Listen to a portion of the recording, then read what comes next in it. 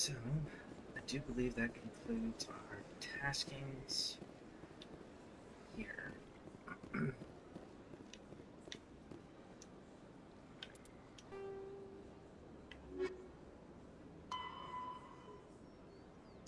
the docking bay.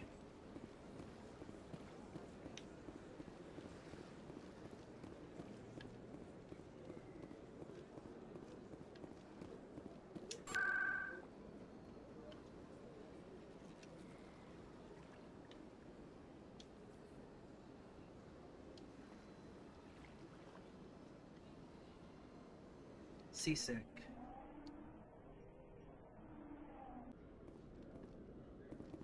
Okay.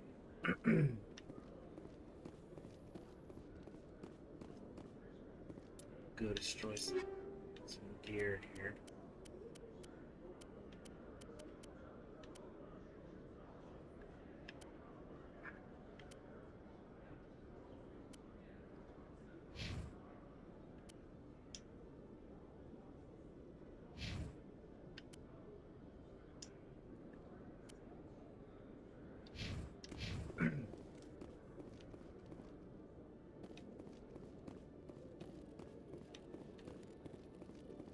One sec, looking you up.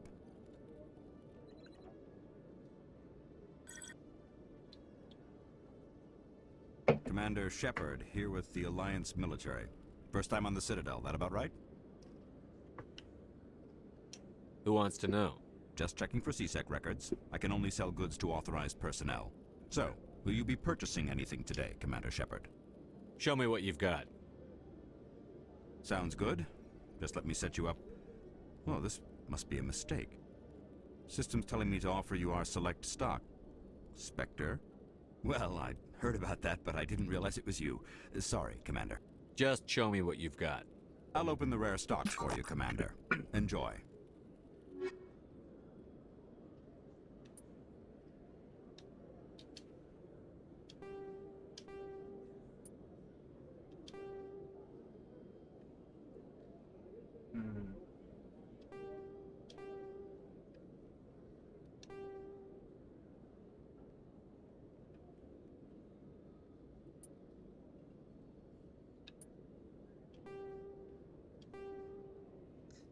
Let's see.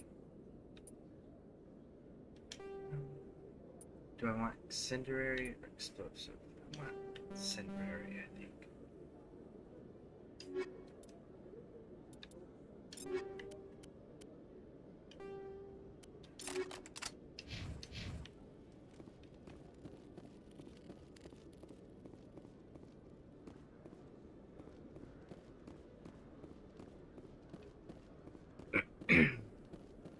In breaking news, Chairman Burns of the Parliament Subcommittee on Transhuman Studies has been kidnapped by biotic extremists. The biotics commandeered a freighter and were last seen in the Hades Gamma Cluster. No demands have yet been made.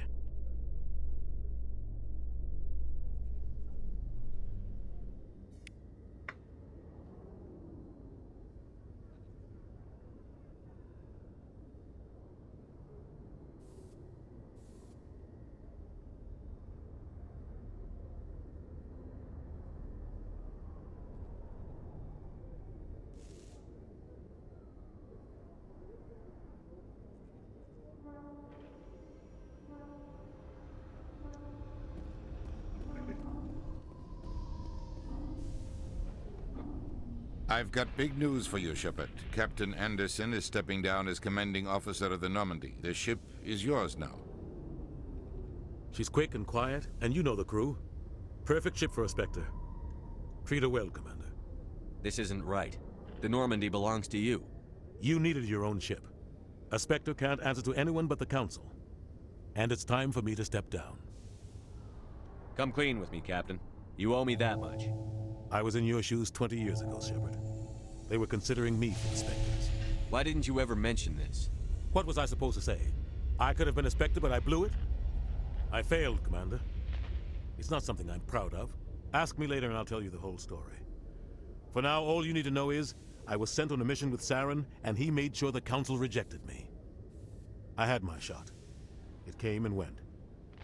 Now you have a chance to make up for my mistakes. Saren's not going to get away this time. Saren's gone. Don't even try to find him. But we know what he's after. The conduit. He's got his Geth scouring the Traverse looking for clues.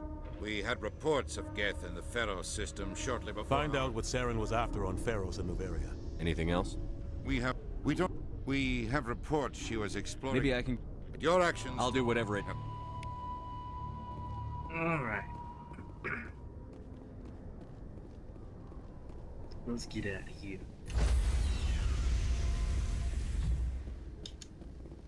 Stand by, shore party. Decontamination in progress. I heard what happened to Captain Anderson. Survives 100 battles and then gets taken down by backroom politics. Just watch your back, Commander. Things go bad on this mission, you're next on their chopping block. Saren's out there somewhere, and we're gonna find him. Everyone on this ship's behind you, Commander. 100%. Intercom's open. If you got anything you want to say to the crew, now's the time. Listen up, Normandy. This is your commander speaking. We have our orders. Find Saren before he finds the conduit. And I refuse to let anything get in the way of that mission. The Council wants to ignore this. That's no surprise. They've never helped us in the past. No reason they'd start now. But we don't need their help. We can do this on our own. Wherever Saren goes, we'll follow.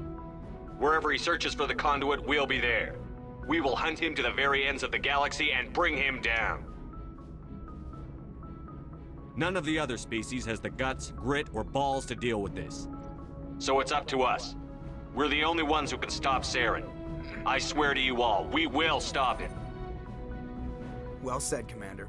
Captain will be proud. The captain's not here. I'm in charge now, Joker, and time's wasting. Get this bird in the air. Yes, sir. Grumpy Shepherd.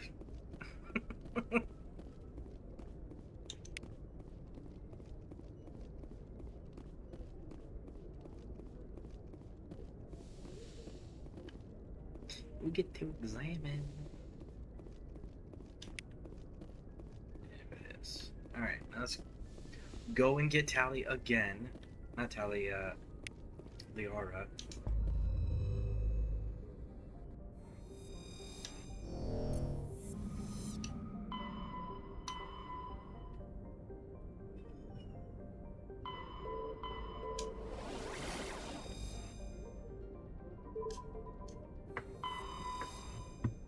Liara is Athens, I believe.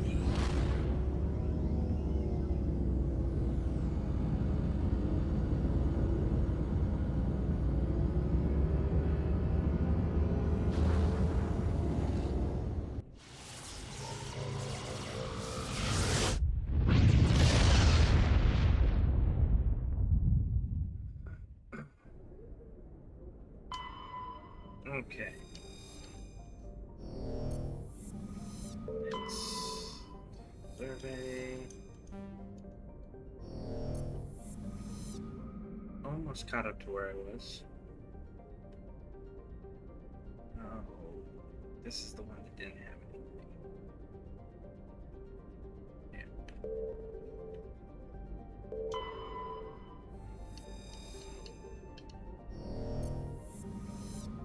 Next one.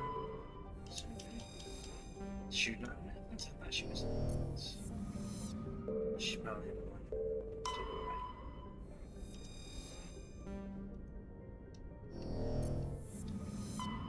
She's in this one. So she's in that one. We can actually take care of these first.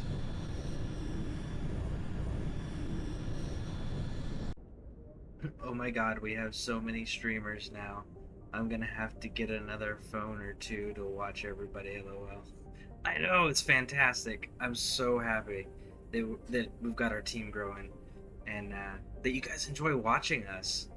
Like, it's pretty cool, you know? So, that's definitely awesome. So thank you for doing that. I definitely appreciate that. And how are you doing? I know, believe you're at work, you said, right? On a break earlier.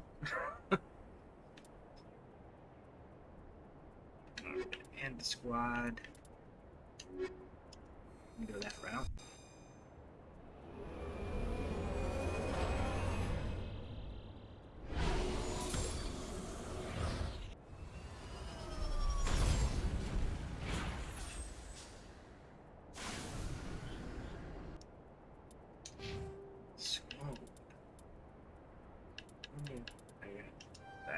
which I need.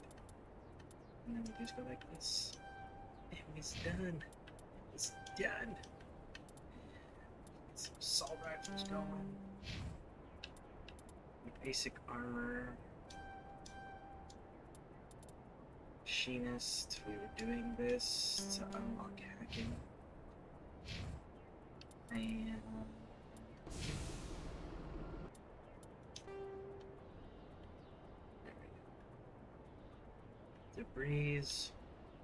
Debris. I guess we'll just go that roundabout.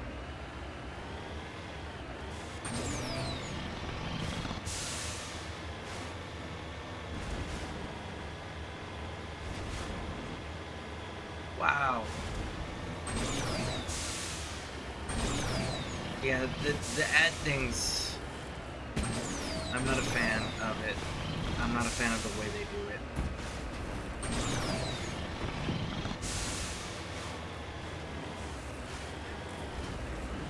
Yeah, I just... No. Okay. Awesome. Thanks for being here. Definitely appreciate that. Yeah, that's insane that you got hit with them right when you came in.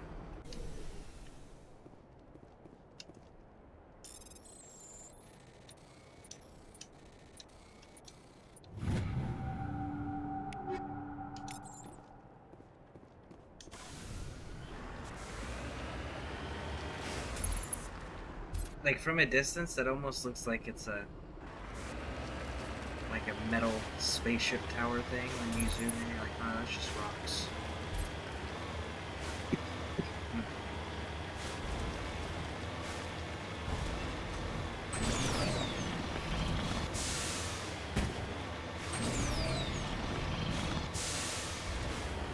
This is the pirate.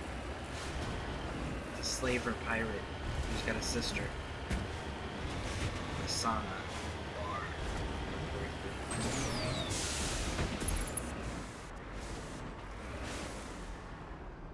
Yep.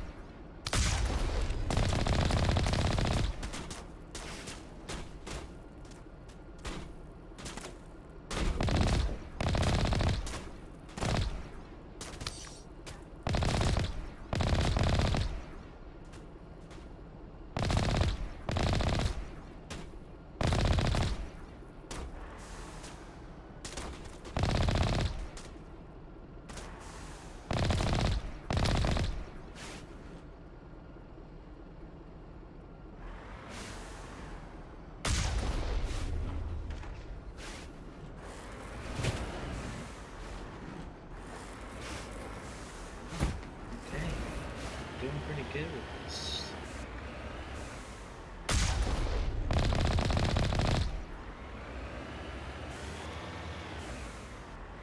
For us driving around in our shooting optics, not. Screw you, universe. I was about to say, and not running into anything, that's pretty good. And right as I was about to say it, they're like, oh yeah, here's a barrier.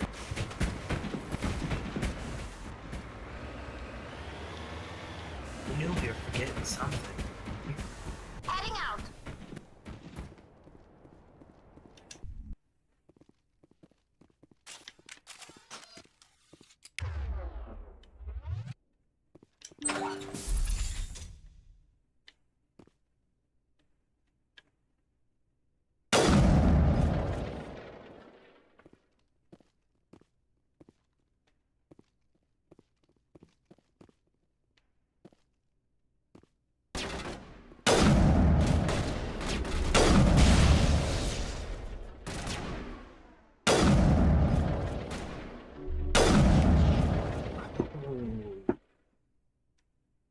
I don't know. Stick your head back out there.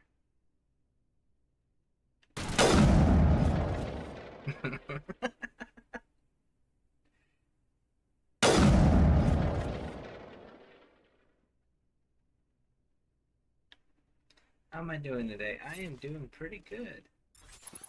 Got to spend most of the day with my granddaughter and my grandson. Hanging out, watching Maui. That Moana cartoon that Disney did. And,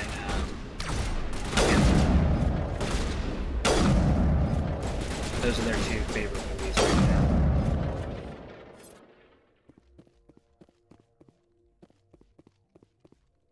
Upstairs it is. Howdy ho. So how are you doing?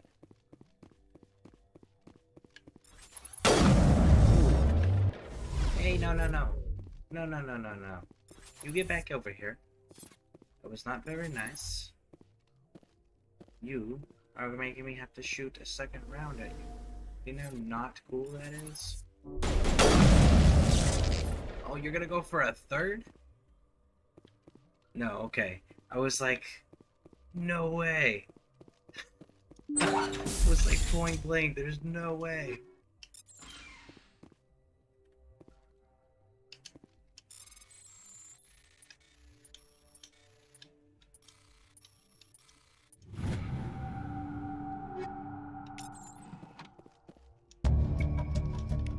Yeah, then the sauna thing. Blah blah blah. XXB XE XA1. I'm at work, so it could be better, but okay. Yeah. Well, I hope it's going well. Like, you know, keeping you from realizing how long you've been there, you know, when work just flies by. You get one of those. 'Cause I hate when just whatever task you're doing just feels like it's taking forever. I hate that.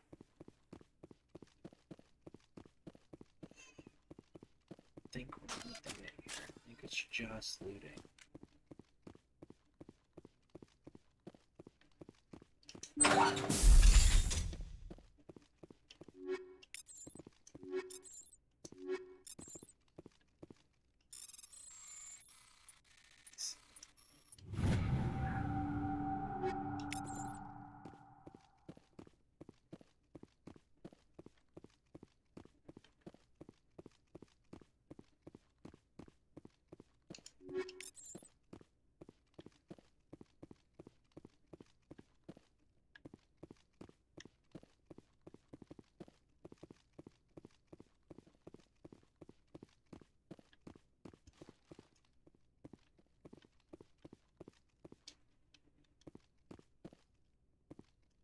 Okay, I was like, man, how am I supposed to loot that? I can clearly see that. Like, why is it not... Jump button. It's so easy.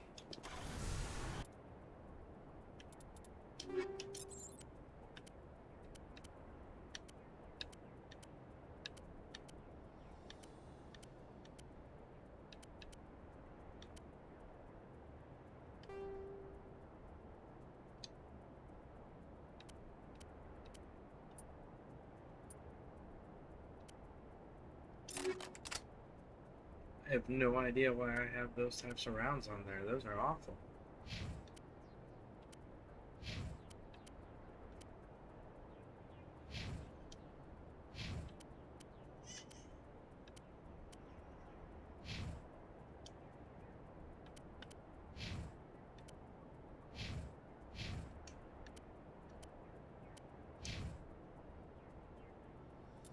Map. That was what I was actually trying to do. Just need to go to that.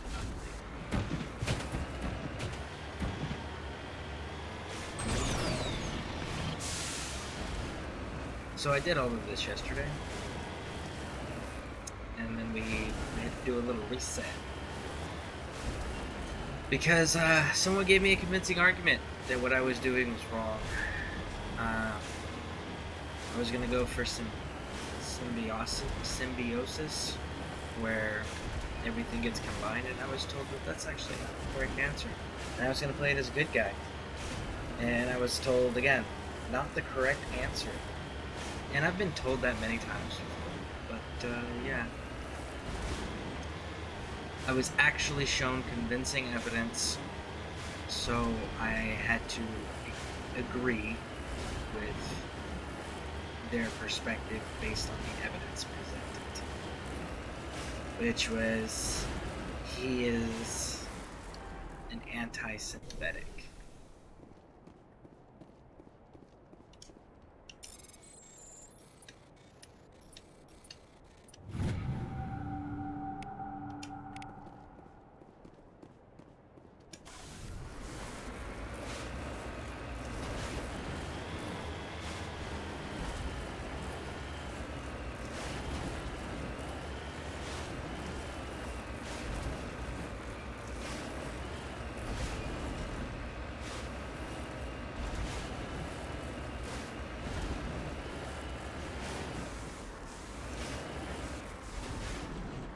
Heading out.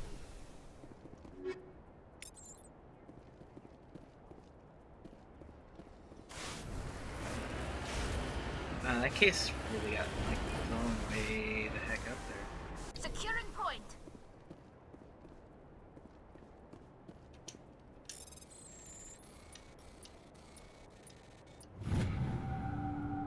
Hey, Stephen Ledger, how's it going? Thanks for being here. How are you doing? And returning to Normandy. Did you say anti-synth? Yeah, I was presented with evidence, supporting evidence that I couldn't argue with.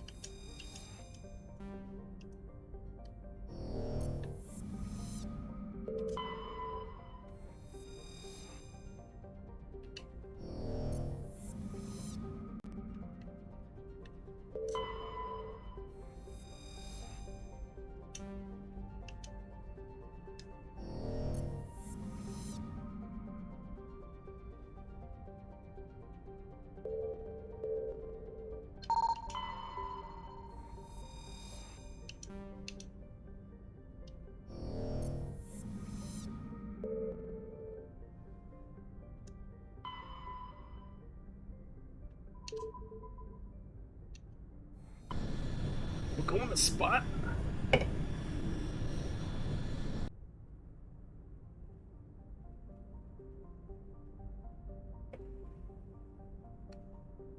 After Fallout 4, I could see being anti-synth. Oh. Yeah, my bad. I just got the fact that that was a Fallout reference. My medicine's a little strong right now. It's a little slow. Yeah, no, I was meaning synthetic. Like, so he would be like anti-Geth, anti-Reaper, anti-Edie. Like, he'd be anti all of that. And it was just like, damn it, he's right.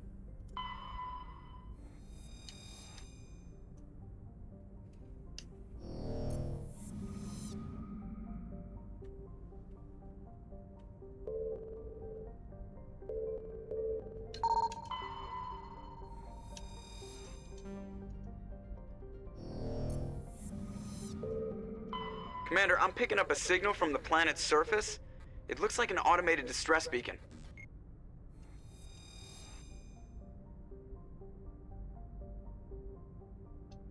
Edulus. Okay, I gotta remember that one. Because I don't want to miss one of the planets or asteroid things or forget to do it.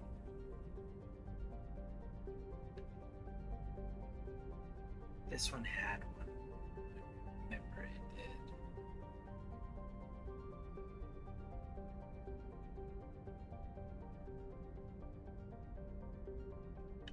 Huh, I guess not. Maybe it's the next one.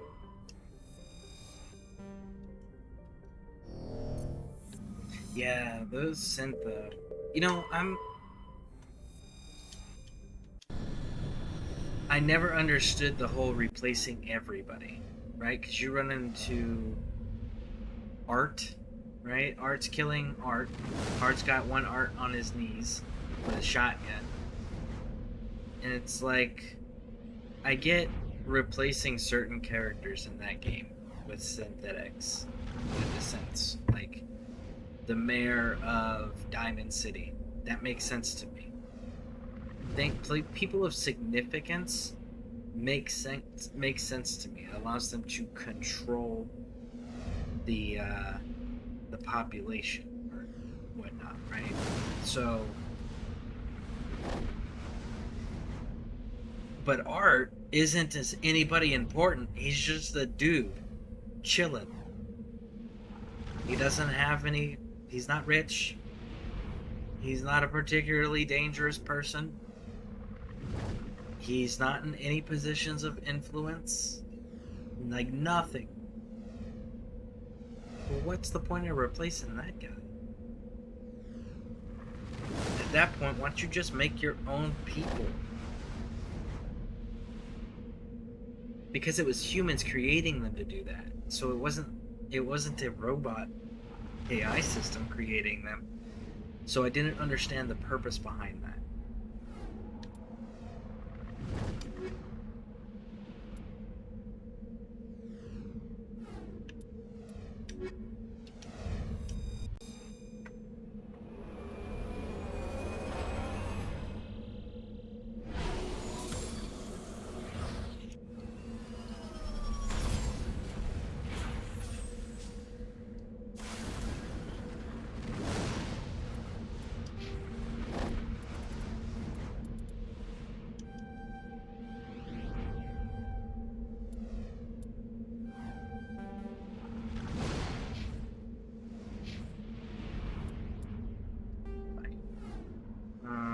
Distress signal. Well, let's just head into the direction of the distress signal, I guess. Start there and work our way backwards.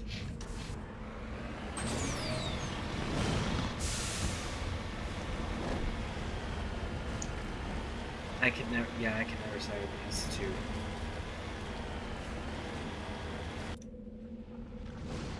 So, I do have one issue. Just one.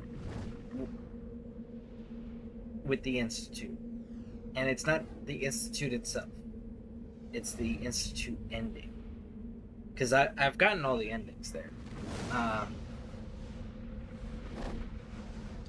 And the issue that I have with the Institute ending is the same exact issue that I have with the Minutemen and becoming the general there.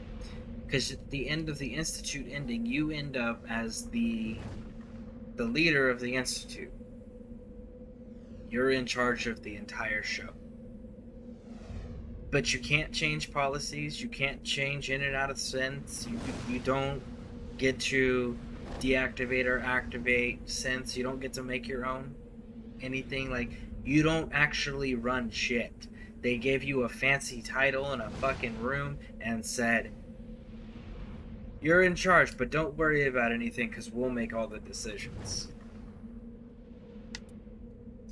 And it's just like, okay, if you're gonna tell me I'm in charge of something, give me an influence over it. Like, it would be cool to go, hey, we're gonna stop replacing fucking regular people. Instead, we're gonna fucking put these robots as robots to work doing mass food productions or medicine crafting, you know, something useful to build up our resources. I would be doing shit like that.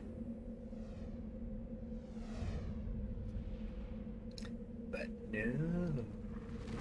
Because, like, the Institute does have fantastic technology and research areas. You don't ever have to worry about it being attacked. No one can get in or out that ain't supposed to be there, unlike every single other settlement in the game. And if you're running it, you could absolutely turn it into a positive force if you chose to, right? I just don't like the fact that they tell you you're in charge and don't give you control. Because if you can change it, I would side with the Institute regularly. If you can't actually influence it, then just rather blow it up. It's easier.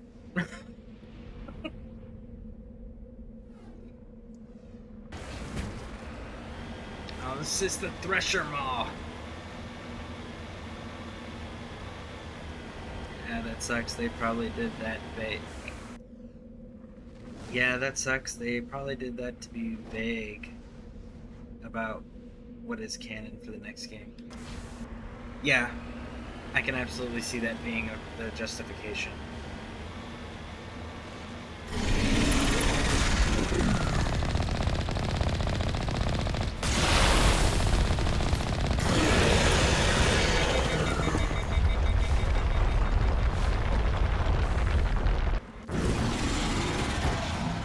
I got stuck. I couldn't go any further.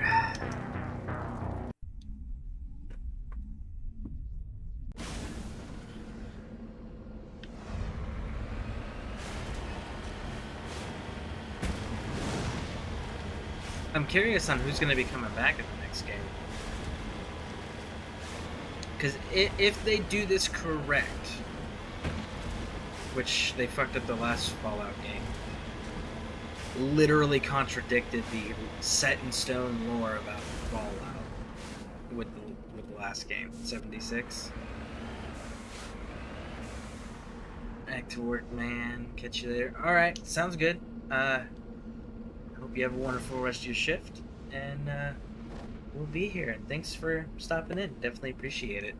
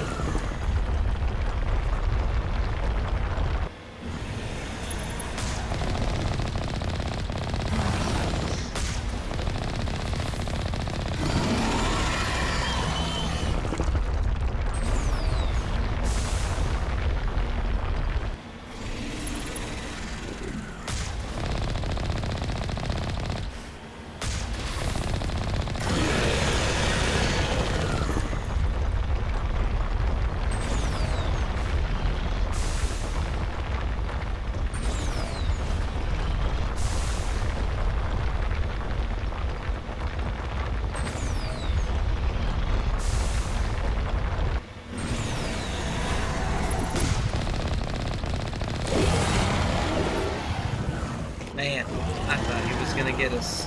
Woo! That was close. I thought I was gonna lose the at the very end right there. I was like, gosh darn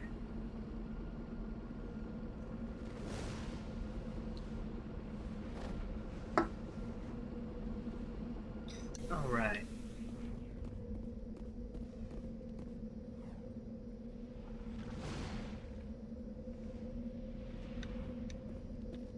Dead Marines. Alliance soldiers. Looks like they were lured here by the distress beacon. Looks like these men were under Admiral Kahoku's command. He'd want to know what happened here. We didn't think to turn off the distress beacon. I think that's not a thing. I feel like that would prevent me from having to come back out here and deal with all this all over again.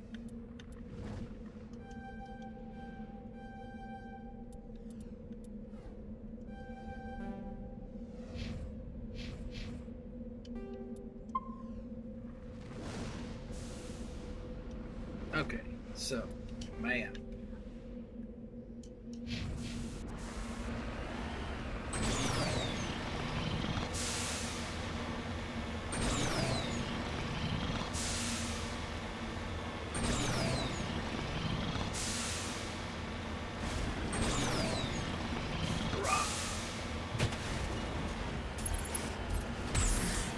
Alright, so we are going to be doing Renegade as much as we can. There are going to be exceptions to our Renegade decision making.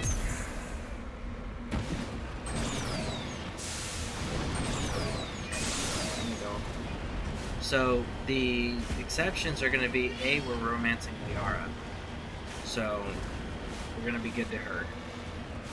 And the other times we're not going to be Renegade, is securing more assets that'll come into play in the third game. Other than that, we're going to be doing the Renegade stuff. Recover artifact. Simon Says game.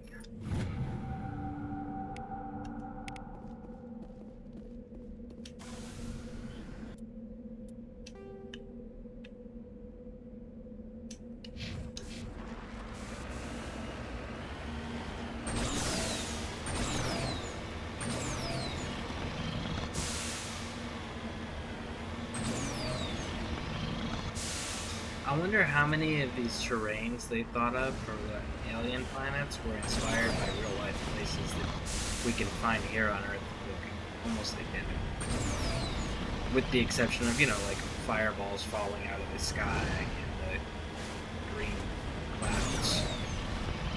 Like the rocky terrain, the color of the sand, all of that. I'm curious.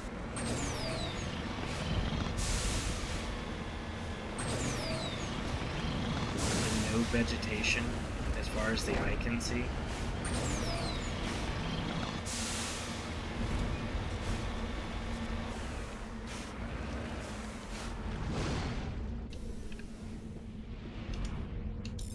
Salvage. Okay, got that one. There we go. What else do we got? What else do we got? So yeah, we be out. Actually, now we're gonna go get.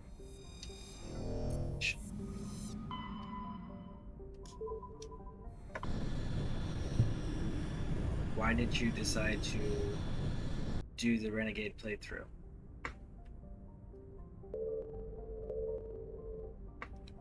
Do you remember the various endings for the Mass Effect 3 game?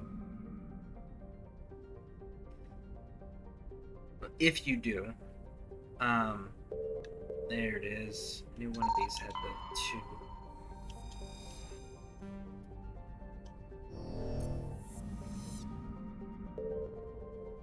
Alright. Well, anyways, first was the Renegade one destroyed certain things. And Shepard technically lived.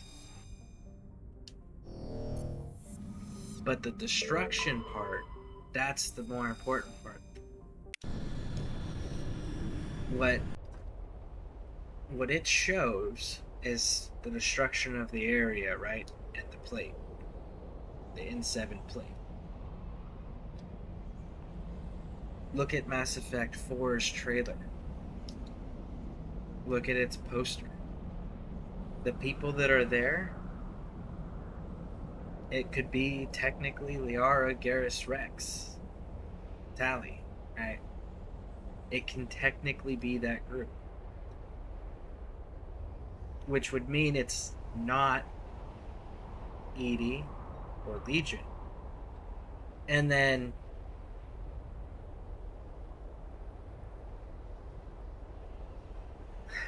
take Lucifer Man. He's the bad guy. He wants to control. So if you side with him, that's the bad answer. The robots, the Reapers, yes, it's canon, destroy Reapers according to leaks. Oh, well then there. See, I don't need to explain it. You already know. According to leaks, yes. But I had somebody actually present me with evidence that, like, it's a whole series of things that I couldn't argue with. So I was like, okay, then yeah, I gotta switch my ending, because I told you guys I was gonna play with what I believed was canon, and honestly what I had originally believed to be canon up until I was presented with evidence.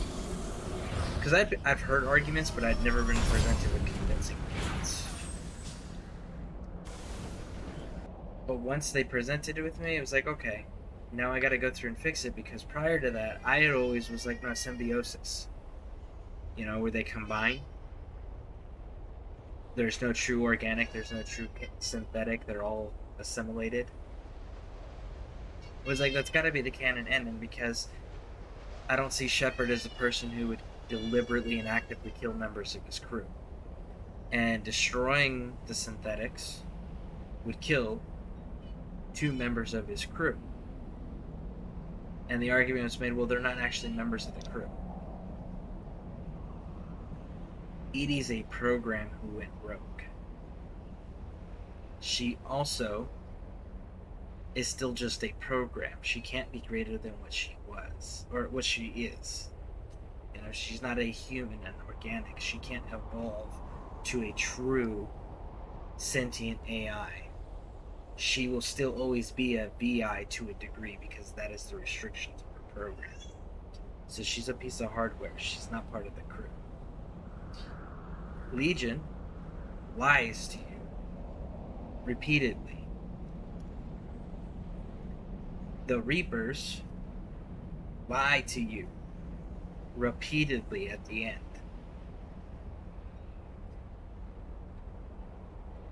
So you see how it's just like one of those, this has to be correct. You're making evidence and arguments, and you're using trailers and posters and leaked information from official sources. You're using this information combined with overall mission tactics and thought process, and it's like, okay, now I can't argue with you. Yeah, I see the point, but it was way more in depth than I can get into here without eating up most of the stream. But those are just like some main topic points that were discussed as pieces of the information for the argument. And I was like, yeah, they're right, I can't deny it Commander, I'm anymore. picking up some strange readings. Really strange, like off the damn charts. It looks like it's coming from an underground complex a few clicks away from the drop zone.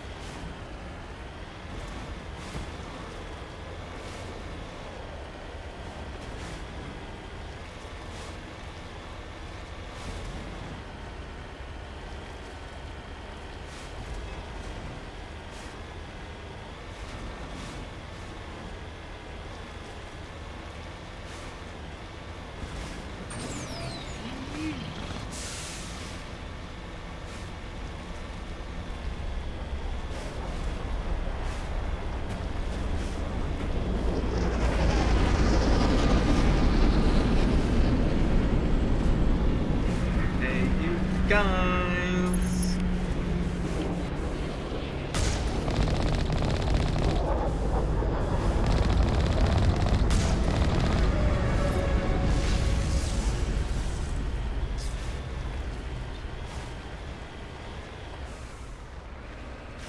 yeah, I get that.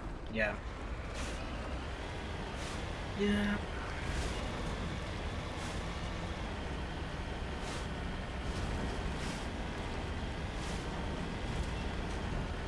Yeah, because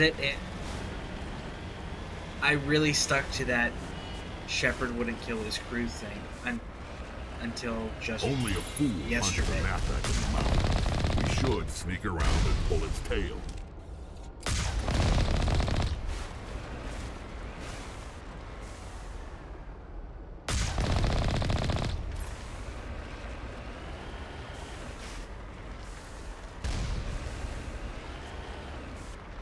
Alright, up there. Here we go. No. There you go.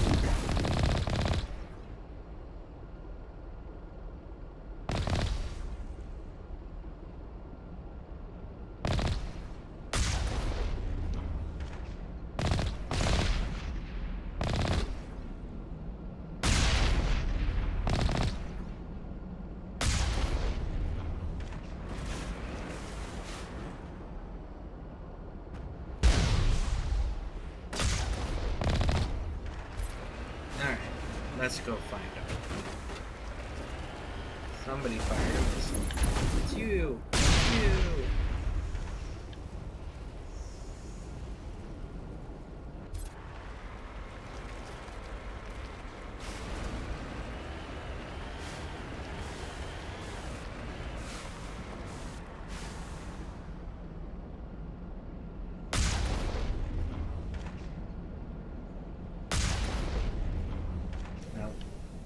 Walk in there and shoot them. They're not gonna let me blow them up through the walls. That's too bad.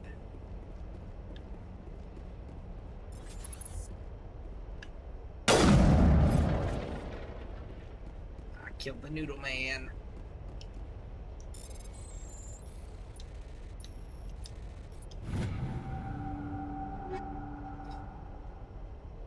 David Householder dropped in to show some support. Awesome! Thank you, thank you, thank you. Matter of fact, folks.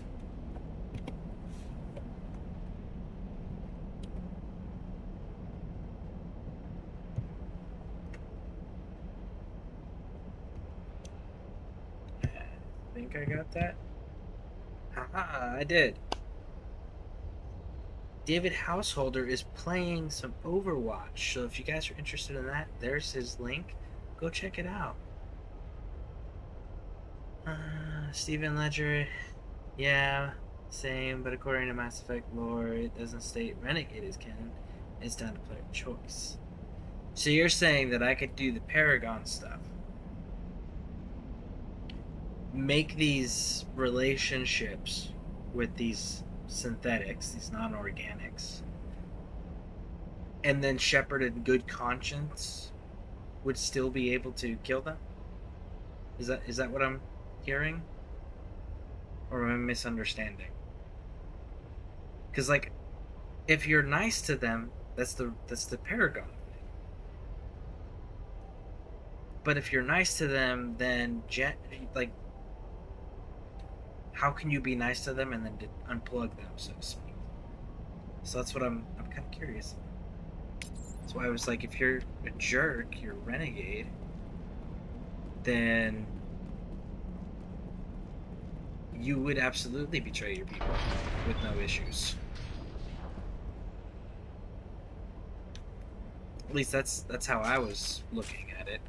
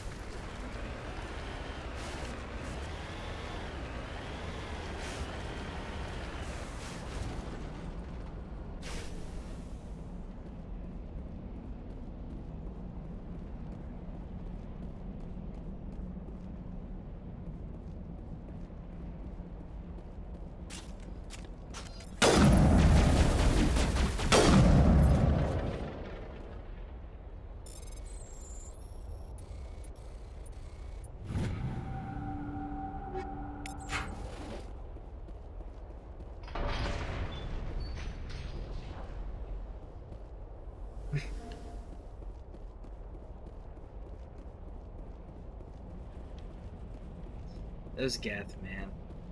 They seriously do remind me of just macaroni noodles. You know, the elbow noodles. That's literally what they remind me of. They are noodle men.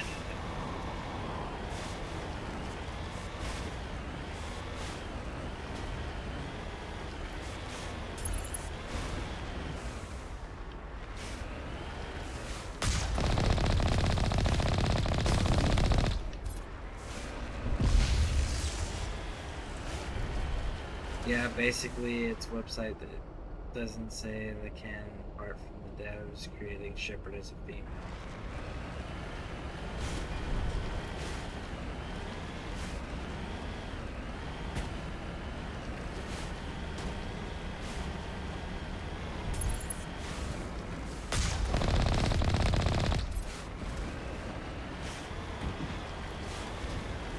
See, and as far as EDI goes, like, I can absolutely see the argument against EDI as well, because Who's EDI?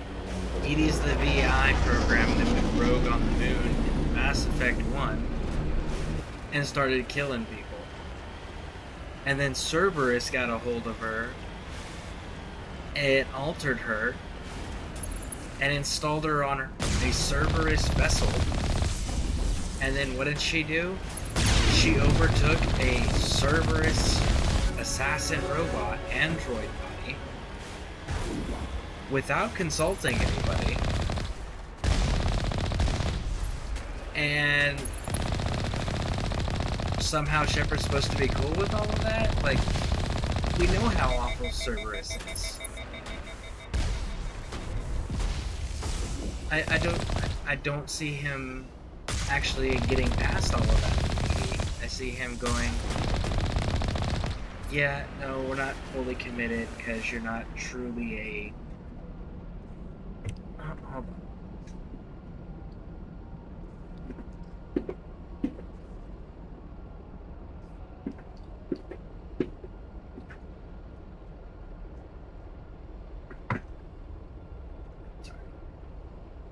You're not truly a trusted piece of Alliance tech. You were made by the enemy. You've already proved you'd kill us, and you're trying to get more ways to be more effective on the battlefield for killing. Like, no thanks. That'd be one of those, you're a necessary evil right now, but I don't trust you. And the Geth, motherfucker's wearing part of your armor, and he's lying to you. And again, he's a Geth. It's a consciousness. It's a collective consciousness. It's not an individual.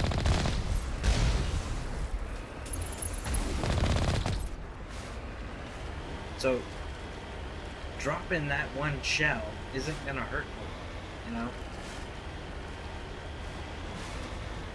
But again, back to the, he lies to you.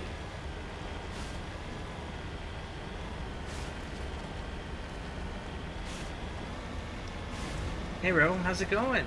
Welcome, welcome, welcome. How are you doing, man? Thanks for being here. I could see that point of view as well. Yeah. See, I used to, like I said, I was big on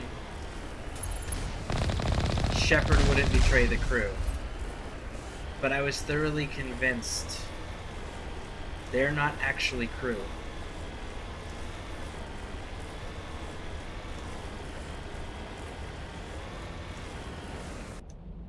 Ayo, coming in. Crashed with millions. Man, that is rough. That sucks, man. I am so sorry. I thought it was going smooth. Let me check over here. Oh, yeah, nope. It froze up over here. But I had it lurking.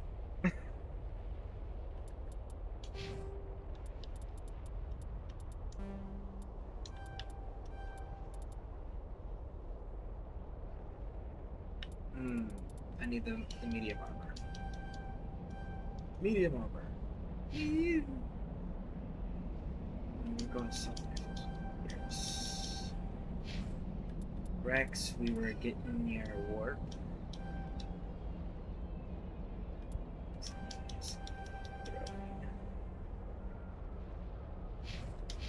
And equipment, which is fantastic.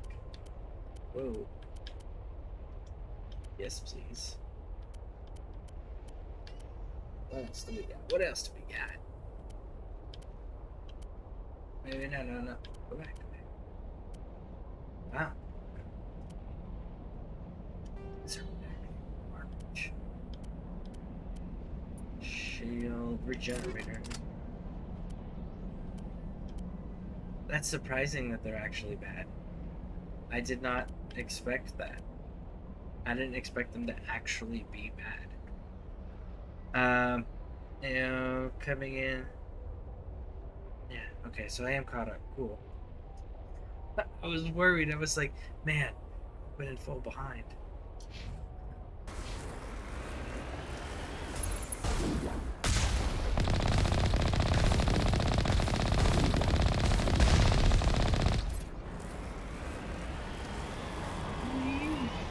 we were just discussing. Sorry. So, Captain, I was curious.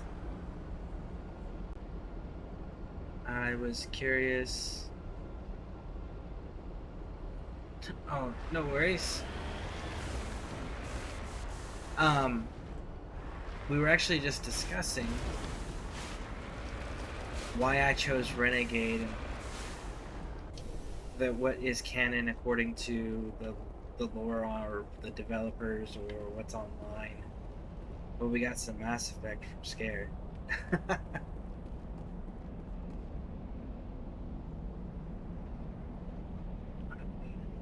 So how's it going? But sorry, multitasking here, not a strong point of mine.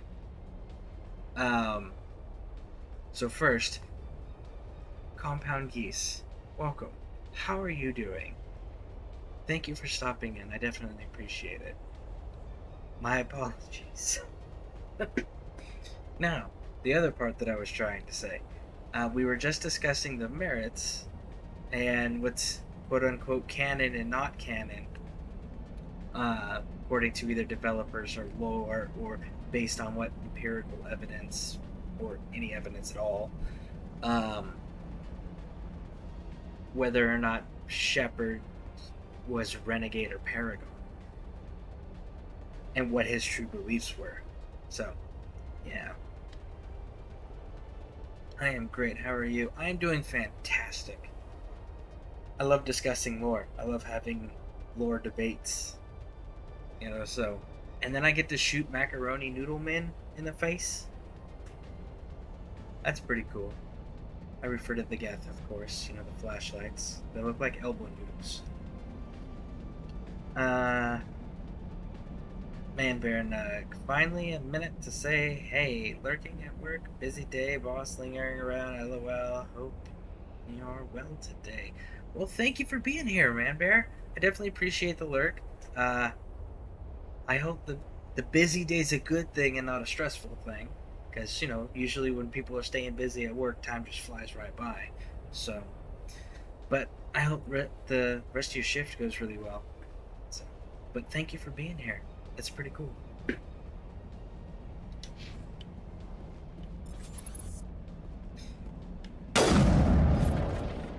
So, I found out that they actually made a Dragon Age Keep website for Mass Effect. It's called the Mass Effect Archives. I didn't realize that they had their own site. I thought it was always... Now, you had to actually play through the previous games and then keep importing the save from the previous game. I didn't realize they had a freaking website all this time.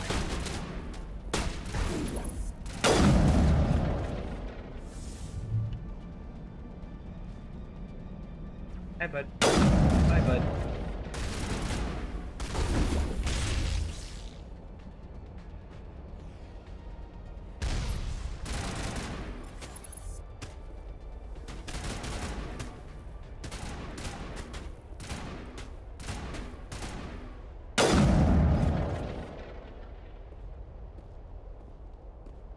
According to my mini-map, there's still more. There it is. Woo! Alright.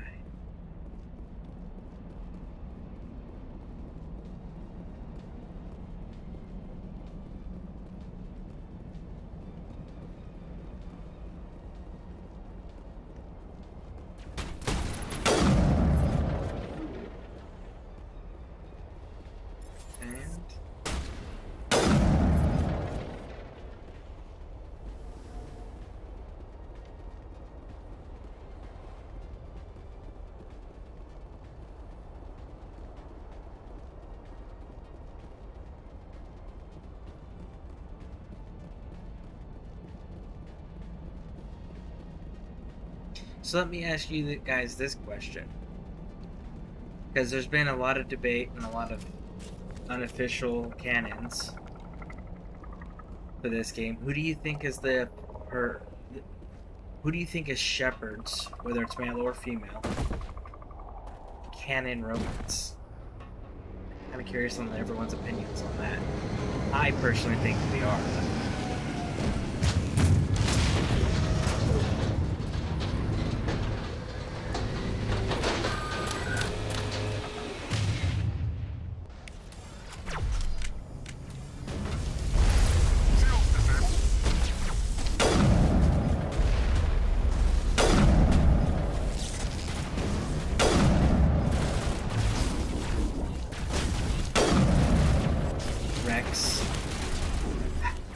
Rex, buddy, old pal.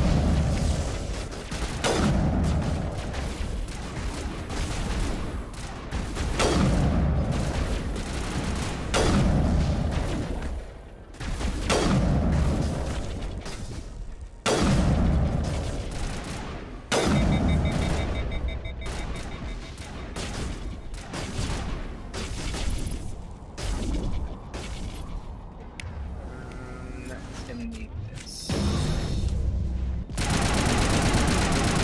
this.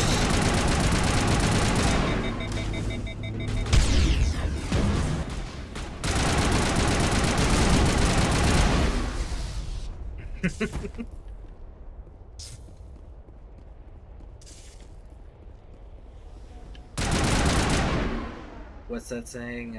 Peace through through fire superiority. Peace through fire superiority.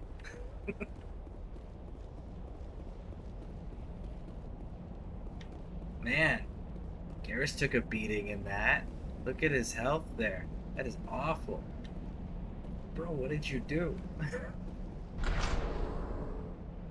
Did you try to catch the glowing balls that it was shooting at you? Is that what happened there, bud? You know, you're supposed to let them pass, right? I would have to go to Liara because she is mentioned in every Mass Effect game, including Andromeda. Yeah, I didn't think about the Andromeda thing. Yeah, I totally forgot about that. That further reinforces my belief. My belief is because she's the one that, like, they created a whole freaking DLC in 2 just so you could continue that one romance. And regardless if you romance her or not, she's the one who goes and recovers everything for Cerberus to bring you back to life in 2. So I was just like, yeah, that right there is why it's got to be that.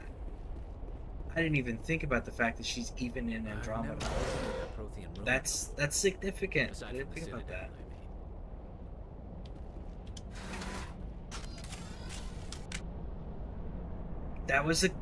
That is such a cool point. Like, I am glad you brought that up. I learned something today.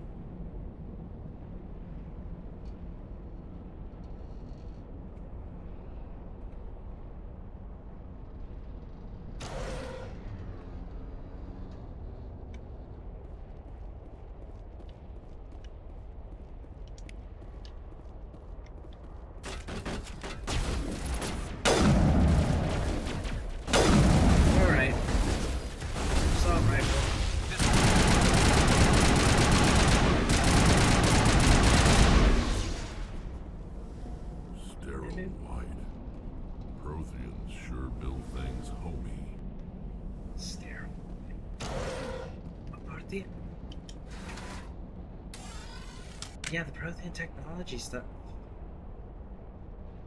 The Protheans aren't sterile white. It's these vampires that do all the white. The ones who first designed the Citadel.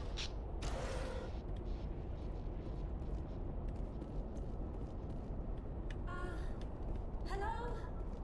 Could somebody help me? Please?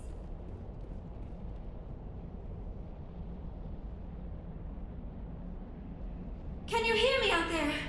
I'm trapped. I need help.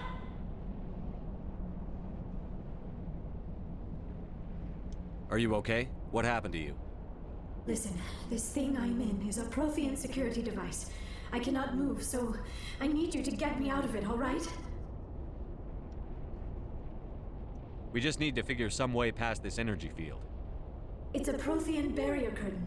I knew it would keep me safe from the Geth. When I turned it on, I must have hit something I wasn't supposed to. I was trapped in here. You must get me out, please. We'll find some way to help you. There is a control in here that should deactivate this thing. You'll have to find some way past the barrier curtain. That's the tricky part. The defenses cannot be shut off. Be careful. There is a Krogan with the Geth. They have been trying different ways to get past the barrier. I just thought of something else. What if Liara... Because Liara found a way to bring you back to life, too. What if in 4, she figured out, like, you died of whatever reasons? Like, years have passed or whatever, or it's another, oh, hey, look, this happened in 2, this happened again, situation. That, what if it's just Liara bringing you back again for another ride? And it's just like, no, she just not gonna die. She's gonna keep finding the ways to recreate your ass. And that's how you're gonna live for 1,000 years.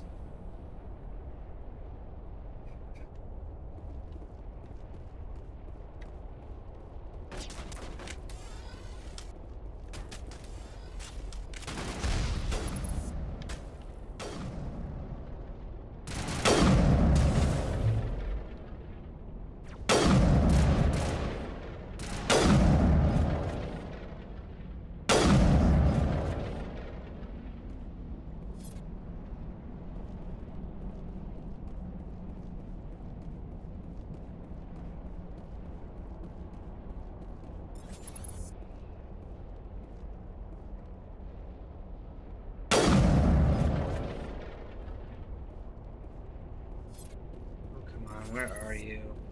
Oh, right. See? Back of the macaroni noodle. You ever wonder how the holes get made in the macaroni noodles?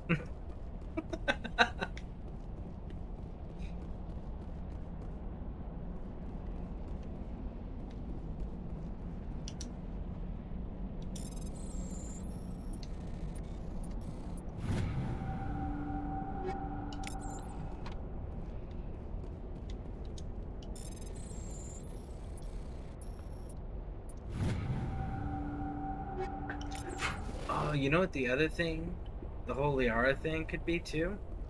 Because Asari lived for 1,000 years. She's 106 in this game. So, it could also be like her like recalling, like her telling her children about the Commander Shepard. And, or teaching people about the Commander Shepard, and you're playing these big campaigns that are memories of hers that she's sharing with people.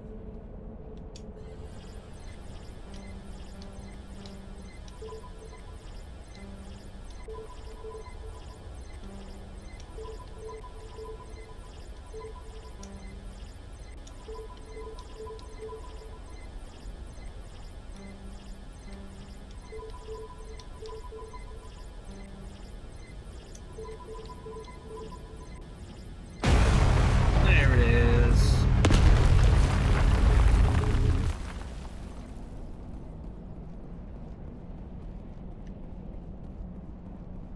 I have no theory, but the cinematic trailer seems like they're traveling back to the Milky Way from the Andromeda site. Well, then that would mean that... See, would Phoebe be involved in that then? Or are they bringing back those companions?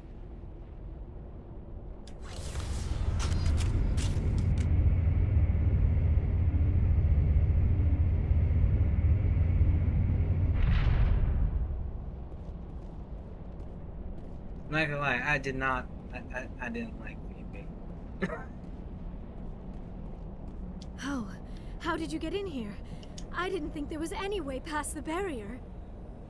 We blasted through with the mining laser. Of course. Yes, that makes sense. Please, get me out of here before more Geth arrive. That button over there should shut down this containment field. Not so fast, Shepard. You sure she's on our side? Her mother's working with Saren. I am not my mother. I don't know why Benezia joined Saren. I don't want anything to do with that Turian bastard. If she was with Saren, the Geth wouldn't be trying to kill her.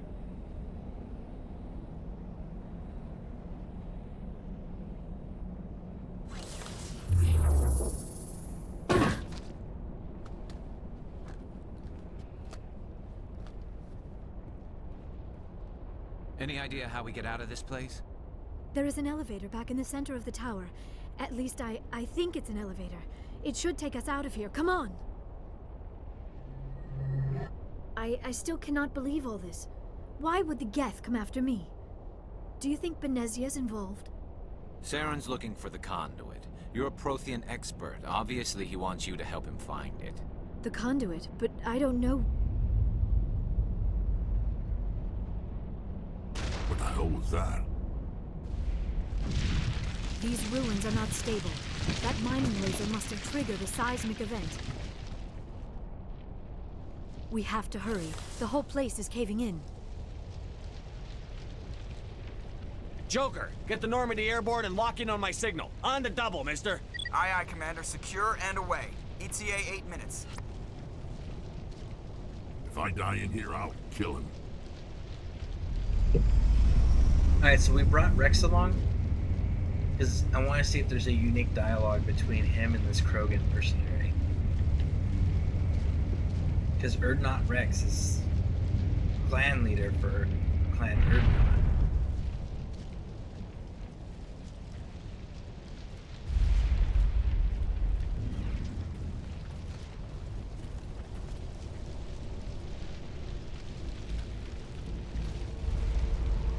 Surrender. Or don't. That would be more fun.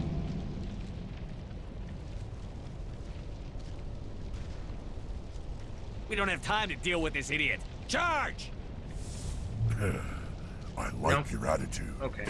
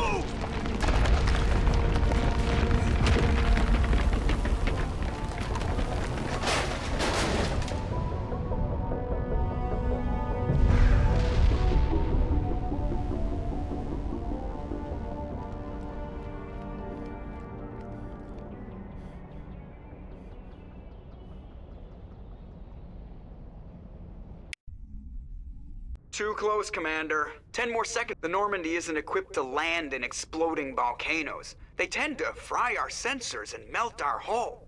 Just for future reference. We almost died out there, and your pilot is making jokes?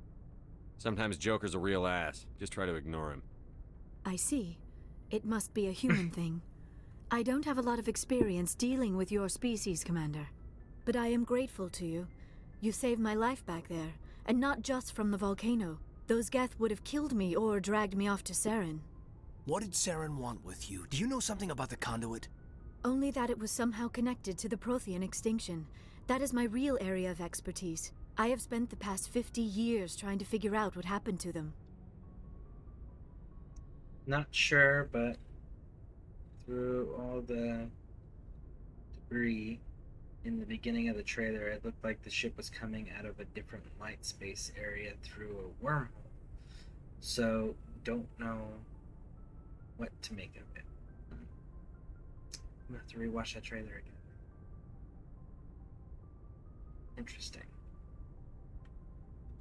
I've got my own theory on why the Protheans disappeared. Well, with all due respect, Commander, I have heard every theory out there. The problem is finding evidence to support them. The Protheans left remarkably little behind. It is almost as if someone did not want the mystery solved. It is like someone came along after the Protheans were gone and cleansed the galaxy of clues. But here is the incredible part. According to my findings, the Protheans were not the first galactic civilization to mysteriously vanish. This cycle began long before them. If I'm not mistaken, when you do the destroy ending, it destroys the Mass Effect relays. And if they destroyed the Mass Effect relays, the species surviving would have to figure out a new way of traversing the star systems. And if that's the case, that could be part of that new development, that new technology. Could be that.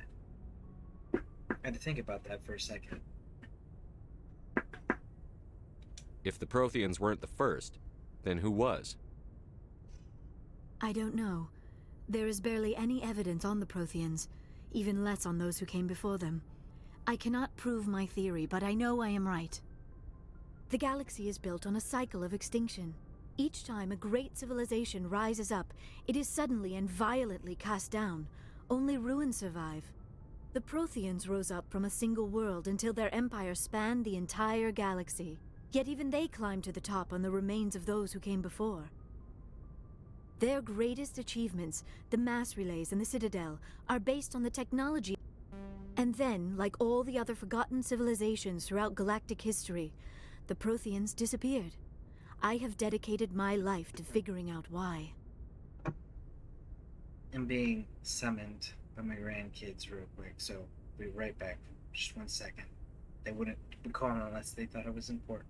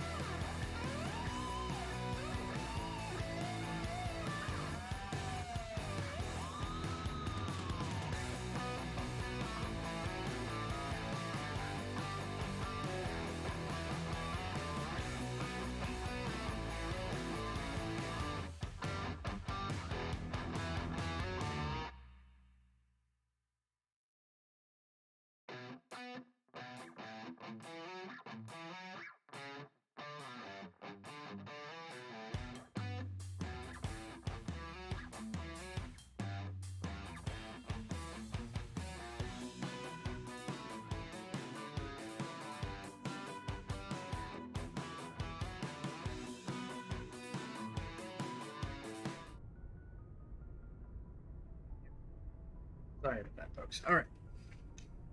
They were wiped out by a race of The- sentient. There was a damaged Prothean beacon on. Okay, this isn't. Of course, you're right. I am sorry. My scientific. I don't know why Thank you, Saren- Commander. We can skip all this Saren 'cause might come we're gonna after be me nice to again. her. I She cannot did think of exactly what we anywhere did safer before. than here on your ship. And my knowledge of the Protheans might be useful later on. And her biotics will come in handy when the fighting starts. Good to have you on the. Thank you, Commander. When was the last? Still, it could not hurt to be examined by a medical professional. We can Mission talk reports again are filed. Don't bother. Aye, aye, sir. No! I wanted to hang up on the council. Okay, so I messed that one up. Hanging up on the council, so.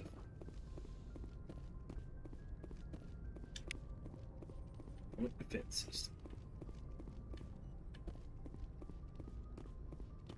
Heat load monitor. Another heat load monitor.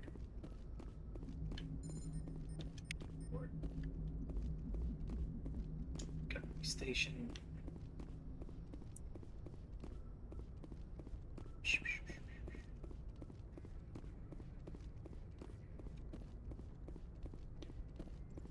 I think, do I actually need to do anything? Probably go talk to Yara a little bit.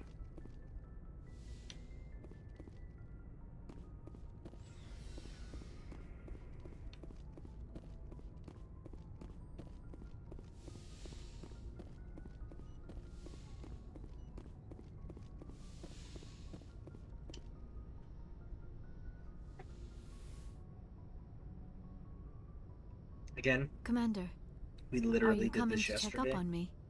So, they're gonna be the same answers for her. Just gonna skip through some this stuff. You look much better. Dr. Chakwas assures me I am going to be fine. You're in good hands. I never properly thanked you for saving me from the Geth, Commander. If you had. I'm just glad we got there. So I know, but I am not like Benezia. I will do whatever I can. Don't to help worry, you. Liara. It I means trust. a lot to hear you say that, Commander. Thank you. Tell me about Me? yourself. I am afraid I am. Sounds dangerous. As for the solitude, well, You don't like. it sounds so foolish when I say it out loud. All.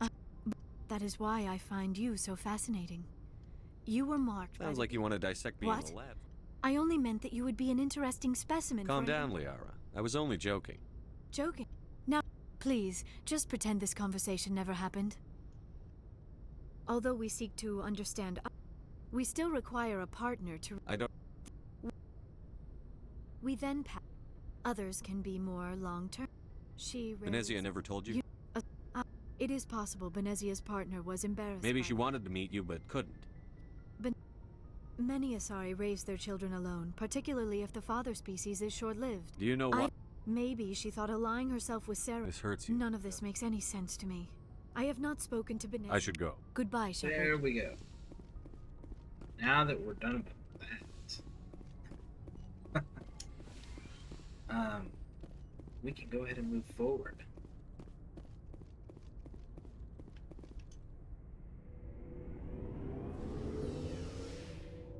We do kind of got to keep Rex good as well to pull off what I'm going to try to pull off. No. No. No.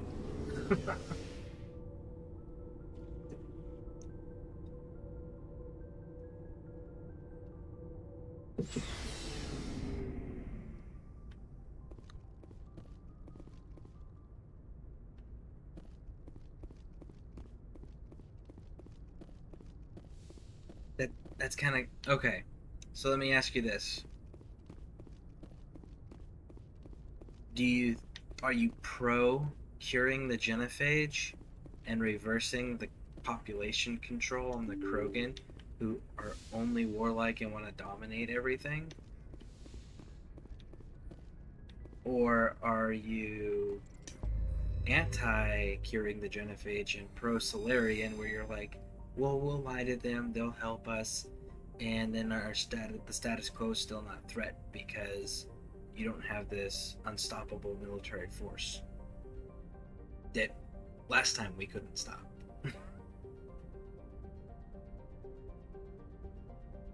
And depending on when Andromeda is set in the timeline, depends on next game's the next game story. I'd have to replay Andromeda now, because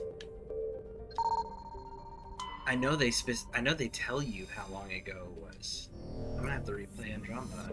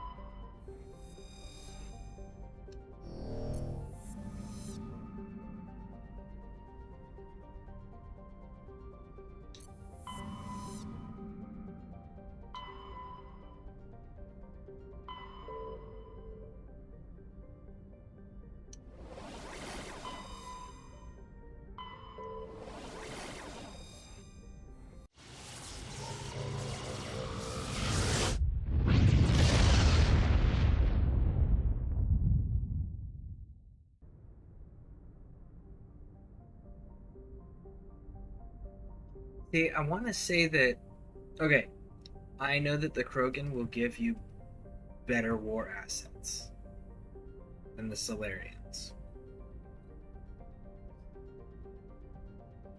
But I also know, like, long term, think about that. Like, the only thing that could stop them before from conquering everybody was the Genophage. And you're gonna be optimistic, like, hey, if we let them overpopulate again, as warlike as they are, because they have that one female and that one dude left alive, then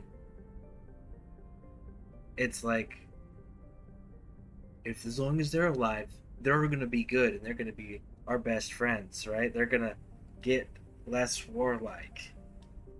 And it's like, somehow I don't think that's how that's going to work. I think they're going to populate like crazy, go back into their clan system, fight against them, and then when they're done, they're gonna go through and conquer the freaking galaxy again. So you just like that was whole counterproductive thing. A whole entire bit was counterproductive, and it was just like, I mean, that's such a valid point, but you get better war assets if you do it that way.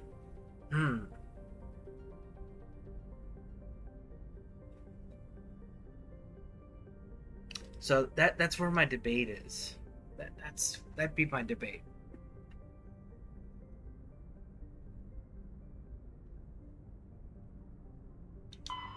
Because I mean, between Rex and Grunt,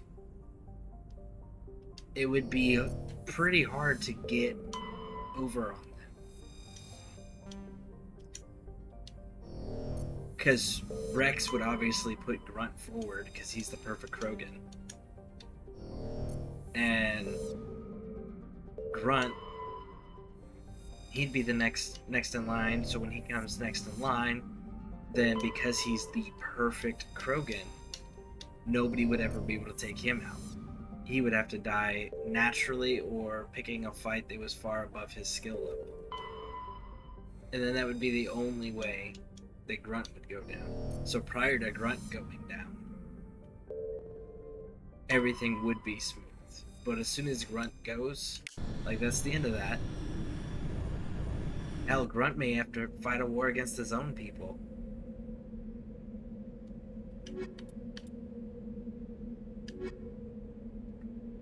So that's why I'm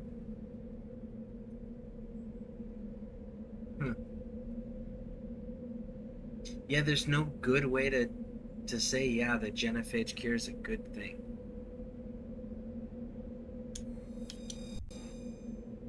You can't change a species that quickly without extreme violence. And then at that point, you're just feeding into the system that they've already got going for themselves.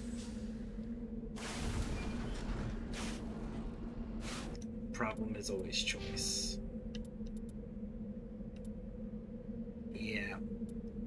I gotta agree.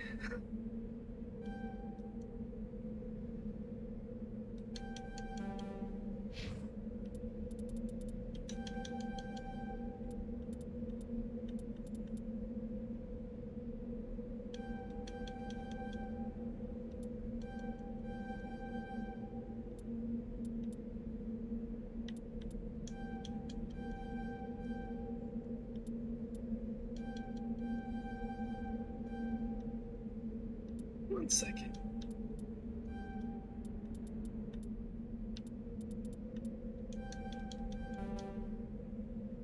Okay. And you need sniper rifle spot.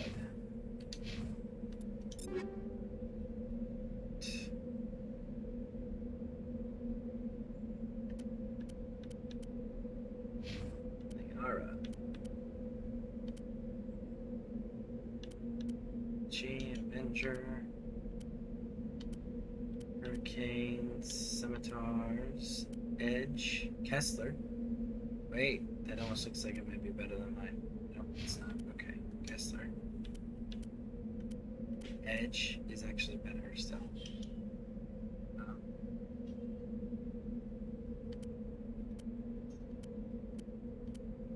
Okay.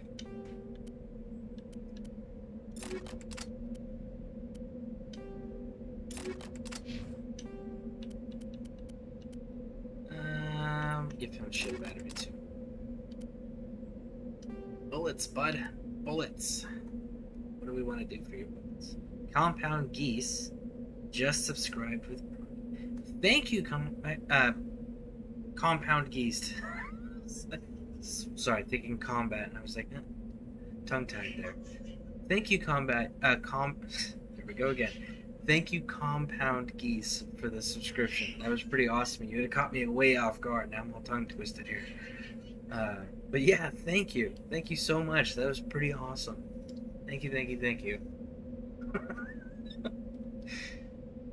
Yeah, that was pretty awesome.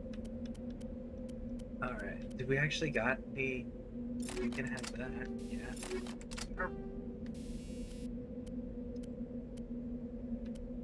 I'm gonna give you a heat sink because I want the other one. Chemical rounds, chemical rounds. Heat sink. Oh. I'll take the higher damage every time. We're gonna go with Hammerhead. And we're gonna go with A. Leaving everything where it's at.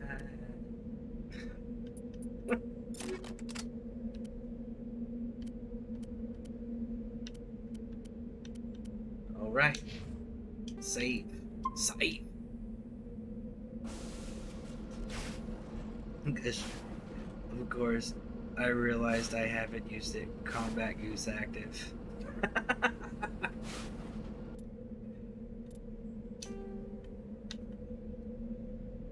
Anomaly, research-based, breeze, anomaly. Think I'm gonna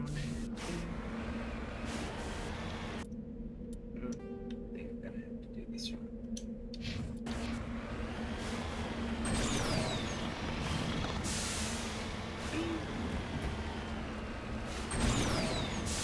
See, I really do like Mordin. I wish they had kept the original voice actor. I'm sure that there's a reason out there. I haven't looked into it at all, and I wish they had kept the original voice actor for Mordin. I liked Mordin's voice actor in the first game. Well, in Mass Effect 2, it perfectly matched his personality, his character type. That was Mordin. And then they changed the voice actor, and it was like, there's something off about this Mordin. He's not the same.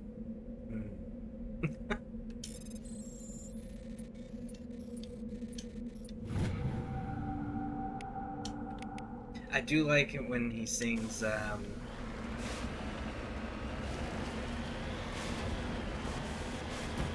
modern day Solarian, I think is what it's called. Modern day Solarian.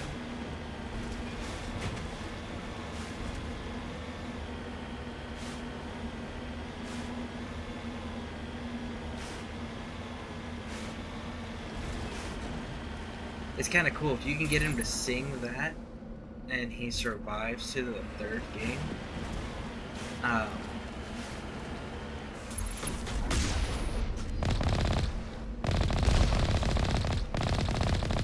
Anyways, if you can get him to sing that in the second game and he survives to the third game, when he goes up into the Genophage Tower, he'll actually start singing that again.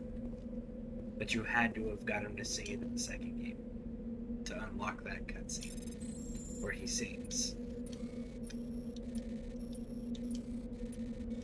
I don't know if that got transferred over with the Legendary Edition. I know they've made some changes already because weapon systems alone. But that used to be how you got it.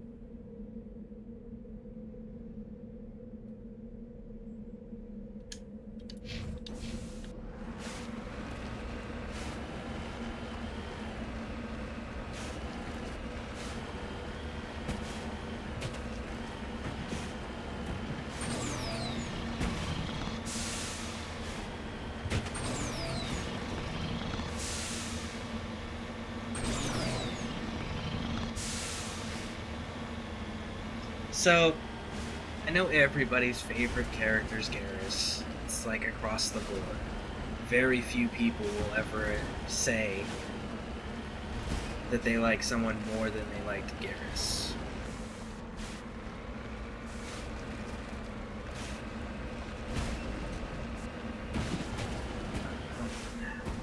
Have you played the Red Faction series? Red Faction series, I'm not gonna lie, I played it one time all the way through, and then that was it, and I never went back to it.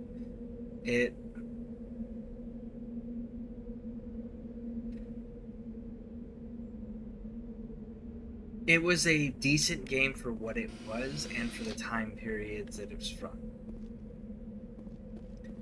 It just wasn't one of those, for me, one of those like, yeah, I'm gonna go back and I'm gonna go through and I'm gonna play that again, because I remember that being such an awesome game. It's not one of those games. It was one of those like, yeah, it was cool, but I beat it. I'm done.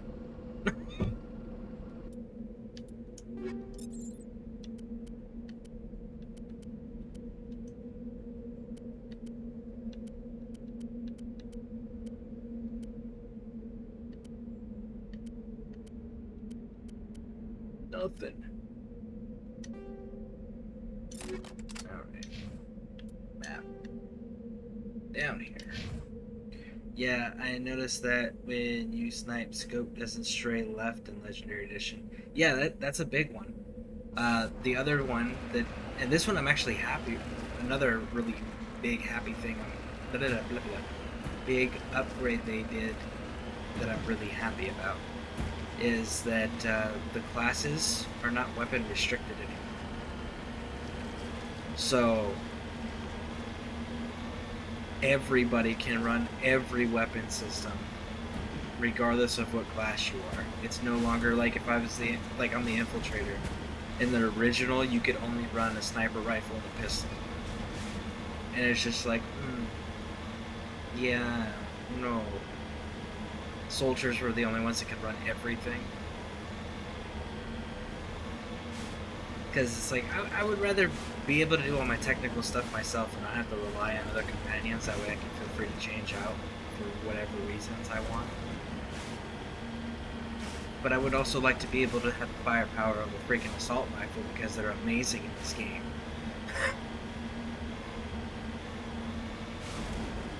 Abandoned. Alright, let's get this talking bit over after I decrypt this.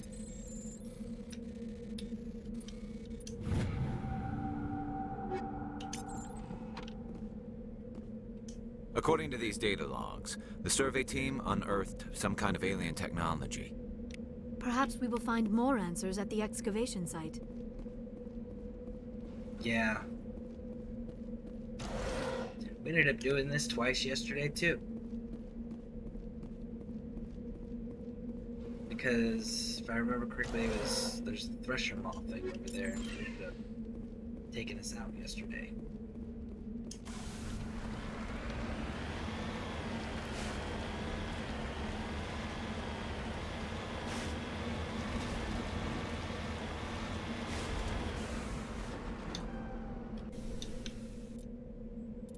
Save.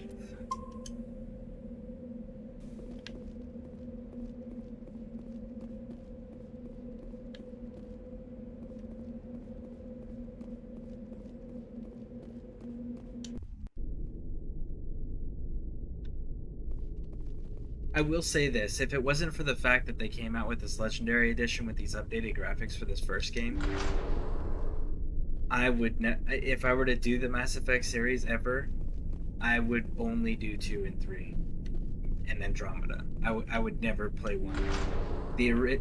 I have tried looking at those graphics and I'm just like, oh my gosh, they are just way too painful for me to actually care enough to replay it for the little tiny choice things like Conrad Burns.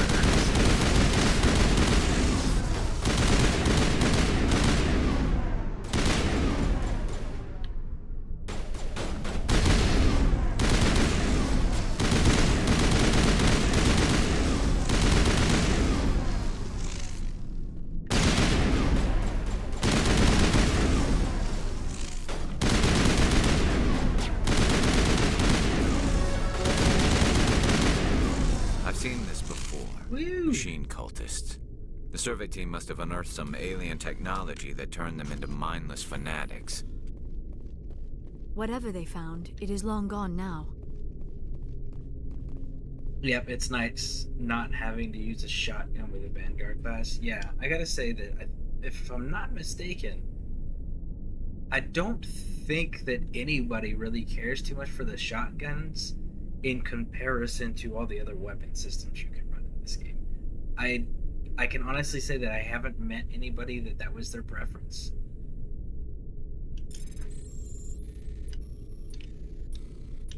I think that's just one of those universally everyone's like, yeah, no, that just sucks, don't use it. Use it if you have to, but if you have a choice, no.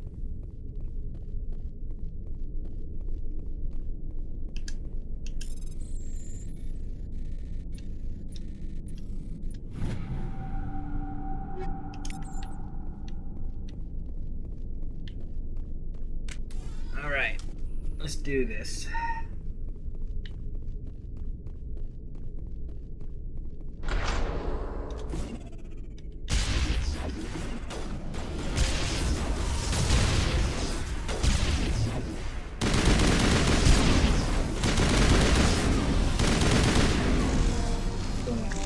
Grenades. I love grenades.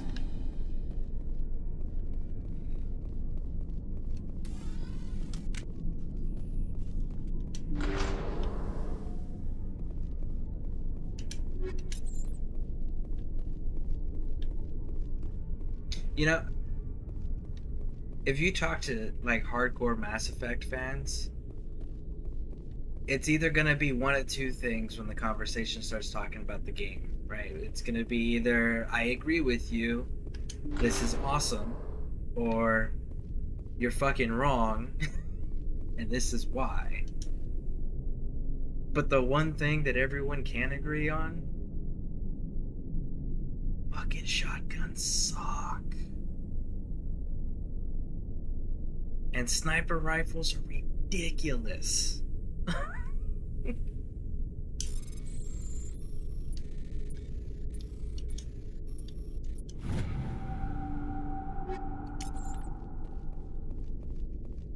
Well, when they work, because they didn't really work all that well. You had to really learn them. The original.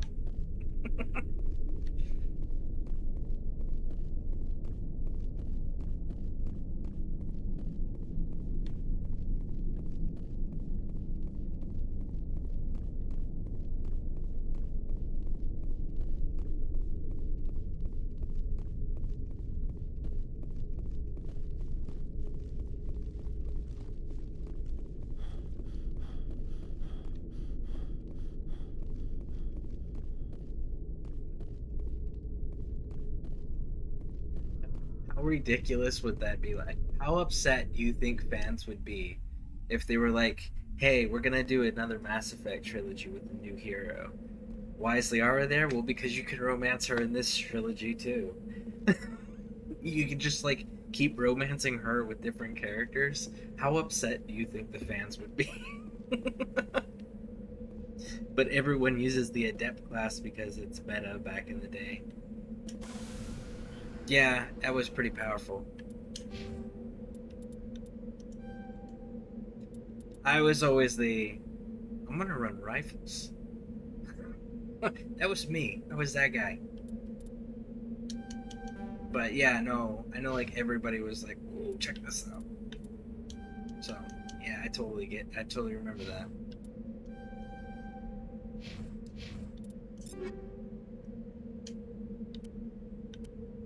That's a 3.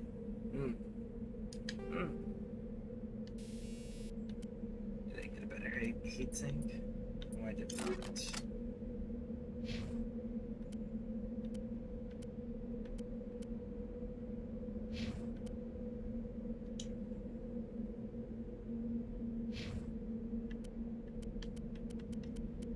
Same 3.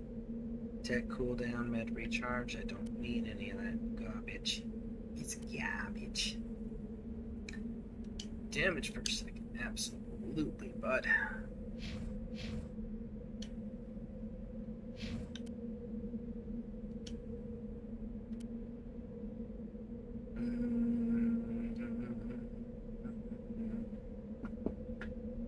Yeah, I will give her that one. Alright. Save. Is this next part? Is a freaking Thresher Maw that killed us yesterday.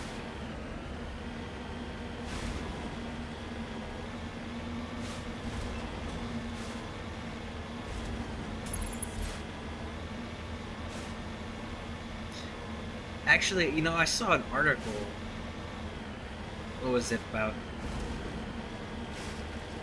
6 months or so back, and they were talking about how it was this journalist's opinion. It was a rant. It was their opinion rant about how they believe the statistics about what classes people were playing in Legendary Edition according to the developers. She thought was bullshit because there was no way that everyone's gonna play your stereotypic "ooh, me soldier, you bad, I shoot" when there was Space Wizards to play. And she thought all of this was fabricated because everybody is gonna play the Space Wizard. No one wants to be a boring soldier. There's nothing special. And it was just like, yeah. You don't remember playing the first game when we had to have weapon restrictions? We remember. So yeah, we're going through a soldier first to see if things have changed.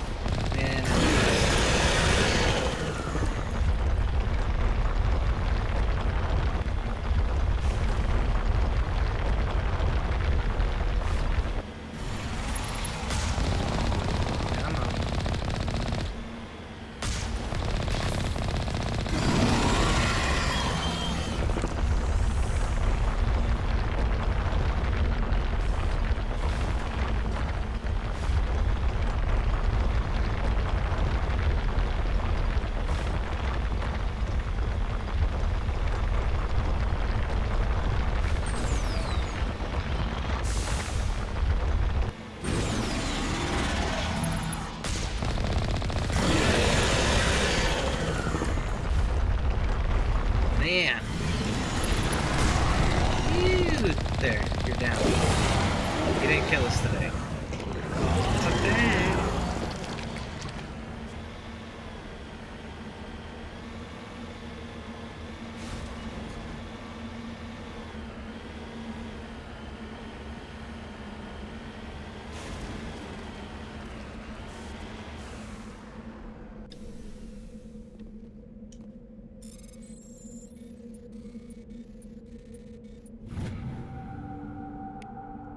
Alright, so we got some Turian insignias, and I believe that was everything.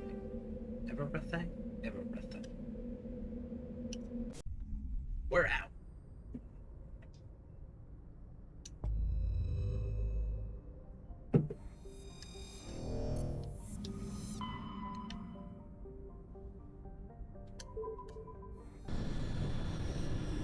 So, how's everyone doing? Anyone doing anything exciting?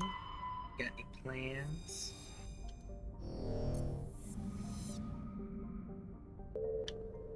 Oh, there we go. Scan.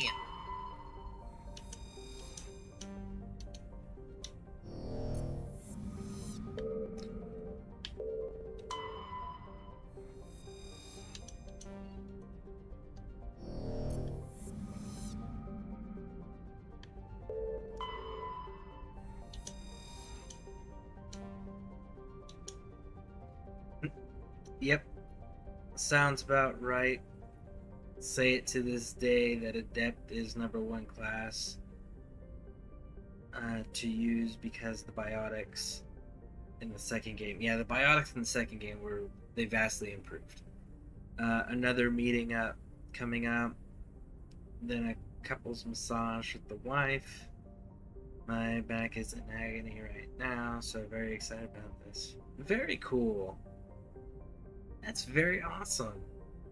Well, I hope you have a wonderful, relaxing massage, that's for sure. I'm not able to get those, they're painful. But yeah, that sounds pretty awesome.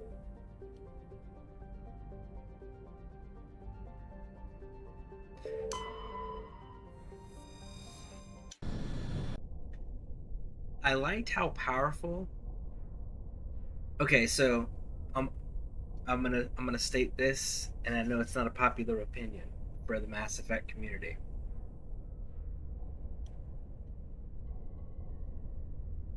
I'm not a fan of Jack's character.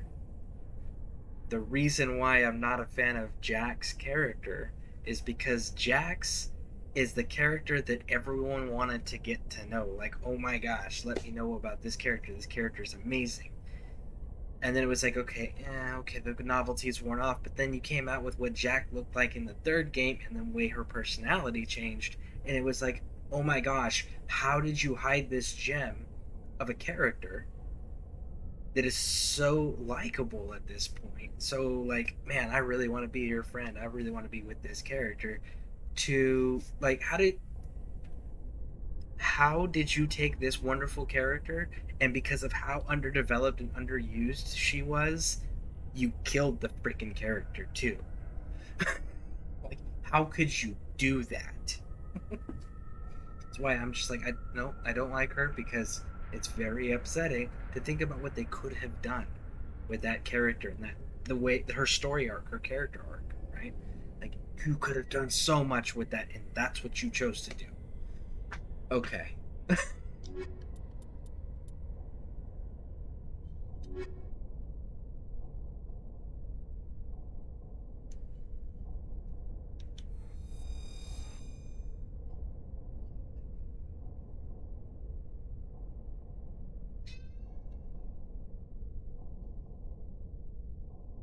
Yeah, she is too stuck up, in my opinion.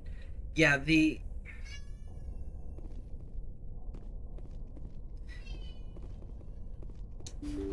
I can see that perspective, yes. The other thing is like the way that she went from I'm trying way too hard to look like a badass so that nobody can hurt me and everyone hates me and they're out for themselves, and I can tell myself this and believe it, because that's my rebellious teenager angst. I'm screw society, right? But then overly promiscuous because that's all you want her for. So she's one of them. But then if you treat her right, you romance her and all of these things in the second game. Third game rolls around, and it's like, okay, I can see how she got more comfortable in her skin, but she adapted some of Shepard's military and mannerisms and hey, there's other things at stake here than you, okay? You are irrelevant to the bigger picture. You need to be willing to make those sacrifices. And it's seeing how she changed, right? It was like, you could have done a whole lot with that and made that relationship even more impactful if you had actually used her again in the third game.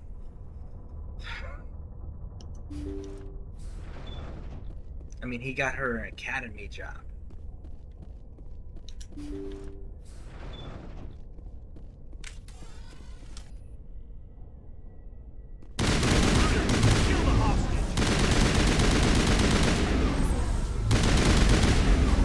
Oh, I got hit with this freaking ball.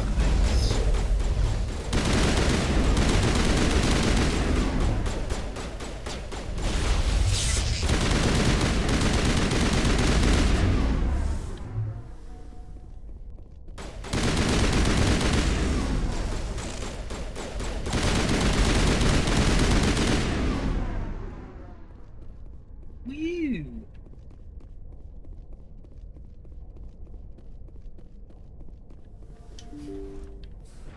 Yes, again, choices of players. Yeah.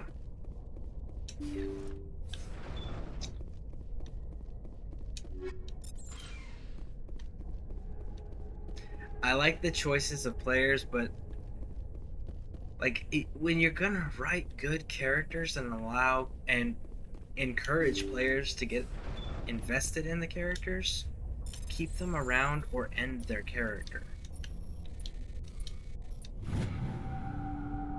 Don't give us a little bit of a tease and then go, hey, by the way, they're kind of in the next game, but it's just a little cameo appearance. They're not really in the next game. We're kidding. See how it is? You write letters and everyone ignores you. Force is the only thing people appreciate. So how about if I kill Chairman Burns and finish this charade? Please, I was trying to help you people. I think I'll just kill you instead. Make sure that doesn't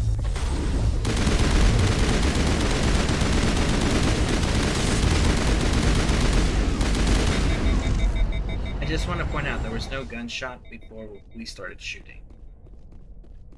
So, not sure how he ended up dead.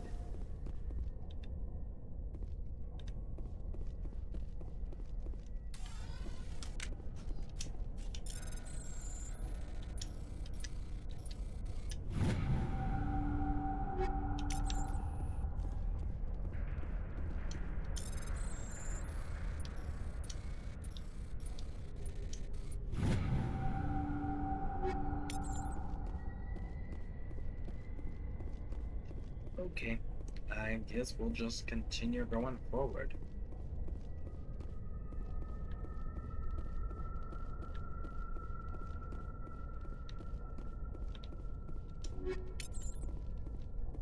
Wish they had like the search thing from Dragon Age Inquisition, right?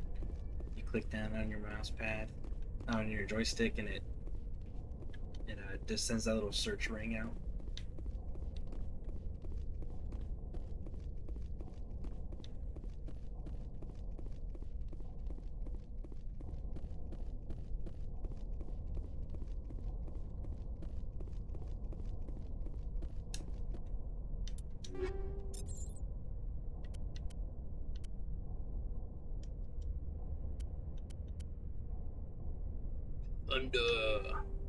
Proton rounds, 40 shield. No. Garbage. A lot of it.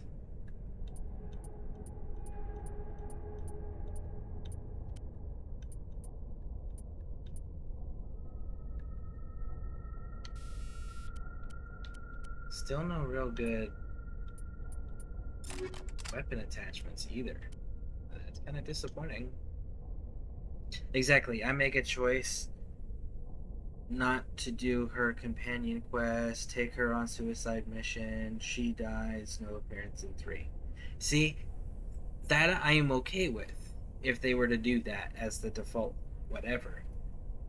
Just, I hate when they tease with characters that are good characters and they know are good characters.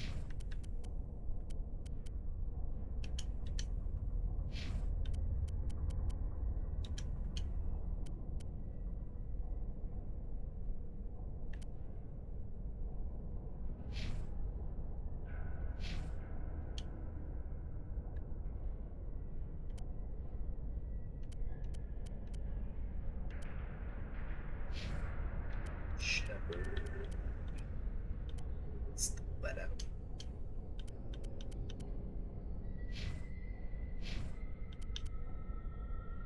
Raccoon. Yep.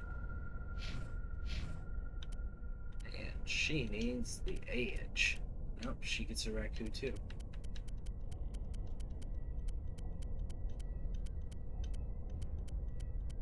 Yep. I think, yeah, we're about to.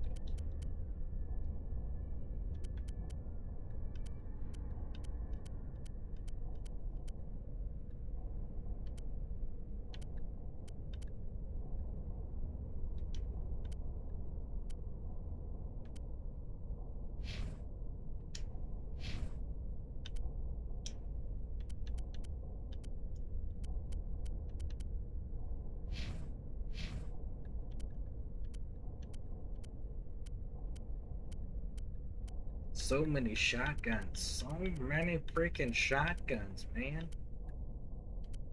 Why? It's not necessary.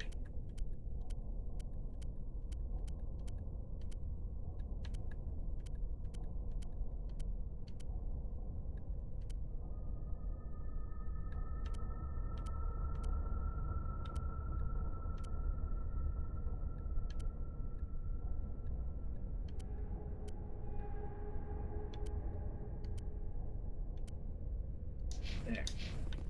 Now we can actually sell all this, clean up the inventory so it's a lot easier to navigate. Good gosh. That was a lot. Alright.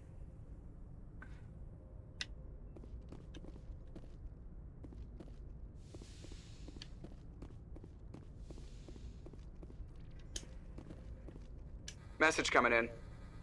Patching it through. Thank you for dealing with the hostage situation, Commander. Chairman Burns' death was regrettable, but I trust you did everything you could to save him. Your assistance above and beyond the formal duties has been noted, Commander. Fifth Fleet out. I wonder if that was one of those, like, yeah, I dealt with the hostage situation, because if there's no hostage, there's no situation. Ah!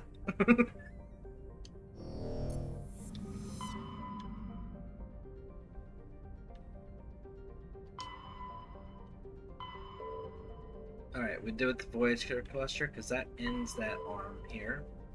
And then we can hop on into the Citadel. I think... Yep, there's only the one. Voyager cluster is the Amazon.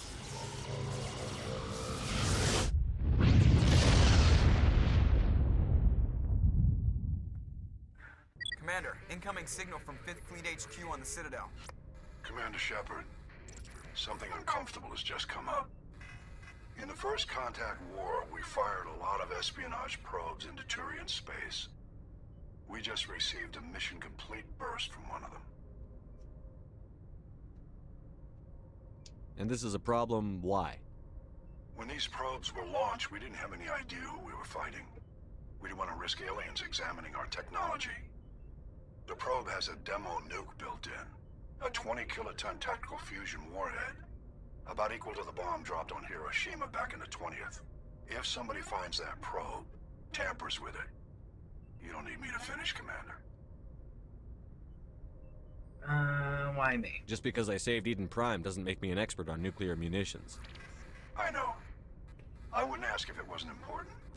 These probes have been classified for 26 years. 26? The Council will call fusion bomb booby traps dangerous and irresponsible. The Alliance would face censure if they find this probe.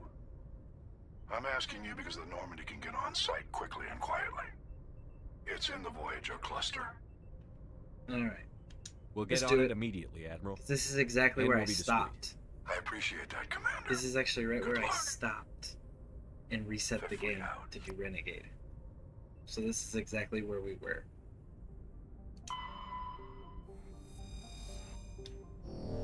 Very first planet? Wow. Okay.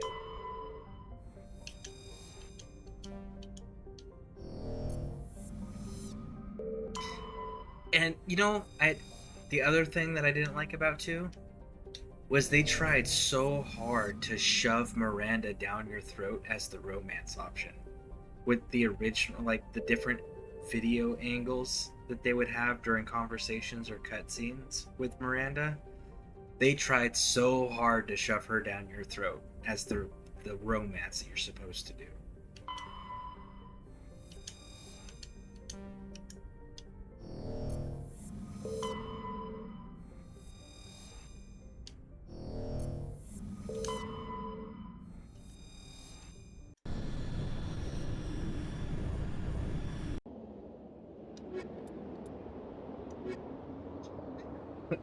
We're gonna take Garrus with us to go disarm a nuclear bomb that was sent in to go fight Turians. Wonder how this is gonna go over.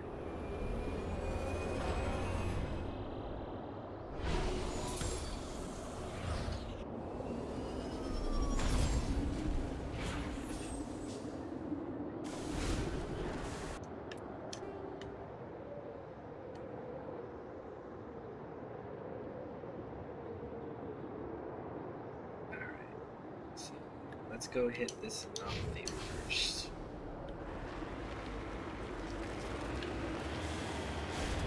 Get all this stuff cleared up.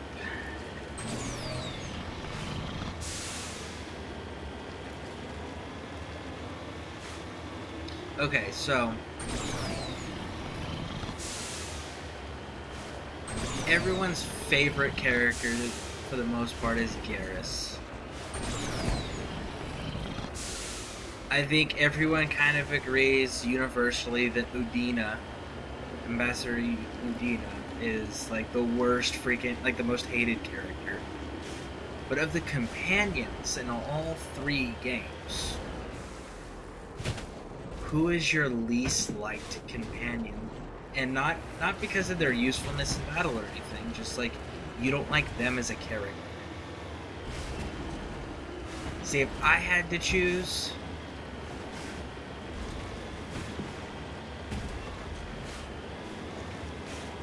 I would have to go with either Garrus or not Garrus. Jacob or Miranda. That would have to be it would have to be one of those two.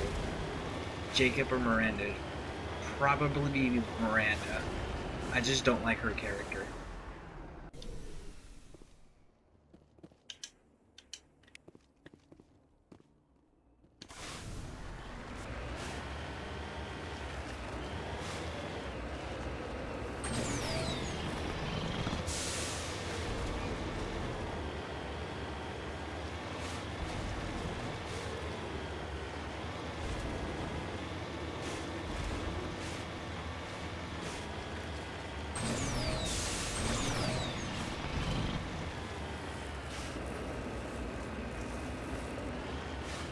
Ashley's another one I don't like.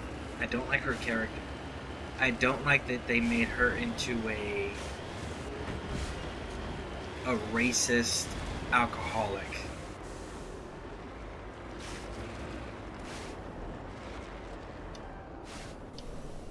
Yeah, I remember that, how the cutscene would always be on her bottom. And to answer your question, it would be Jacob Jacob too many daddy issues. Yeah, like, bro, you were in the military for a while. You joined a terrorist organization because they were labeled terrorists at that point.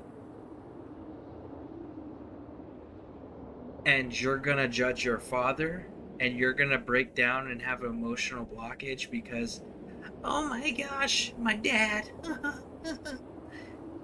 Bro, the world's ending.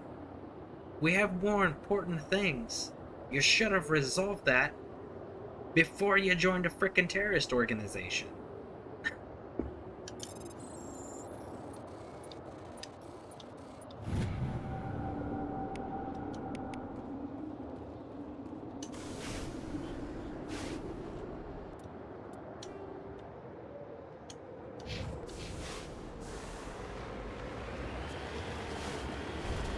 That and Jacob always ran around that damn shotgun.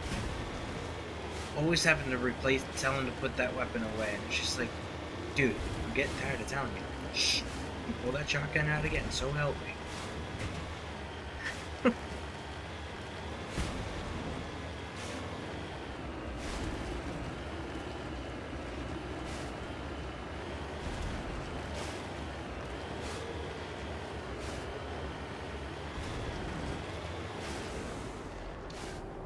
Okay, yeah, I do remember this. This was the pirate dude. We did do this from yesterday.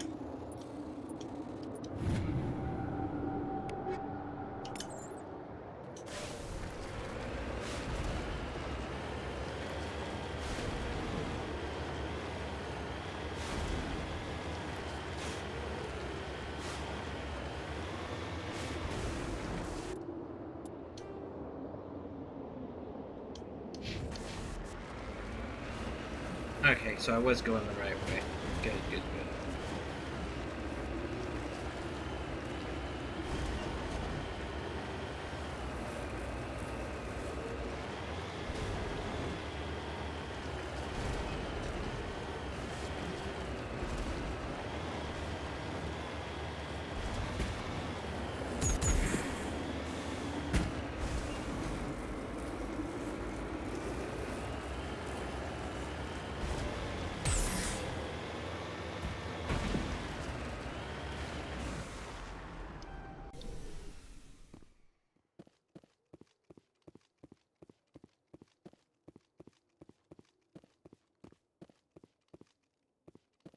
The signal is coming from a mine? Suspicious. I concur. This did not crash. Someone moved it here. Your grasp of the obvious is inspiring. There's still a nuke down there. Check your corners and watch your back. Affirmative. Your grasp of the obvious is outstanding. Yeah! Come on, Captain Obvious.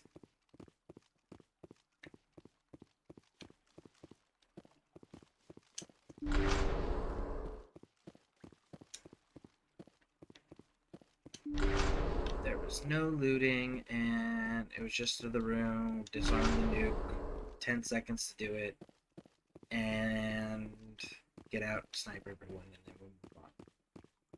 Woo! And it'll probably go exactly that fast.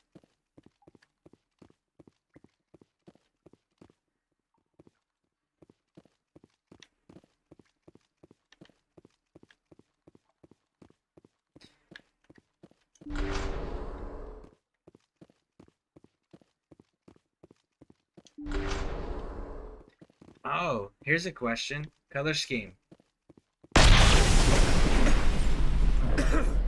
That was a detonator, Commander.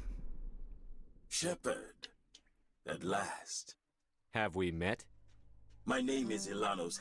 Who do you think runs the Terminus clan, Shepard, huh? Thousands of pirates, slavers, criminals of every stripe? You assume I give a damn. That's cute.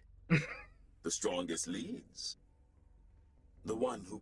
3 years ago, I was the strongest. I used my influence to assemble a fleet. You organized the attack on Elysium. Too bad we kicked your ass back into Terminus, huh? I was the motivator. The one... I was ruined when your kind held against the Blitz. You'll see me again, Halliot. Count on it. I rather doubt that. Goodbye, Shepard. So doing the... What do we do now, Shepard? So doing the bad guy choices there, the renegade choices, it just changed what Shepard said. It didn't change how we responded. So that's disappointing. Anyways, color scheme. What do you guys prefer? The SR1, the SR2, or the SR3 for the Normandy? Personally, the SR3 is the one that I like. I like the colors, the blue on it, a lot better than the red or the yellow. And it makes sense because it's still an Alliance vessel. So the Alliance is blue, so I never understood why it wasn't blue to begin with, if that's the Alliance colors. We find a way out. Someone up there needs my boot up his ass. See if there's anything in here we can use.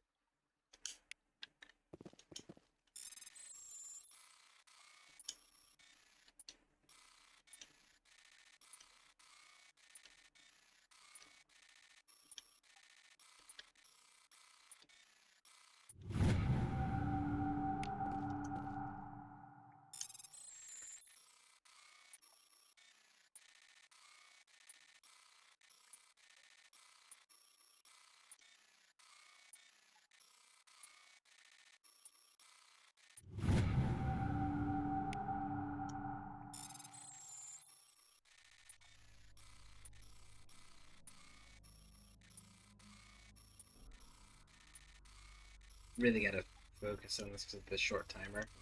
I promise I'm not. There it is. Okay. Alright, cool. Yeah, got it. Oh, got it. I wonder where this water is coming from.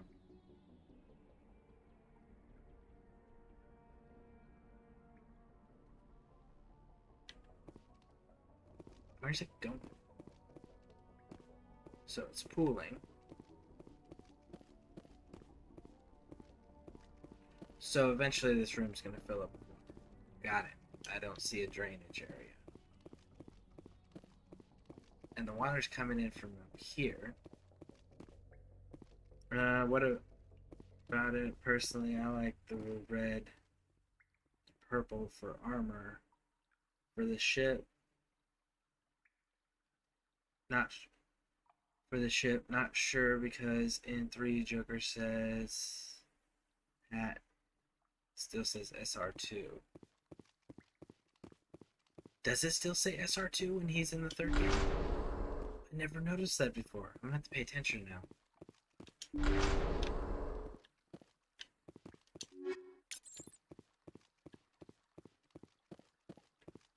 Could have swore it said the SR3, but I wouldn't be surprised.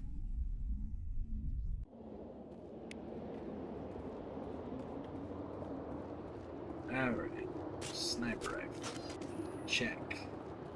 Crouching, check. Yeah, and the cutscenes. Huh, interesting.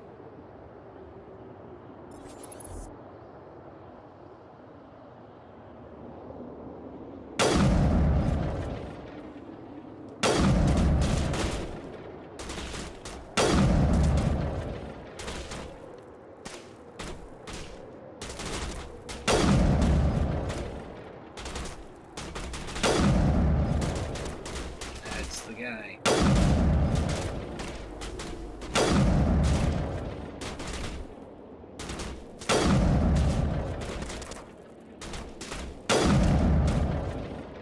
Krogan only took 2.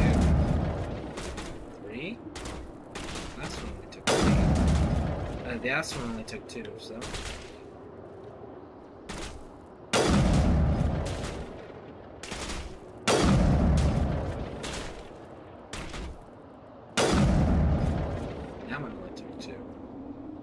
That other dude special.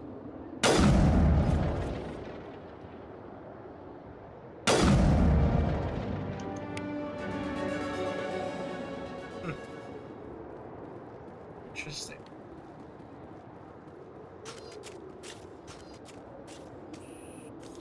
Whee!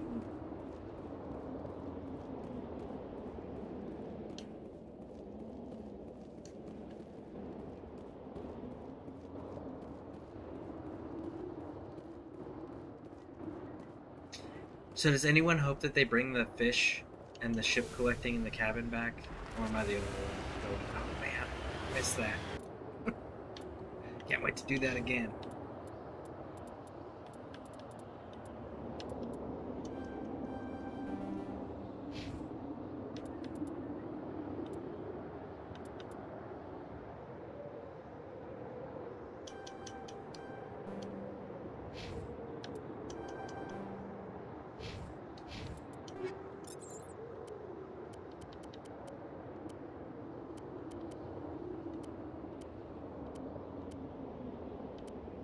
Oh my goodness.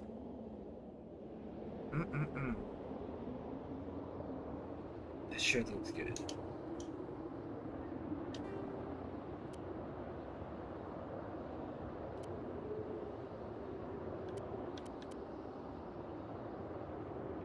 There's my chemical rounds that will wait forever.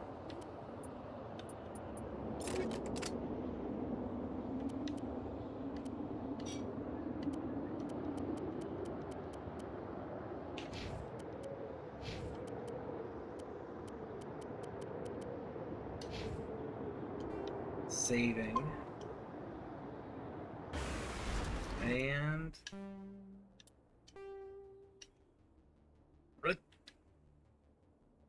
yeah, return to the Normandy.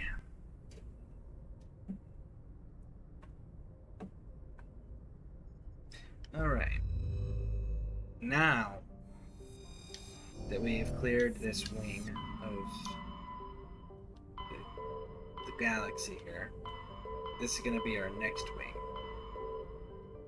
But before we do that, let's go drop some stuff off at the Citadel. Because we got the Asana quest as well, and we need to clean up our inventory. And maybe I'll have enough credits and be able to buy some Spectre gear. Commander, urgent message from Alliance Command coming in. I'll patch it through.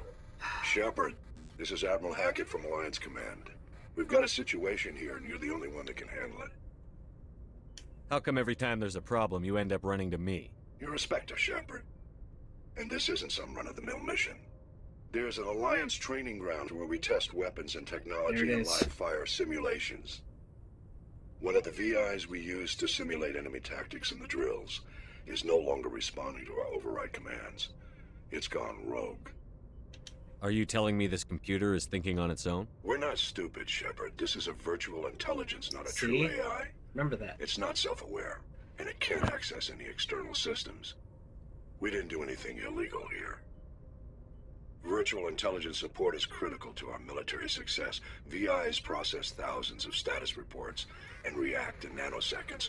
No human can do that. We need you to fight your way through the training ground of the VI core and manually disable it. Don't worry, Admiral. I'll take that thing out. I know Spectres answer the Council, but you're still human. You're still part of the Alliance military, and right now we need you. The VI controls all the facility's weapons, drones, and automated defenses. You're the only one that can pull this off, Shepard. Good luck. No, just give me a decent story over the cosmetic, and why are they saying they're bringing new races? They're bringing new races into it?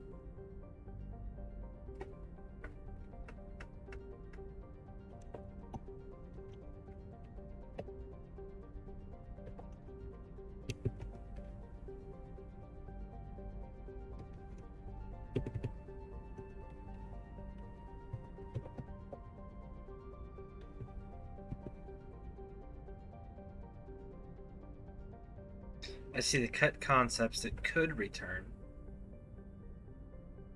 People asking about it being playable.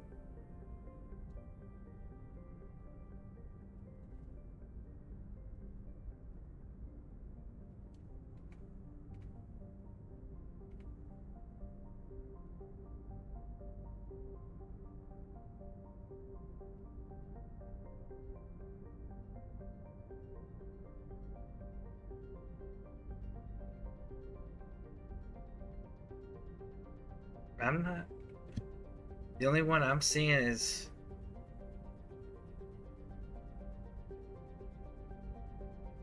an article from 2014 talking about that, but I don't see any news stuff or official sources or anything. I see people talking about concepts that could return or new aliens they could do. Huh. Well, I hope that's true, because I would like to play as other races too. I would like to play as Turians. I think that would be very nice. Of course, I think that they should make all the council races. In fact, I talked about this. You should be able to play as a Spectre from any of the council races, because the council races are the ones that have Spectres. So you could be a Turian, a Salarian, an Asari, a human, and then you could make Krogan optional if you wanted to for mercenary reasons.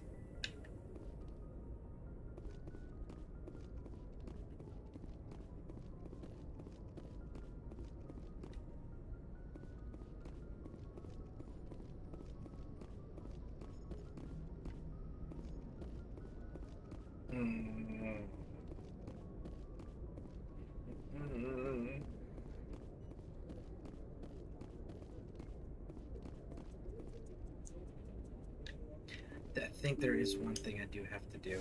Hold on. I gotta check Ash's armor. Layout, load out.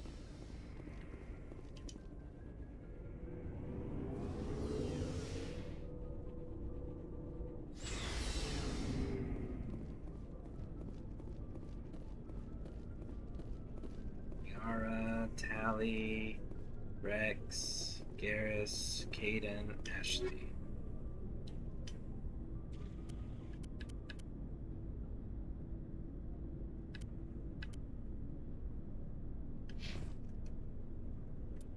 Too bad you can't like just level everyone up here, right?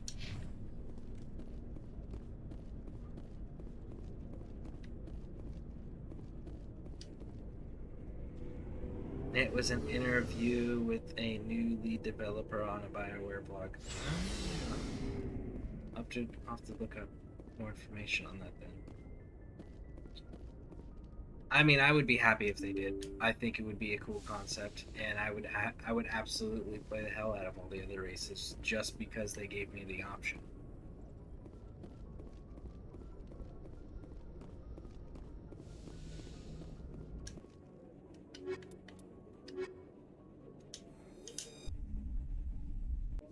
I didn't think about that. I should. Equalizing interior pressure with exterior atmosphere. Logged. The commanding officer is ashore. Exo Presley has the deck. I gotta go tell this jerk off real quick. Rear Admiral Mihailovic, 5th Fleet. Admiral, I'm on urgent business with the Citadel. Is there something you need?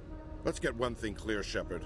You might be a Spectre to the aliens, but to me, you're just another junior officer. Be respectful. Commander is not a junior I officer. command the 63rd Scout Flotilla. You and the Normandy were slated for my unit after shakedown. Then the Council got their paws, claws, tentacles, whatever. They got them on our ship, and you. I wasn't keen on it either, but there are advantages to being above the law. Don't let the title go to your head. No one's above the law. I don't begrudge the politician's decision to throw you to the Council. It's an opportunity. I do begrudge this over-designed piece of tin, though. This ship saved our lives a dozen times over. An exaggeration. I've read your reports. This experiment diverted billions from our appropriations bills for the same price we could have had a heavy cruiser. But no, we had to make nice to the Turians, throw money at a co-developed boondoggle. I'm here to make an inspection, Commander. Normandy is an Alliance warship. I intend to see she's up to snuff. Normandy is an Alliance warship, but she's on loan to the Citadel. That means she's not in your chain of command. I believe there's something wrong with my ears. Did you just contradict me? This ship is Council property right now. So, respectfully, please clear the gangway. Have it your way, Commander. But expect me to file a report on this. What are you gonna do, bud? I'm the first human inspector. I think I'm a little bit more important than you. With all this exploration of Prothean culture, this must be like a survey for you, Liara. Our travels now are somewhat different from my normal excavations. Oh,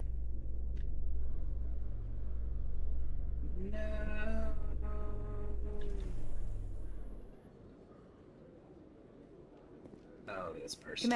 Khaleesa been seen in Al-Jalani, Westerland News. Would you answer a few questions for our viewers? I'm not in the mood, Miss Al-Jalani. People back home have heard a lot of wild stories about you, Commander. I can give you the chance to set the record straight. What do you say? I say get stuffed. I don't have time to justify myself to your viewers. I have a galaxy to save. Excuse me. Your choice, Shepard. Not really.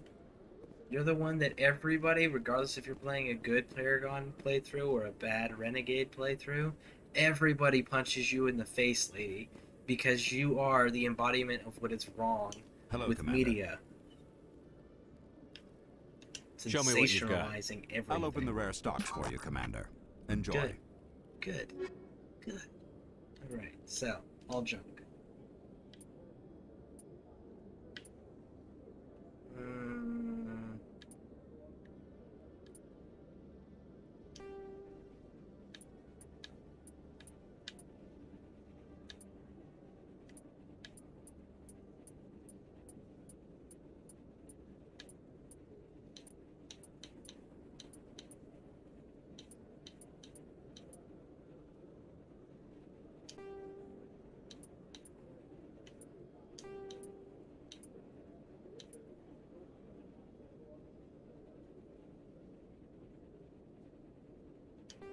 need the stimulants. Everybody starts with the Lancer. We're not using high explosives. Nobody cares about smashed joints. Physics threshold. Maybe? Maybe.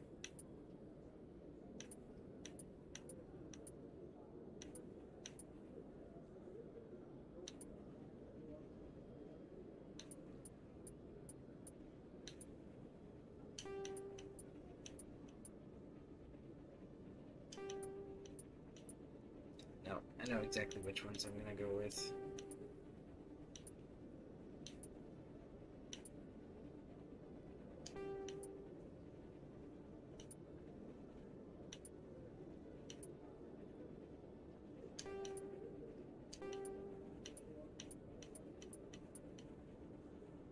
Okay.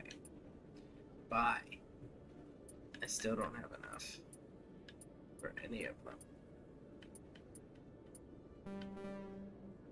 Oh yeah, that's why I used to go gamble in the Quasar.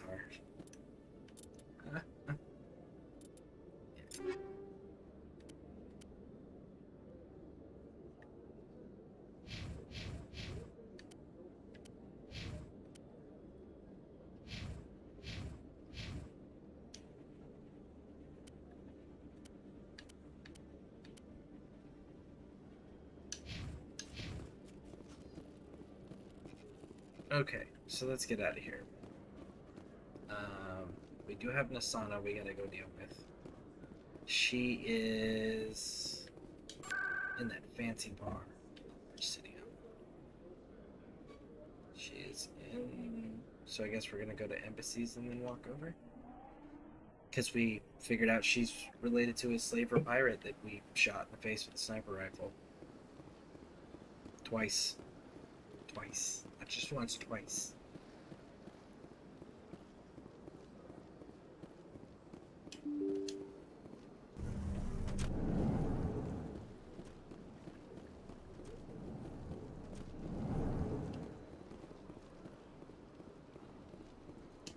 I know you. You're Commander Shepard, the human Spectre. Is there something I can do for you? You're Nasana, right? I ran into your sister, Dahlia. It didn't end well for her. What? Are you saying she's... Dahlia's dead, Nasana, and I know she was blackmailing you. And I was all set to try to manipulate you into hunting her down for me.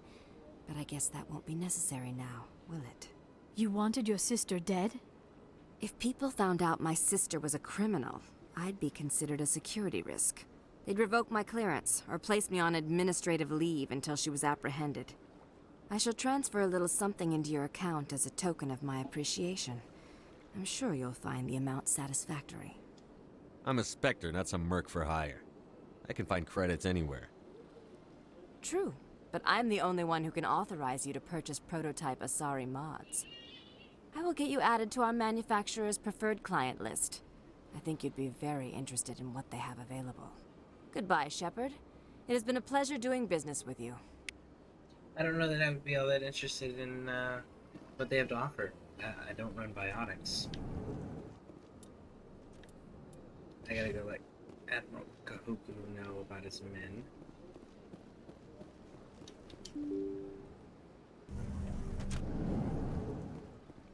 Liara might be interested in your mods, but that's about it. But she can already buy your mods. She's an Asari.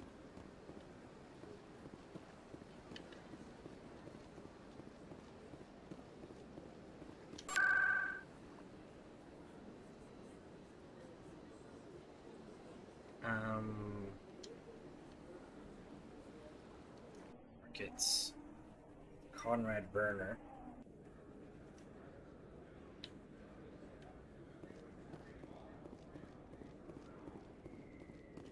There are rumors on the extranet that you've been made the first human Spectre. That's incredible.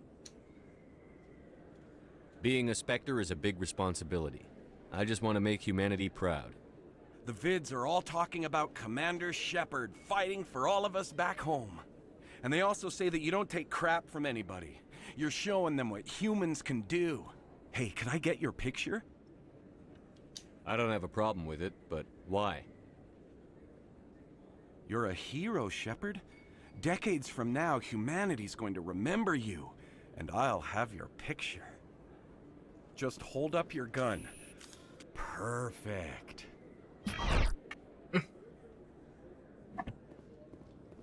Thanks again, Commander. I'm gonna hang this in my living room. My wife will love it.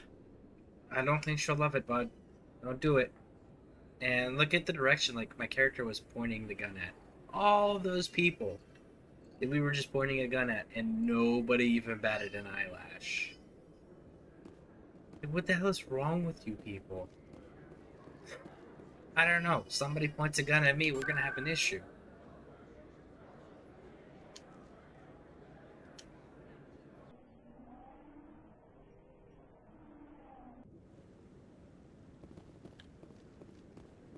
Admiral Kahoku. No. Commander, any word on my missing men? I found them. What was left of them. They ran into a Thresher Maw. A Thresher Maw? That's not... My men wouldn't just stumble into a Thresher nest. Not the entire unit. Somebody lured them there with an Alliance distress beacon. Placed it perfectly so they'd land right beside the Thresher nest. Damn it. I had a bad feeling about this ever since my team disappeared. An Alliance beacon used as bait, my unit wiped out, and nobody seems to know anything about it. Commander, I appreciate what you did. Now I need to do my part. The families of those Marines deserve to know why they died. I don't have time for this. You've already done enough, Shepard. The rest is up to me. Okay. So, you're an admiral. What are you doing leading a team of, what was it, like 7 Marines? You should be in charge of a flotilla. Commander Hello again, Commander. I've got a proposition for you. Since you helped me get information on the crime syndicate, I've gotten a lot more backing from my publishers. I'm investigating traffic controller conditions now, and I wondered if you could help. Yes, that seems like a step down from wide-scale corruption. Actually, in a way, it's more important. This isn't about people getting rich. This is about safety.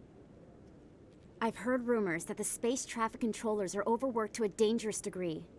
I can't get into the control room, but you could. If you planted a bug inside, I could crack the story. I can't promise anything, but I'll see what I can do. Give me the bug. Excellent. Just place it on a terminal with a good view of the area. Thanks again for your help. In the long run, this story is going to save lives. And she's not lying when she says that. In the long run, like, come game 3, if you did that quest, it makes a difference. I really appreciate what you're doing for me. Please let me know as soon as you find any information on my brother. Where is... there it is. And I don't believe I got anything else for anybody else. Actually, there is a couple.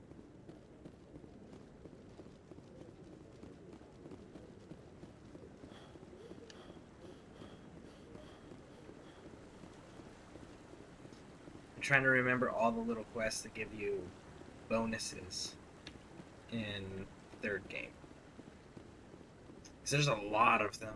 Like that Conrad Werner, that superfan dude, he becomes a war asset in the third game if you keep him around. I'd love to see what the Normandy can do in a fight. How so? The Normandy is built for stealth, not combat. But the stealth drive adds a new tactical level to space combat as we know it. Surprise attacks, undetected flanking maneuvers. I had forgotten the Turian appreciation for tactics and strategy.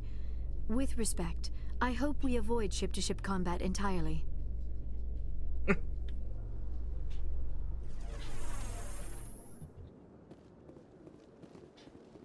There's a couple down here. Well, they're not a couple. They're siblings, I want to say. I think they're siblings. Or it's like the widow of one, the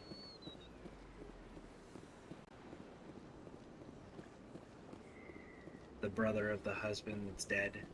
I'm telling you, This is not what Jake would want. I don't care what you think, Michael. It's my decision. I know you're hurting, Rebecca, but don't let your grief hurt your baby too.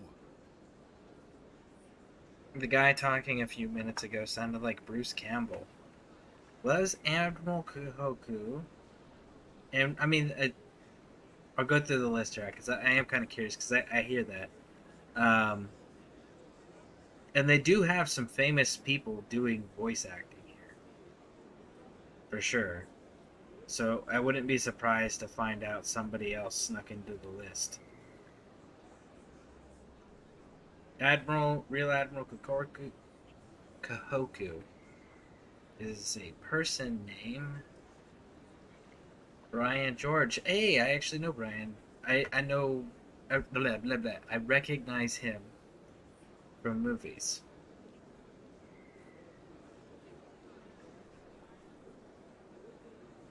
Yeah.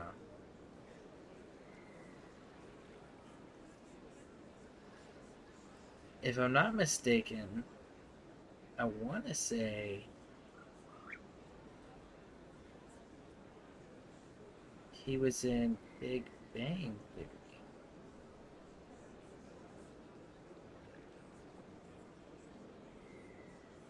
Was he in Big Bang Theory?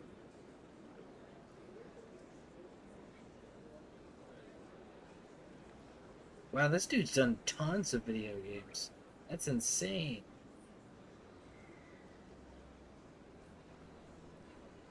Yeah, this dude has got a ridiculous amount of Hollywood stuff. Yeah, his name's Brian George.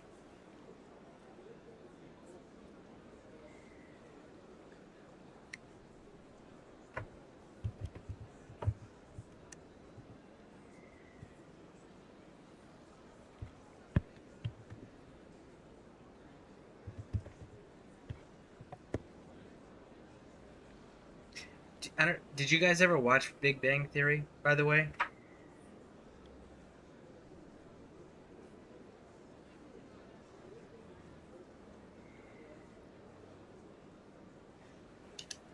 Can I help you with anything? Perhaps you can talk some sense into her. I don't need anyone to talk sense into me, Michael. I'm not undergoing the treatments. My sister-in-law here is pregnant, and she's refused to let the baby undergo gene therapy in utero. I'm certain that she has a good reason. I'd like to hear both sides. My husband Jacob died from a rare heart condition several months ago. There's a chance that the baby could develop the same heart condition, but routine gene therapy can eliminate it. A very small chance, Michael. And extranet reports say the therapy could harm the child. It's less dangerous than the genetic enhancements that every soldier in the Alliance receives.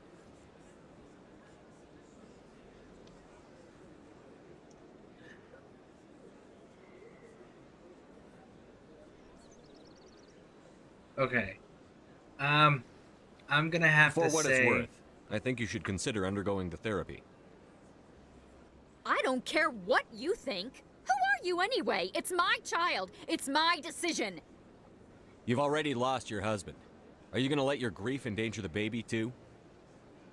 I had to watch Jacob die. I can't risk causing the death of my child as well. Your husband's death wasn't your fault. But if you refuse the therapy, your child's death could be. Don't you understand?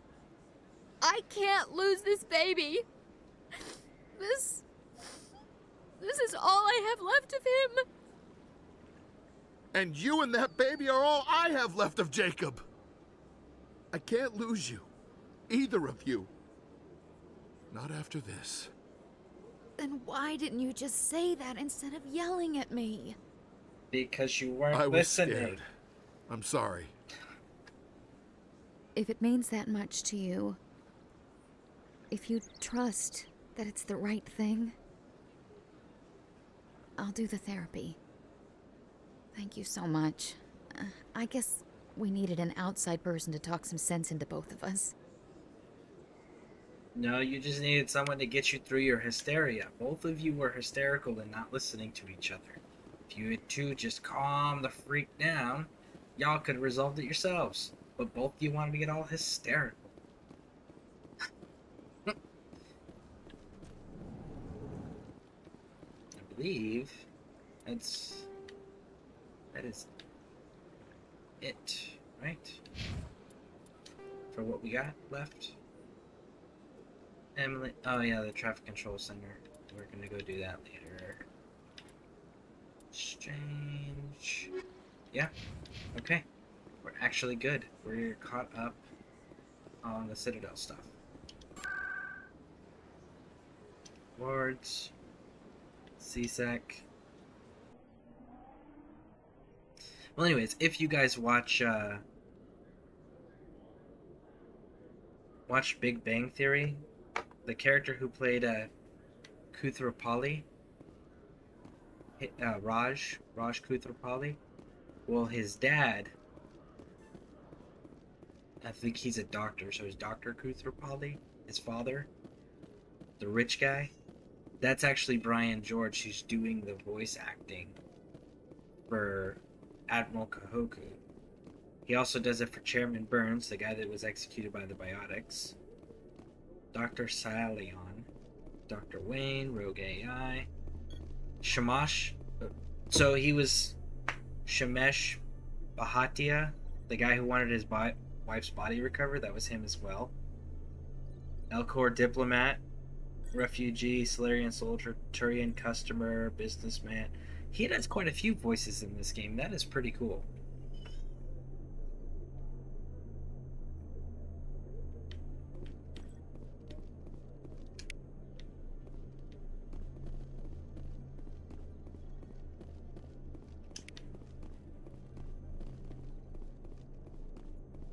Oh yeah, I did watch. Yeah. I think it's really cool, like, when actors you can recognize, you're like, oh yeah, no, I've seen this guy in XYZ movies or TV shows. And you're like, that's so cool, he's in one of the games that I play.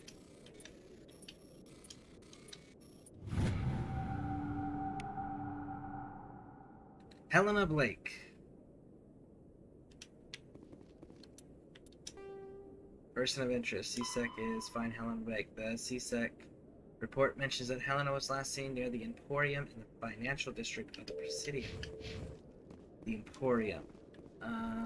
That's where the jellyfish are. The Hanar.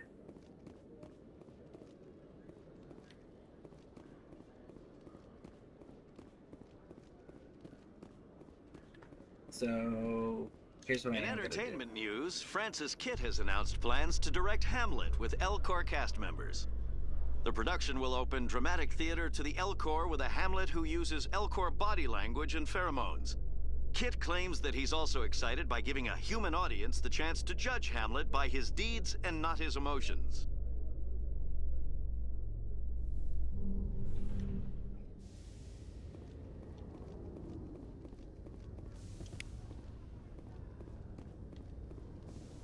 Favorite Shakespearean film for me will always be a more modern thing, and it's got to be Stand by, shore party.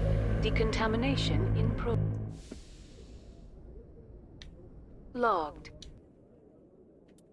Alright, so we gotta take Ashley and not Rex real quick.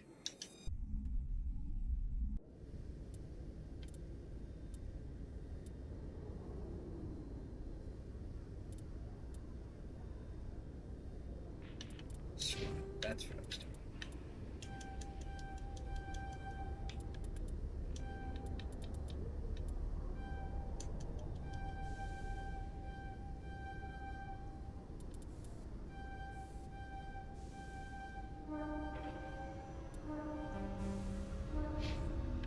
They're not Rex.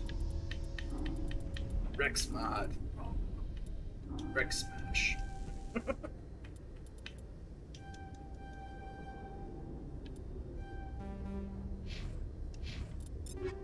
Alright. You can go there. You can go there. There.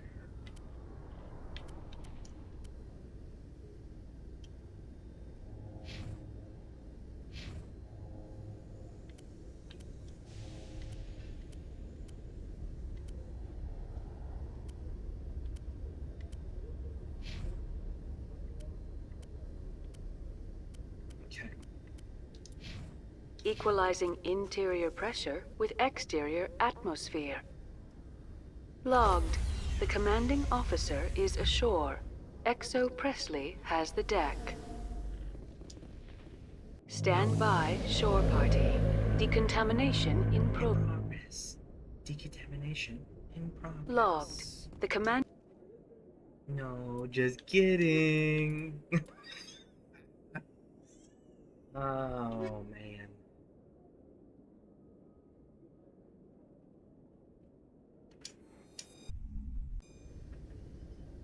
Equalizing interior pressure with exterior atmosphere. Logged. The commanding officer is ashore. Exo Presley has the deck. Right, now I can finally actually clean out the inventory correctly. Celebrations are being planned for the anniversary Speaking of of the Bruce end of the Campbell. Rachni Wars. Many Council worlds, particularly Asari and Solarian colonies, will hold victory parades to commemorate the defeat of the invading Rachni.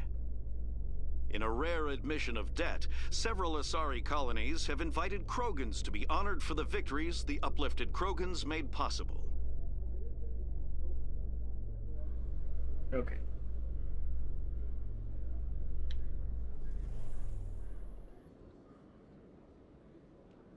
Totally forgot what I was gonna say now. Dang it. So I got distracted with what they were saying.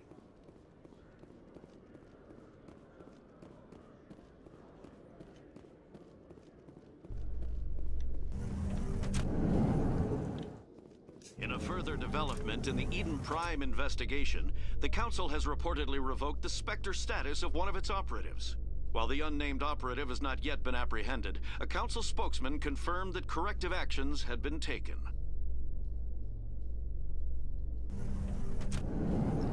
Do this. Run.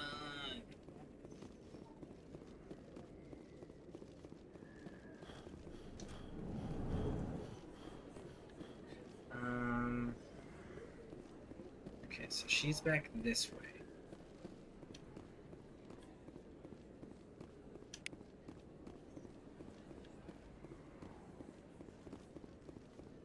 Emily Blake, or Helena Blake. She's another one that, if you do things certain ways, you can actually run into her in the second game as well. Over on Omega.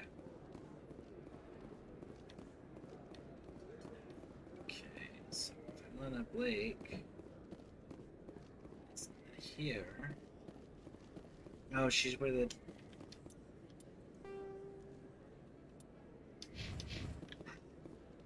Wrong markets, bud. She's in the Emporium by the Finance District. Presidiums. Financial District. Helena Blake, yeah, she's another one that you can get to return.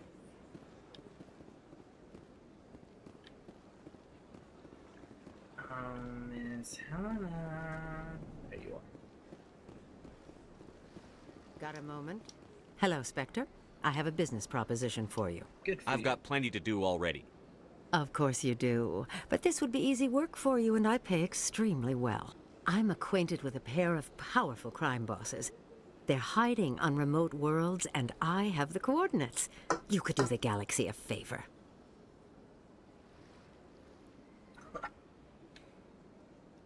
If they're as bad as you say they are, they need to be dealt with.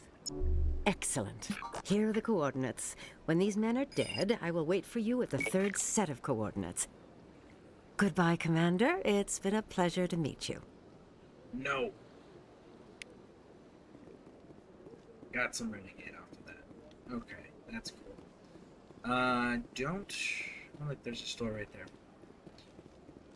No. I think that's it, right? No, we gotta go tell Emily Wong that her bug is up and running. But she's right here. And once we tell Emily Wong about that, this be done.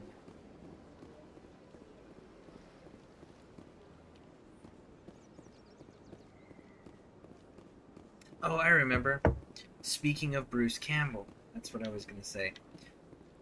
I've been watching the Evil Dead gameplay that Monami Fawn and Cabin of Horrors have In been light doing. of the recent attack on Eden Prime, many colonial investors are pulling their support for future projects.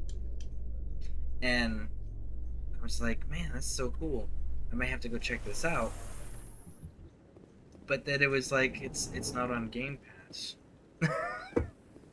And I believe it was Monami Fawn in her last broadcast, she had pointed out, she's like, it's a lot like Friday the 13th, and that went on Game Pass, so it's just a matter of time.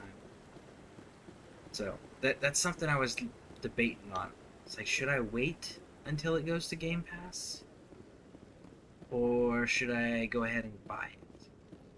Just to run it. Because, well, it's Evil Dead, and it's Bruce Campbell, and, it's Bruce Campbell. It's hard to argue with Bruce Campbell. I'm already getting readings. That and the shovel This is gonna make a things. great story. Thank you so much for your help. Here, this is everything I've got from my publisher's budget. I did this as a favor, Ms. Wong. You're on your own now. Of course, Commander Shepard. I won't trouble you any further. Thanks again for your help. I'm gonna show this to my publisher. Yeah, new game, no Game Pass. Yeah, but I was hoping, because they've been doing quite a bit of day one game releases on Game Pass. So I was kind of hoping, but yeah, now I'm just debating. It's like the base game's $30, or I can wait about a year's-ish, and then maybe it'll be on X. Maybe ExoGeni recently released an official statement regarding their missing survey team in the Hades Gamma Cluster. According to the... I don't think I have anything else here, okay?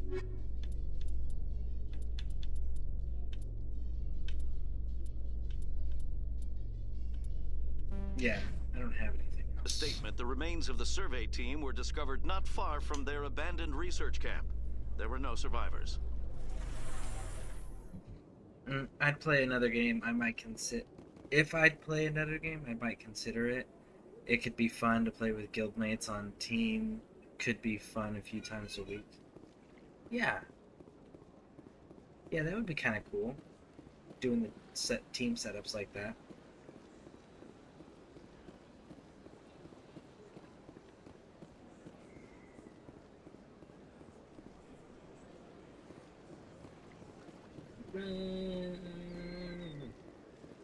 I just gotta go to CSEC. Once we're done with CSEC,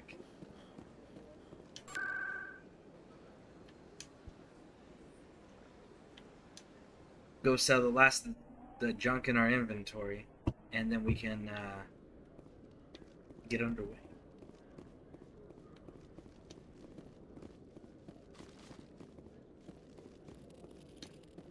Hello, Commander. Show me what you've got. I'll open the rare stocks for you.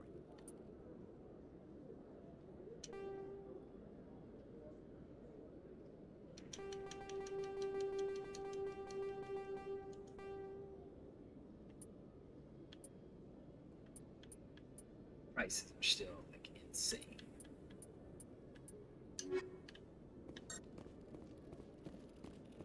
Oh boy, exactly what you said, Bruce Campbell. Yeah, Bruce Campbell's hard to argue with.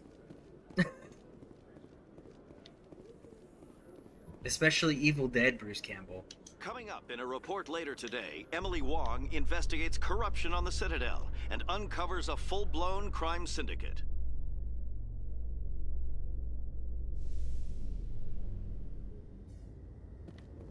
I want them to make a game where you can play Andrew Dice Clay.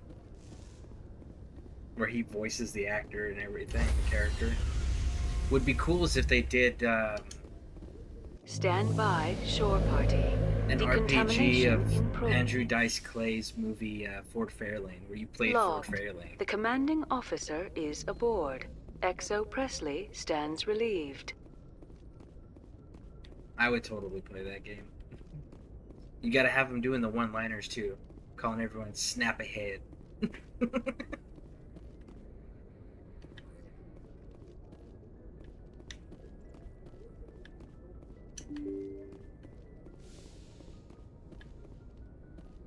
Message coming in. Patching it through. Commander, Ms. Al-Jalani's story on you just aired. I don't blame you for blowing her off. She should have made a request through channels. I have PR people doing spin control, a little mimetic engineering, and people will forget about this in a week. Just wanted to let you know what the response was back home. I won't keep you any longer. Fifth Fleet out. But you didn't tell me what the response was. You told me what you saw and what you're doing. You didn't tell me anything else.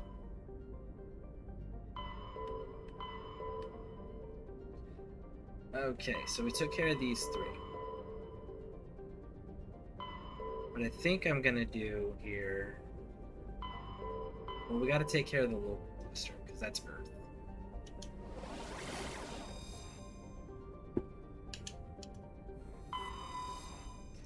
If there was a game with Andrew Dice Clay, he'd have the emote of him smoking a cigarette with his arm behind his head. Yeah, absolutely.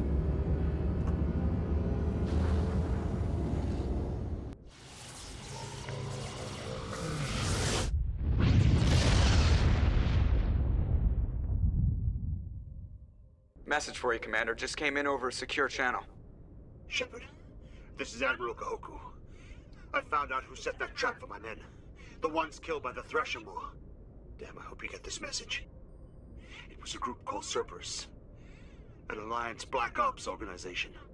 Top secret, highest level security clearance. They vanished a few months ago. Dropped right off the grid. Nobody knew where they went or what they were up to. They've gone completely rogue, Shepard. They're conducting illegal genetic experiments, trying to create some kind of super soldier. I don't have any proof, but I found the coordinates for one of their research worlds. I'm uploading them with this message. They're completely out of control. Somebody needs to stop them. I've done my part. Now it's up to you. This is probably the last you'll hear from me. Cerberus is after me now. I need to disappear before they find me. Okay, so, on that note, two things. First,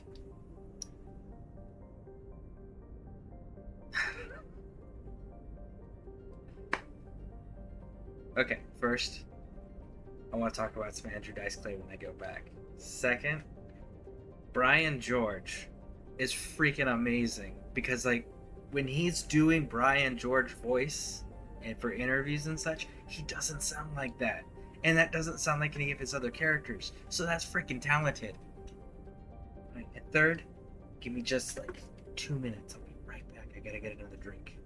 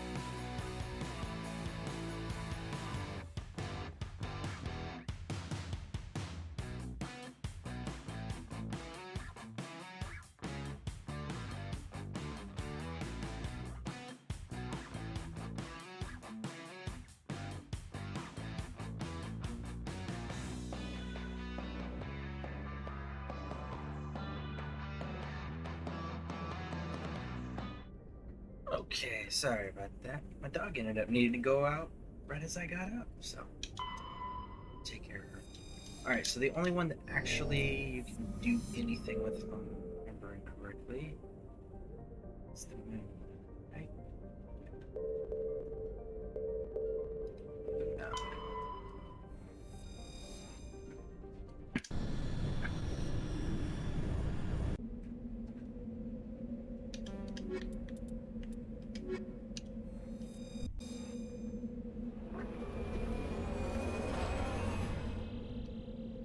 So for those who don't know, this VI that we're going after right here, this is EDI.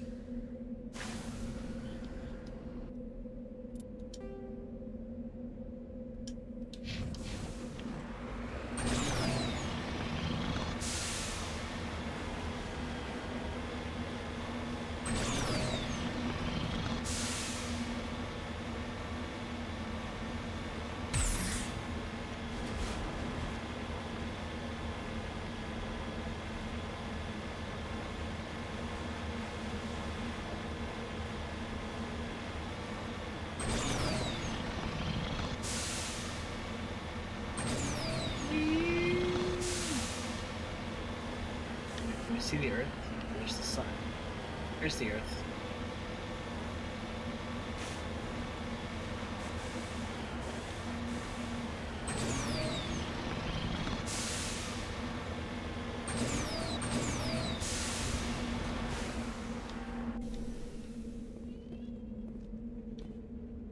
Alright. CCCP Luna 23.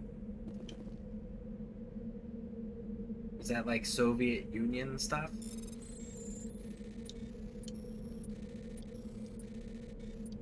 Can't remember. What was the USSR's CC initials?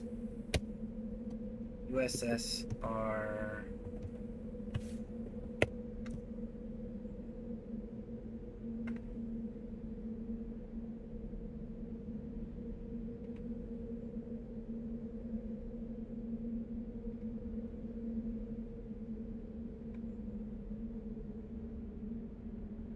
Because, okay, so yeah, CCP, it is Russian. I was like, man, what the heck? So you're telling me that Soviet Russia was so advanced they had stuff that was better than anything we have found in the galaxy so far? That's crazy. How did Soviet Russia collapse then at this time? Because with that type of tech, there shouldn't have been any issues.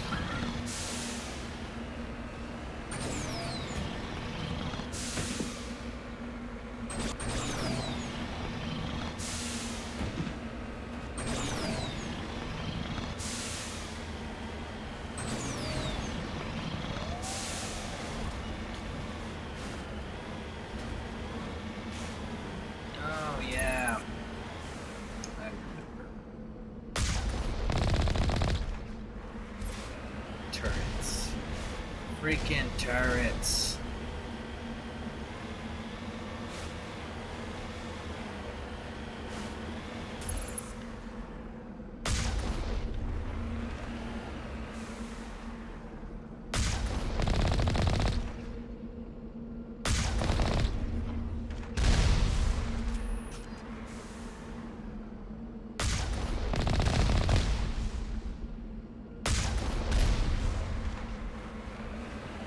Didn't actually break my shields at any point, so that's kind of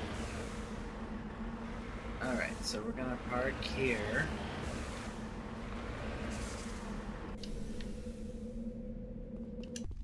And do this one, and then we're gonna park next to the entrance of each one so we know which ones we've already done. That's not gonna work out. Okay.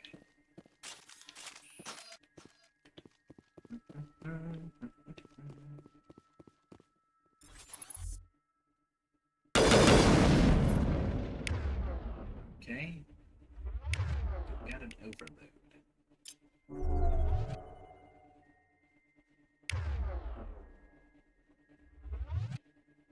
No? Okay, so let's try it this way.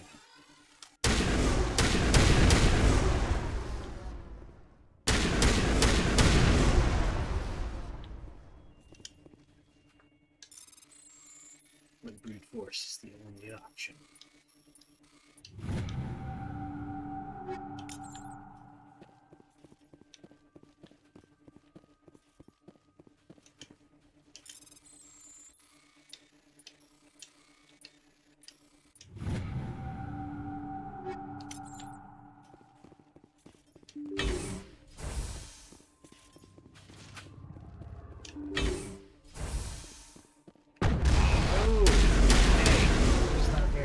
Guy. I'm just shooting power conduits. 80,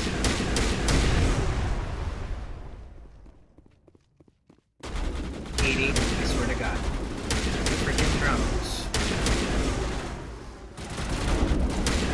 I want you to remember this, but I don't like it.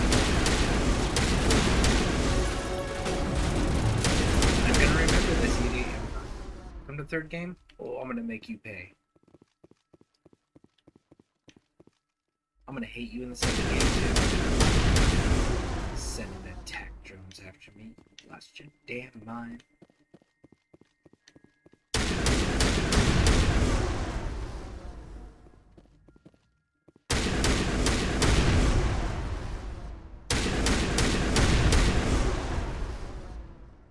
I don't think you actually have to destroy these. I think you only have to go up to the console thing in here.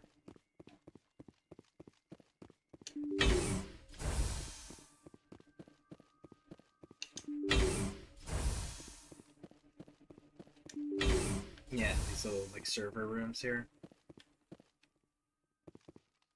You only need to shoot these ones.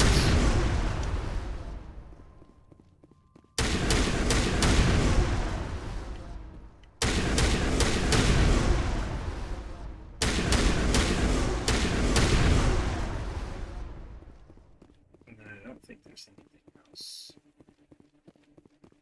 One of these I think might have a loot thing if I remember correctly. I just don't remember which one it is.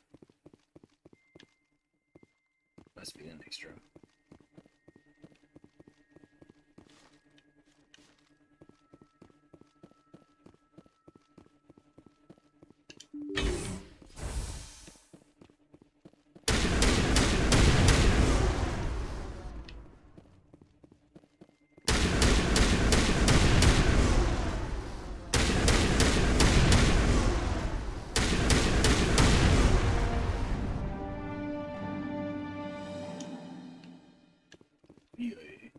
VI is offline.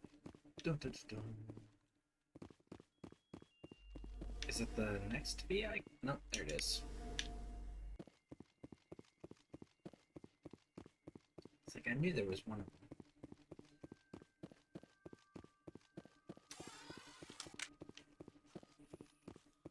Yep, so Edie.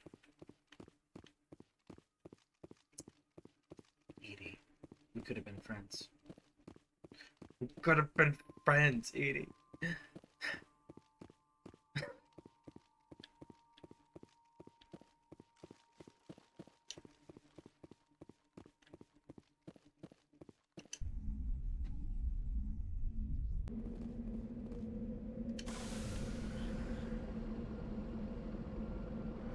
Okay, so what if I went this way?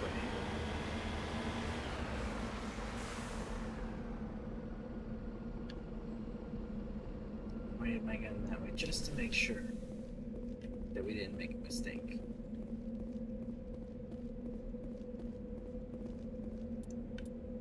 Squad. Oh, we got levels. We got levels, folks. Intimidate.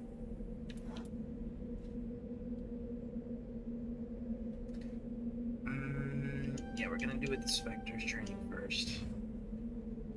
The ROE, you need to get your throw up. Garrus, we can now start on your assault. Equipment.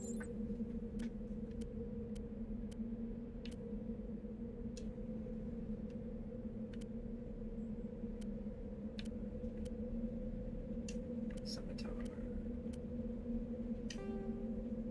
Proton shields. Minus 20. We're gonna go with Cryo. Cryo's kind of fun.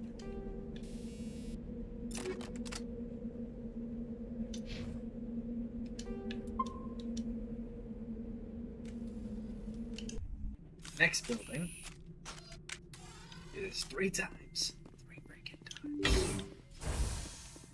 Alright, so let's see. If I just ignore the power junctions, right? If I just go in and just deal with the server, the AI servers.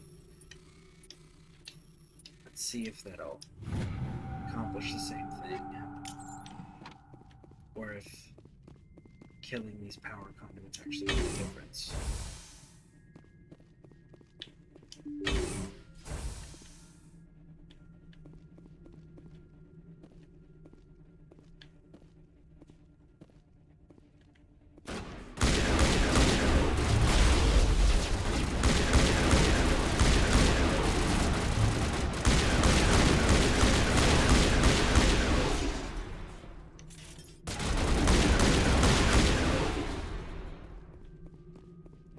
Okay.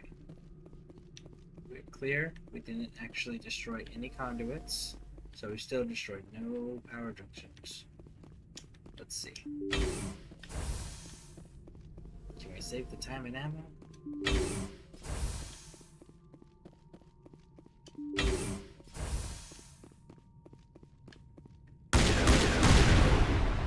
Kinetic barrier fires powering through the bunker complex.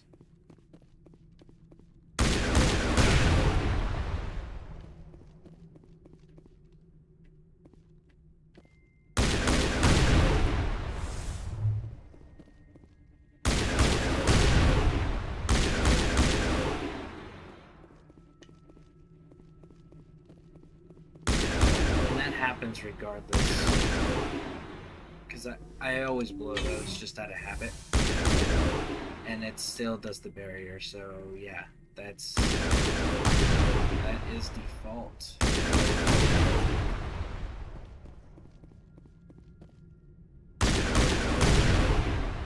So our answer to the question is no.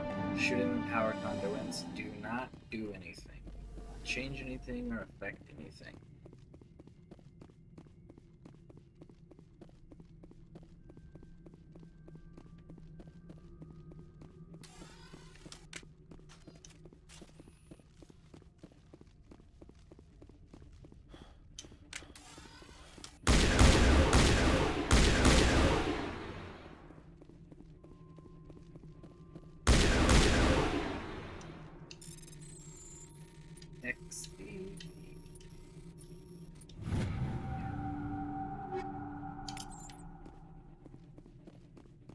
One more.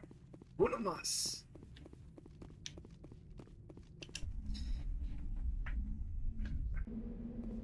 See, I can really truly see where this would cause some trust issues between Shepard and EDI.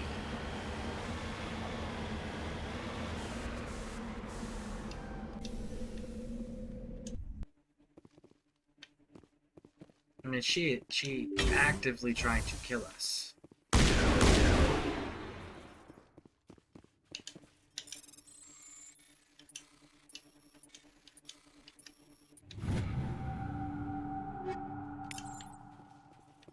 Oh, it just looked like I got some Turian armor.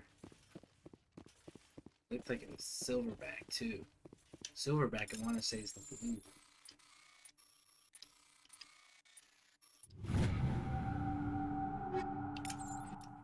Oh man, that's some pretty looking equipment.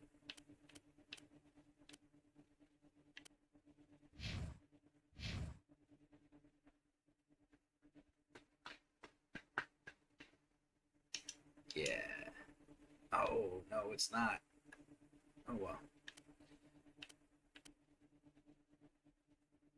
Is the Raptor not better than... So maybe we want to have you having that gun, huh? Yeah.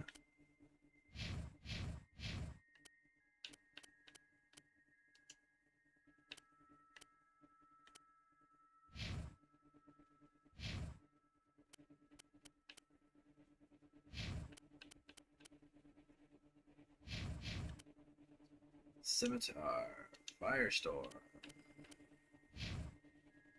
Scimitar.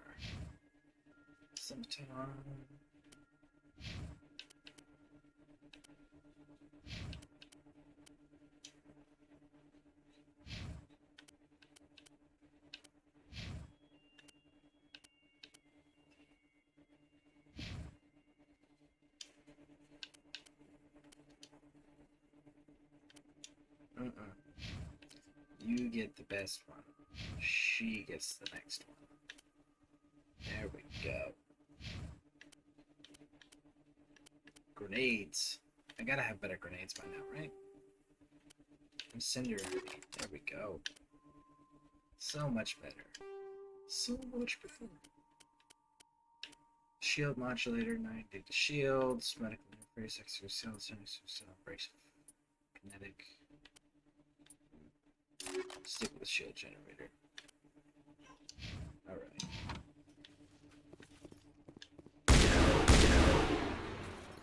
Let's go.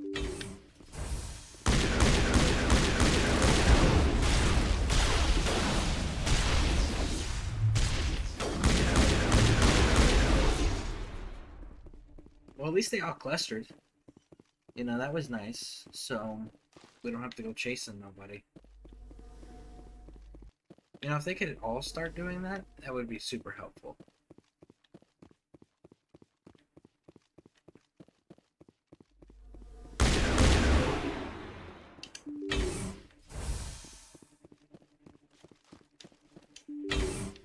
So for those of you who have played Mass Effect,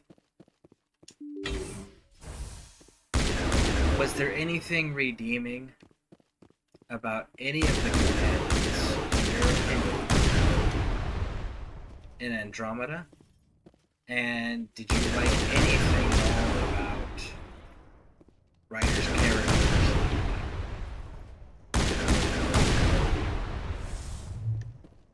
See, I personally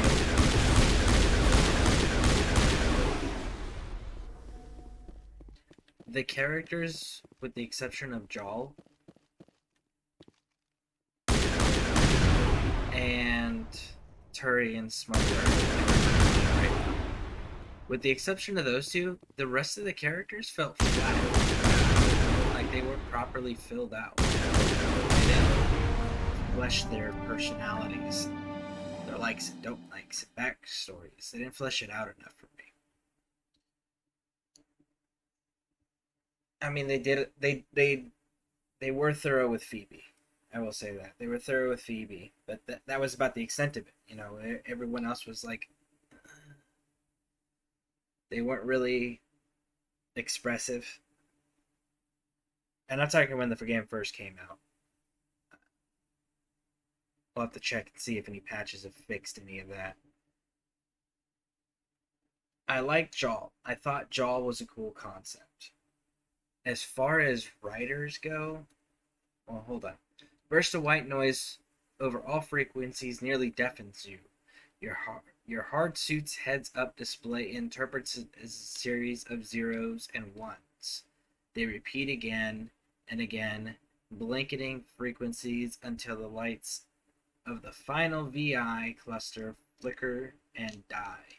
Specialization class achieved. Your specialization class replaces your base class and your talents on your squad screen. Talent ranks become class transfer over the specialization class. Go to your squad screen and view the bonuses and gain each rank in your specialization class. So I can be a commando or an operative. Commando. Rely on lethality, efficiency, precision strikes rather than brute force to eliminate your opponents. Increase damage with all weapons. Awesome. Immunity. Marksman. Okay, and this one is reduce time of all tech attacks when really using tech. So we're gonna go with Commando.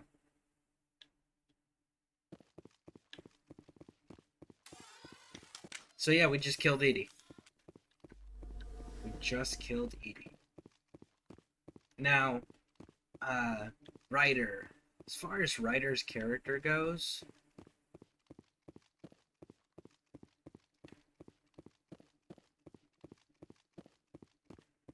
it was obvious that they made a wholehearted. It was obvious that they made an effort to distinguish Ryder from Shepard. But it was... I didn't connect with Ryder the same way I connected with Shepard. Man,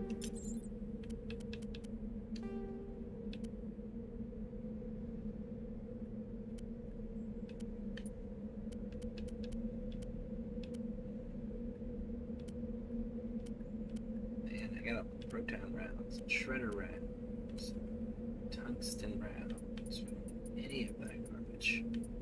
All of it. Garbage.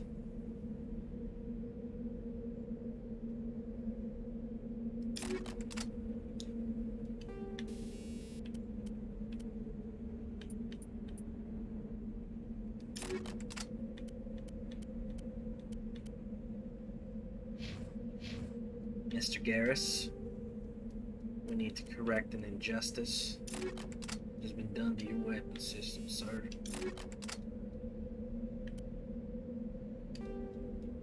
Shield battery, got anything better yet?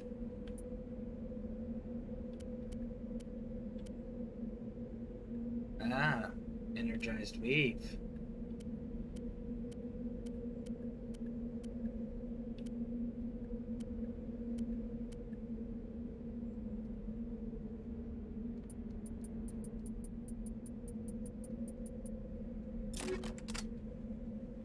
I think I want the energized weave. And then you can have, I guess we're gonna just keep you on the battery, right? Scorpion. You, yeah, you're just staying there. You, little girl, marketing. Right around with.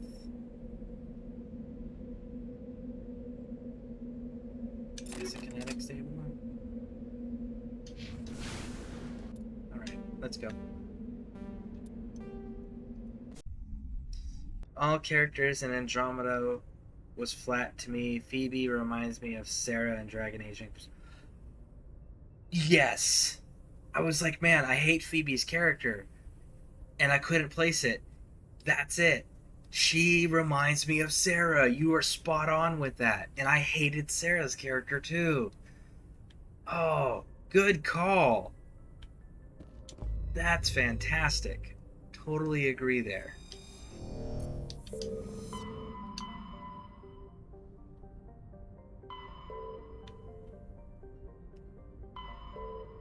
Alright, so I'm deliberately trying to do something here.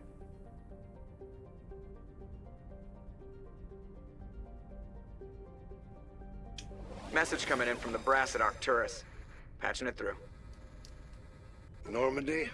Admiral Hackett here. We're getting reports of a marked increase in Geth activity in the Skyllian Verge. Surveillance drones have identified Geth outposts on 4 different planets in the Armstrong cluster. We need someone to take them out. I'm on it, Admiral. Finding Saren is still your top priority, but you've got experience fighting the Geth. You're the logical choice to take out these outposts. We're transmitting all the locations of known Geth outposts in the Armstrong cluster to the Normandy now. Admiral Hackett out.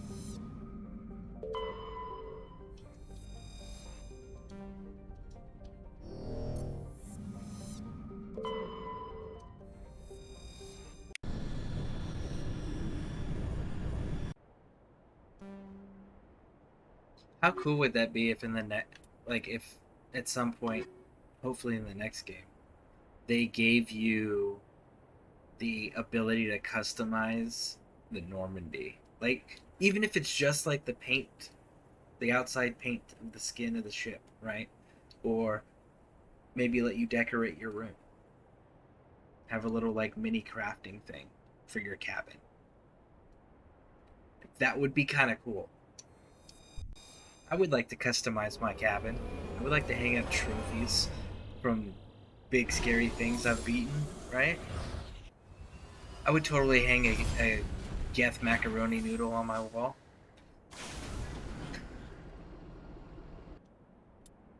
You know, take down some like big Krogan, like warlord or battle master.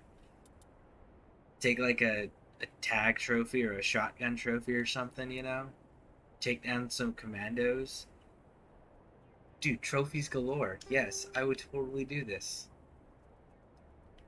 Breeze, and that's the Geth outpost. So we're gonna take care of the anomaly first. And I would definitely be doing a purple and black scheme if they'll let me do that with the Normandy ship, simply because honestly, at this point, at the next point of the game, if they bring Shepard back again, if you are playing Shepard again and it's post 3's decision and dealing with the Reapers, and they don't give Shepard the ability to say what his ship's colors are gonna be, I'm gonna be a little disappointed. Like, they can't be still going, well, you're just a commander and you still answer the Alliance Navy. There's no way in hell that he gets treated that way after saving the galaxy from the freaking Reapers. Regardless of what the canon decision is, right? He won.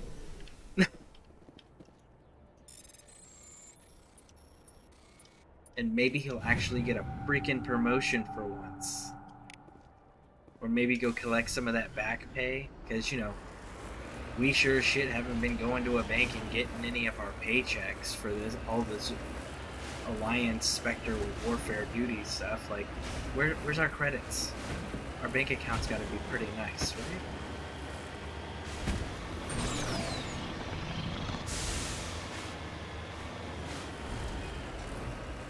It would be better. They should use Andromeda's combat system, and that was the best part about Andromeda. Totally agree. 100%. Their combat system and their jumping mechanisms and all of that, yeah, absolutely. It is a far superior system, and I really, really liked it. I would like them to continue with that combat system as well. Huge fan.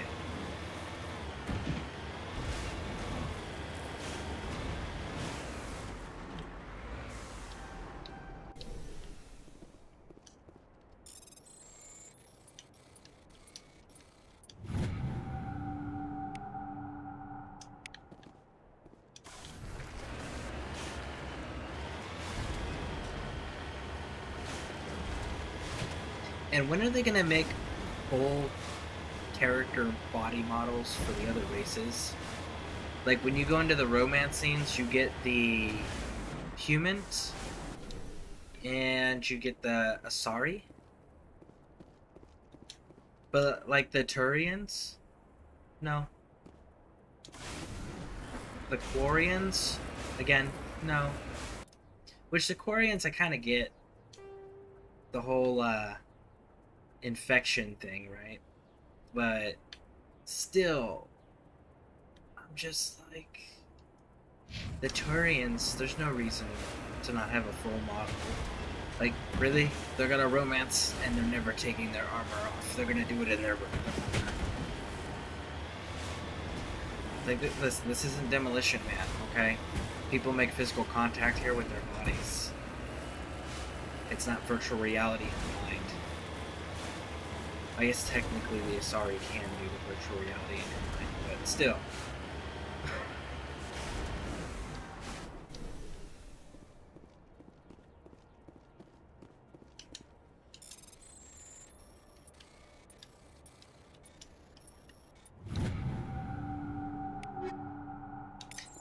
And I'd be kind of curious on what they're going to say the lore is. They're saying... So I know that the Asari can breed with any race. But... surely... there's got to be somebody trying to develop technology and doing some crazy research to see, like... especially on the Krogan side, right? The, about trying to reproduce with other species. I can totally see some perverted human researcher dude who's lonely going, I want to have me some Krogan babies. Or some Turian babies, right? That would be kind of interesting. I am genuinely curious on if they're going to incorporate that system at any point. Because it's totally believable that with the technology available during the time period here, that someone would be researching it somewhere.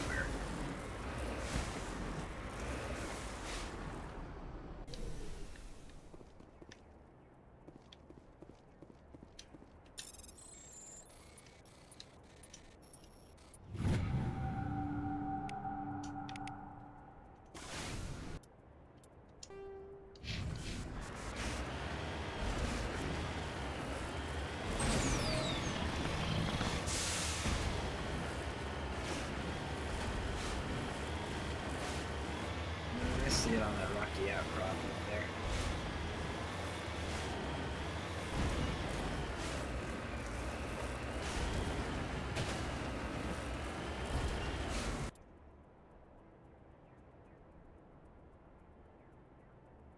Would you like to see a Turian without armor because it would look like a malnourished person because of their body mass dimensions? Would it?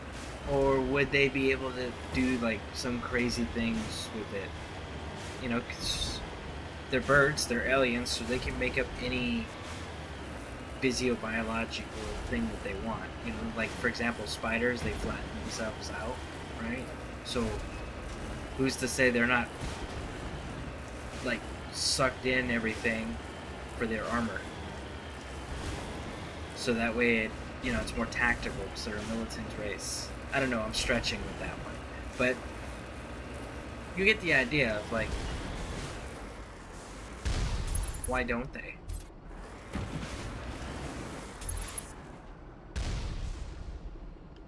Where is this? They're shooting at me. Oh, there it is. I was like, man, where is this? I know it's right here.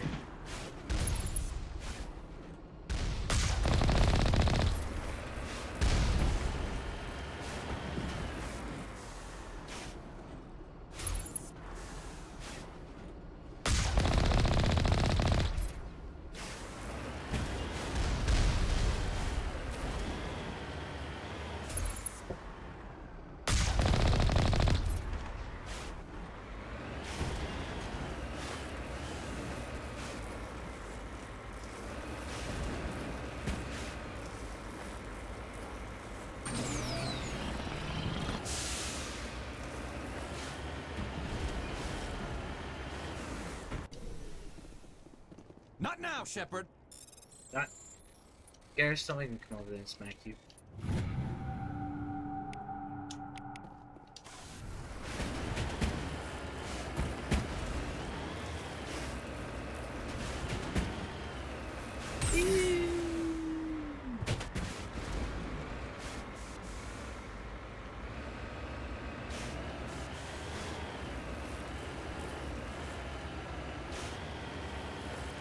You know, it'd be kind of cool if they turned Mass Effect into an RTS. Like old school RTS.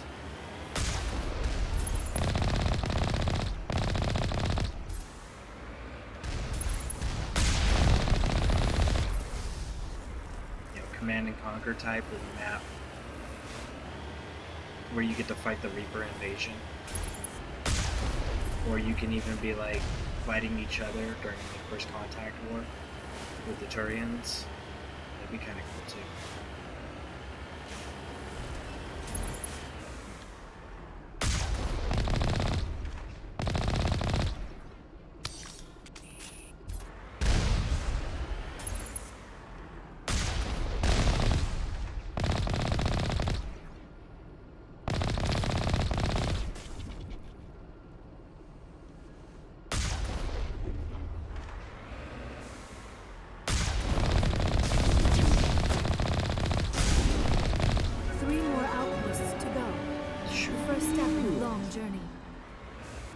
I always get nervous when those Colossus come down. They're gonna punch through me. Just like, oh, man.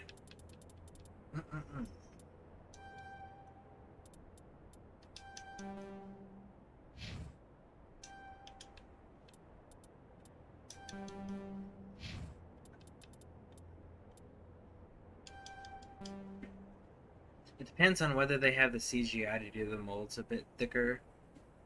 Take Garrus. He looks like he's got stick legs, no lower body muscle. That's fair. I could see that. Yeah, even if they just did almost what they did with the consort, right? The consort romance scene that you have here in the very first game. You're just seeing from here up, right? Just the shoulders that are bare. And then the implied hand on the glass. You could even do something like that where you just show us the shoulders of the character models. Show us that they can actually take the freaking armor off. Something like that. That would be okay.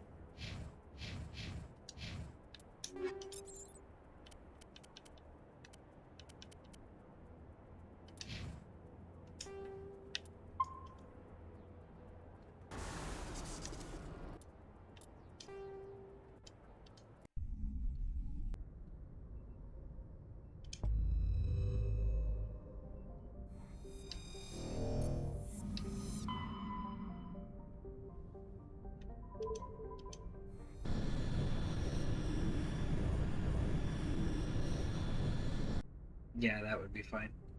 Yeah.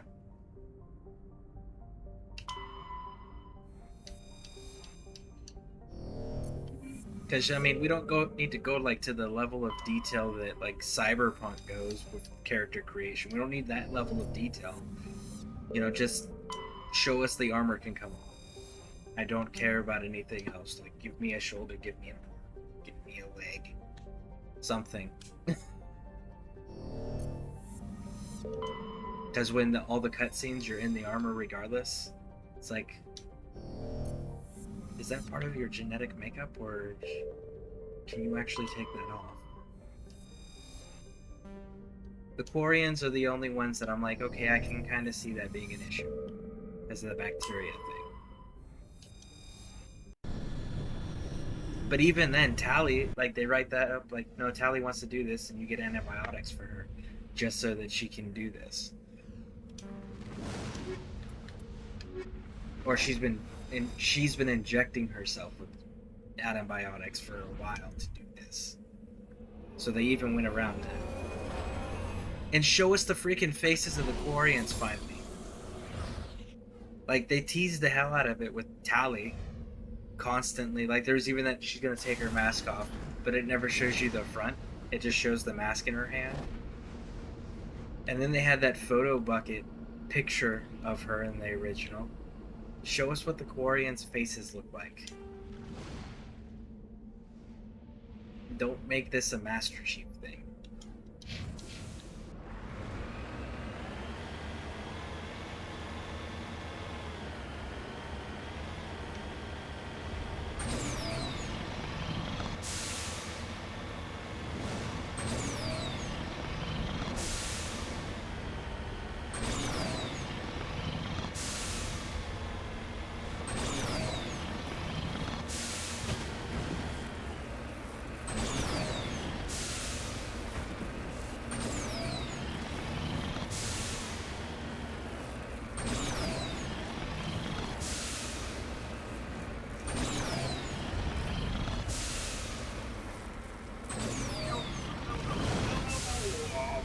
I lost the momentum. I can't regain it.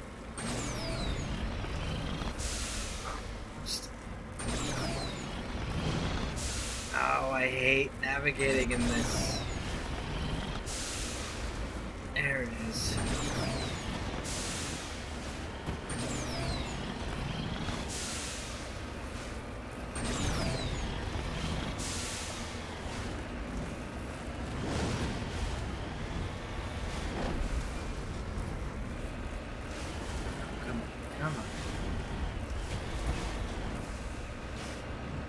There we go, we made it. Howdy, friend. I see scaling mountains is a theme today. Right? Yeah, you were having issues with scaling mountains earlier, too. But at least in that game, in Skyrim, they legitimately have, if there's a location, there's a path to that location. I will say that about that game. 100%. This game, on the other hand, the planets don't ever have paths. There's not even paths in the entire planet. On any planet in the entire game. It is awful. I hate using the vehicles so much. No, no, no. Man.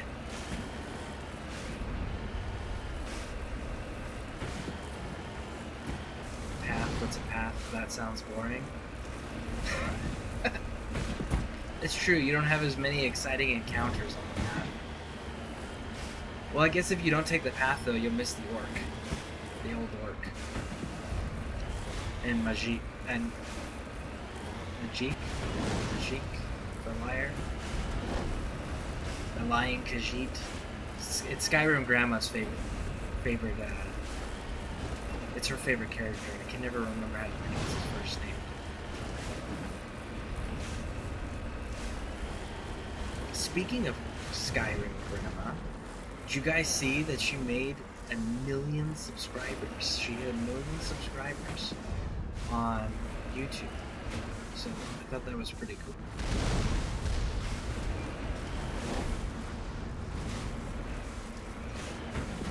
Except a few thieves that seem to think I'm death running into them.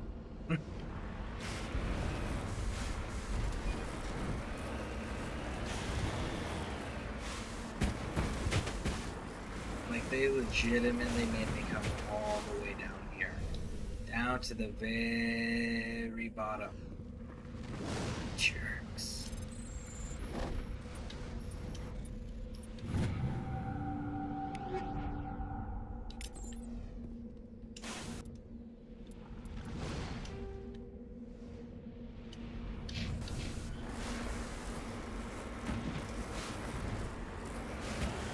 Come on.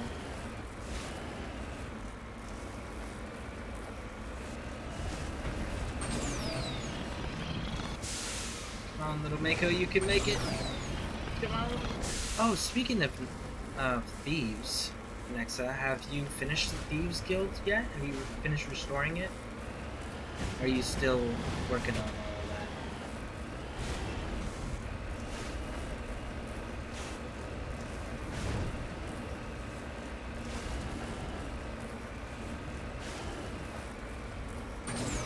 And I hate this stuff.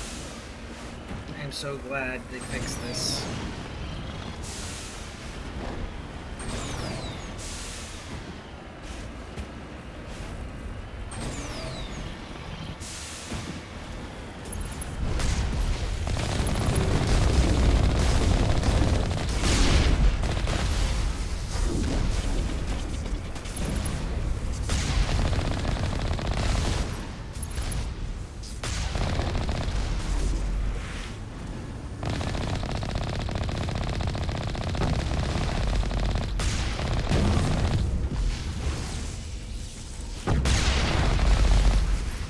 And they didn't break through the shields.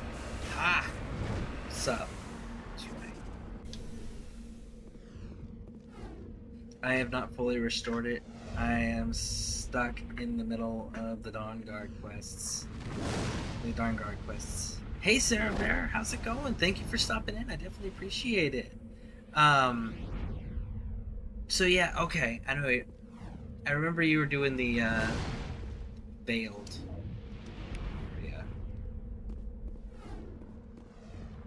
I wasn't sure how far you had gotten with the Thieves Guild. Just lead the way. Okay. So the Thieves Guild stuff. You remember how you were talking about on your stream the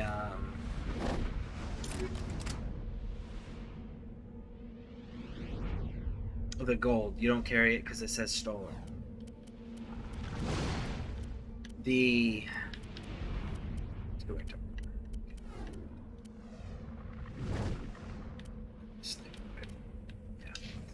Alright, so once you've restored the guilds, you can tell anytime you run into a guard, I'm with the guild, and you pay the bounty off, and you get to keep your stolen items. It's kind of nice. And it'll say stolen on your gold if you've stolen any gold. But if you don't have the guild restored and you get arrested by the guard carrying stolen gold, it says stolen because all the gold's in one section, but it's only going to take the amount stolen from that you stole. The rest of the gold that you acquired legitimately, you get to keep that. So that's kind of one of those super useful features that I am always like, if anybody goes through and is doing this game, make sure you restore the Thieves Guild the very first thing, period. And then you get that amulet of articulation that guarantees you pass speech checks every time. So it's double bonus there.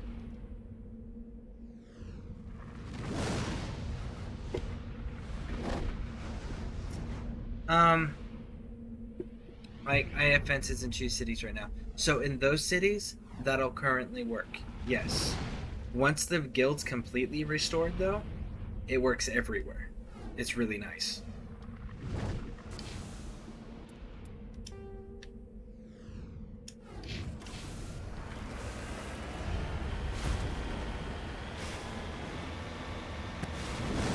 You know, I gotta go and... Maybe I'll do that one of these days. I'll pull up my,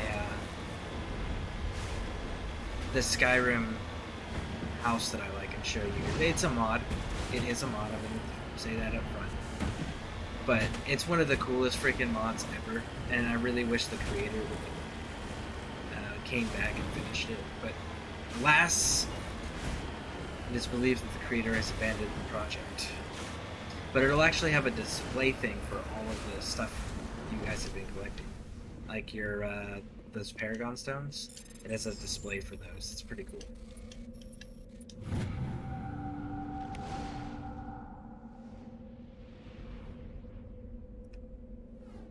Okay, perfect. I'll probably work on that Friday. Get through the Dawn Guard. I would be so hyped for a Skyrim stream from you.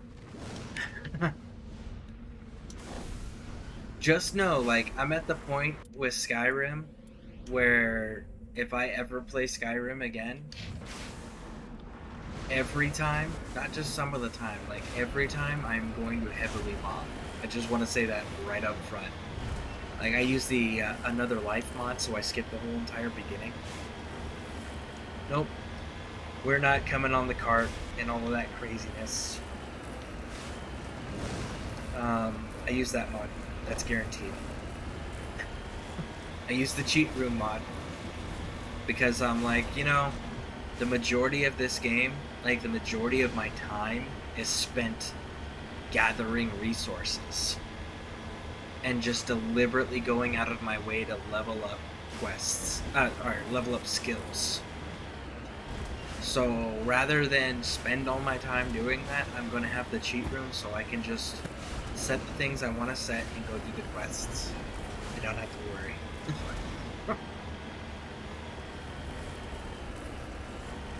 I think if I did a second playthrough, then I might mod. Oh, I strongly recommend it. I absolutely strongly recommend A, play the game first without any mods. And then all subsequent playthroughs that are not trophy hunting playthroughs, I strongly recommend modding. There's a lot of quality of life mods out there. Some of them are housing mods, some of them are graphics mods. They're just 100% worth it.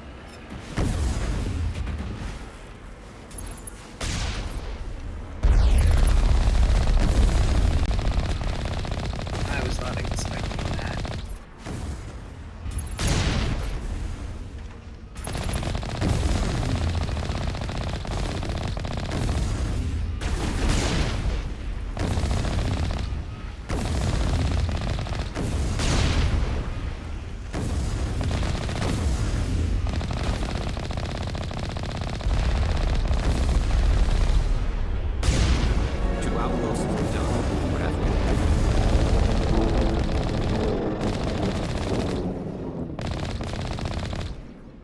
that was a lot of them. Woo! All right. I will be lurking. My dinner is almost ready. Awesome! Thank you for the lurk. I hope dinner's amazing. What is trophy hunting playthrough? Because if I was a dog, I just cocked my head and my ears rose. Trophy hunting. Okay, I say trophy hunting because I talk to my stepson quite a bit about video games. He's a streamer too. He's on YouTube. But he gets PlayStation stuff, so I'm always trophy hunting. They don't have achievements over in the PlayStation world. They have trophies instead of achievements. So trophy hunting, that's what I mean by trophy hunting. If you're trophy hunting or achievement hunting, obviously you can't mod because it disables the ability to get achievements. But you can. It's been cooking all day. Ah, very cool. That's awesome. What was I saying? Totally blanked.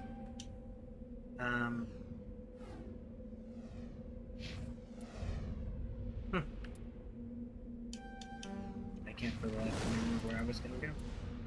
But we're done. Achievements are same as trophies to me, so I may do that. Oh, okay. Trophies, that's right.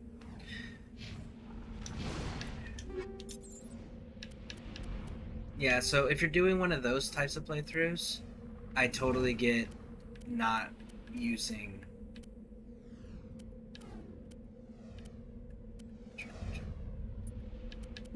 mods, because obviously they're disabled. We can't have that. So what I do is I go through it, I focus on just getting the trophy I want to get or the achievement that I want to get, and then I'll go back to my happy modded Skyrim. It's a lot nicer and easier to play.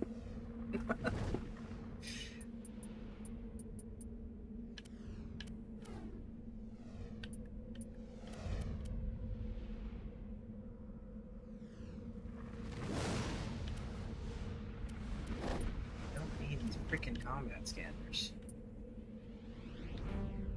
Alright, so we're gonna stick with the heat sink. I can't believe I have not encountered another heat sink yet.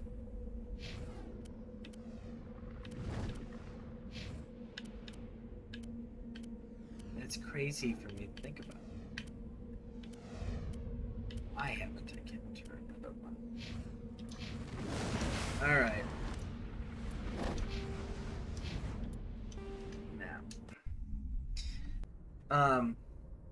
And also there's a mod for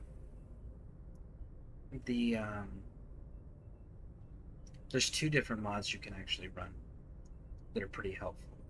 One is the crafting perks, like all the crafting recipes and everything. It allows you to craft for free, which also includes building your houses for the homesteads. So that's kind of cool, because then, again, it eliminates the huge part of Skyrim, which is hunting and gathering, and so that you can craft. So it removes that. The other one that is the unofficial patch. It fixes a lot of the bugs and glitches and stuff like that. It fixes a lot of those things. And let's see, is there anything else? Ultimate Power allows you to do the Emperor Palpatine electricity hands. That's just constant. Yeah, there's that one too.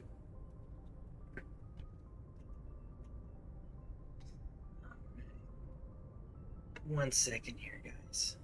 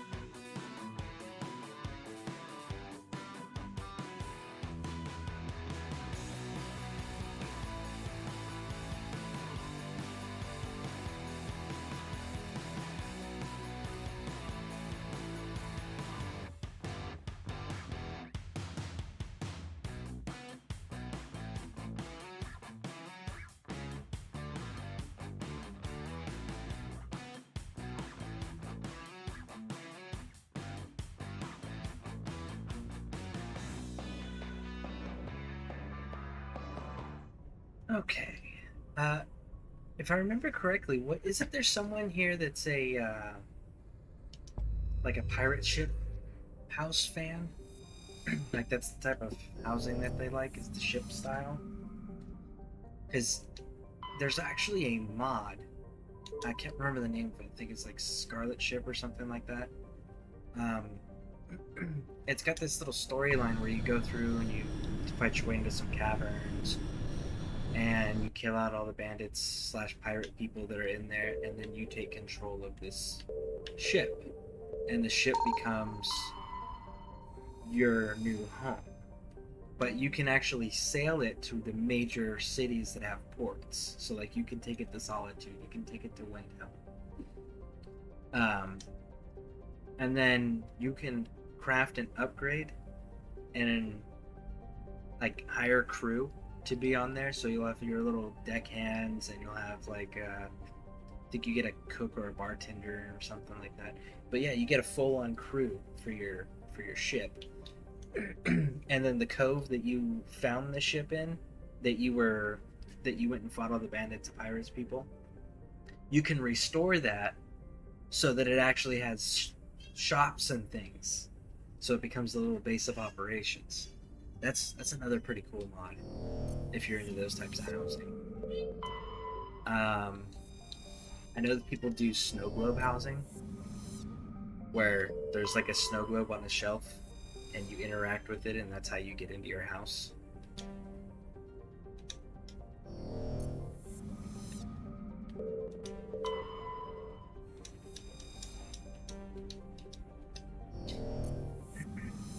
Let's see.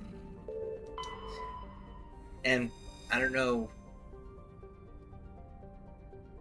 how far you've gotten with the main storyline, Nexa.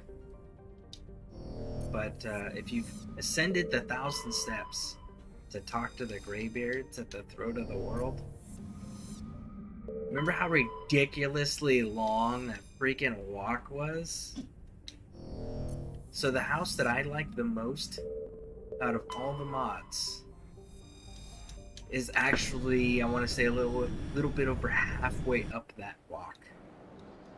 So you could just you start out with the map marker already discovered. So you go through, you get that quest unlocked, and then you just fast travel to your house, and then you just walk the last little bit. It is such a nice way to get around all of that. I finished the main story. Okay, cool. Yeah.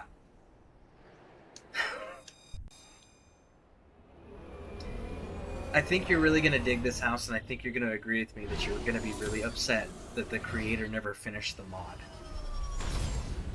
The other thing that this place had was a dragon room. So it was like a taxidermy room. So you go in, and you would be able to create these statues of all the different enemy types. And then along the wall and the ceiling, there was trophies for dragon skulls, and you would talk to this guy, give him a dragon soul, and give him a heart, which was a new item introduced off the dragon that you killed, and then he would give you the knowledge of a shout to be able to summon that dragon. So you were taking the dragon souls of all of the ones you were killing, and you were controlling them and then utilizing them as you saw fit by summoning these guys to the fight. It was such a crazy in-depth house mod. You had all the guards, and you had 3 mannequins, because you had tons and tons of guards. You have 3 mannequins. You have a warrior mannequin, a mage mannequin, and a rogue mannequin. And you set whatever armor you want, and every single one of your guards that fall under each one of those classes will wear that armor set and carry that weapons. So you don't have to like make mass amounts and just hand them out. You just make 3 sets and put them on the mannequins, and that's it. Yeah, so like if you want to be like, oh, I'm Dragonborn, you can throw Dragonborn everything on, like Dragon Plate and Dragon Bone. Dragon Scale and Dragon Bone. Yeah. Or you could be like, oh, I'm Stormcloak and throw all Stormcloak, or I'm Imperial, or all Dawn Guard, or whatever. It's such a crazy, amazing house mod.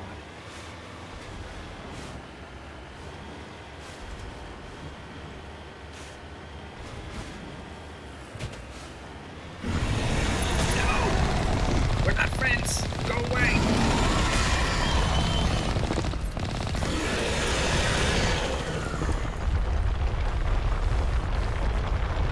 I was not expecting that.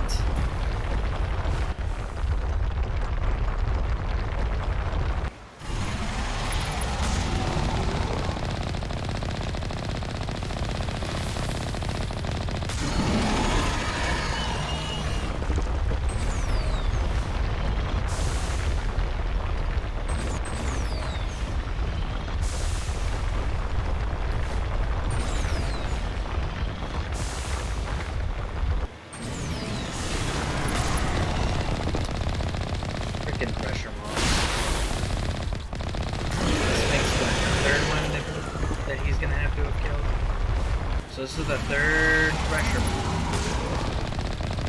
I really seem like less and less the more I count this. As to why killing a Thresher Maw in the second game is so impressive. Well, it's because you did it on foot. Still. Think of the Thresher Maw count we've already got. Who else has got those numbers?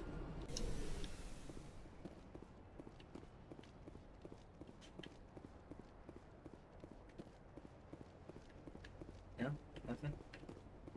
No investigate, no check the wreckage. There it is. The vehicles and the human corpses show telltale signs of Geth weapon fire. The Geth have been mangled by the Thresher Maw. At least they got what was coming to them. Okay. So 1, 2, 3. So 3 Geth killed 3 humans. And then Thresher Maw killed them. Okay, we're kind of cool with that. And they're still in a non.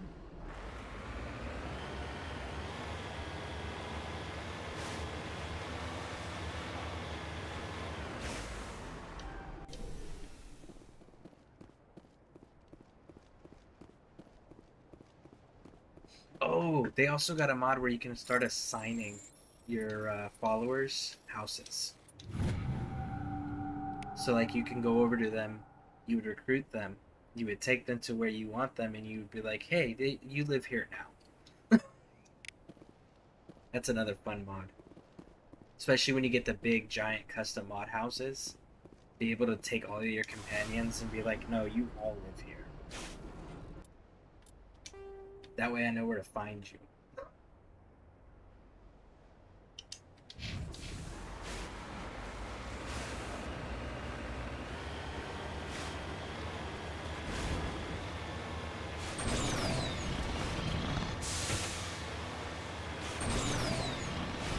And they have some beautiful, beautiful armor too.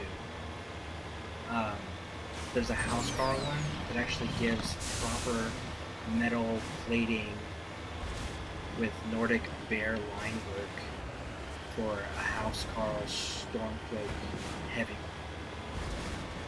The followers bug me because they don't stay where I tell them to. Yep.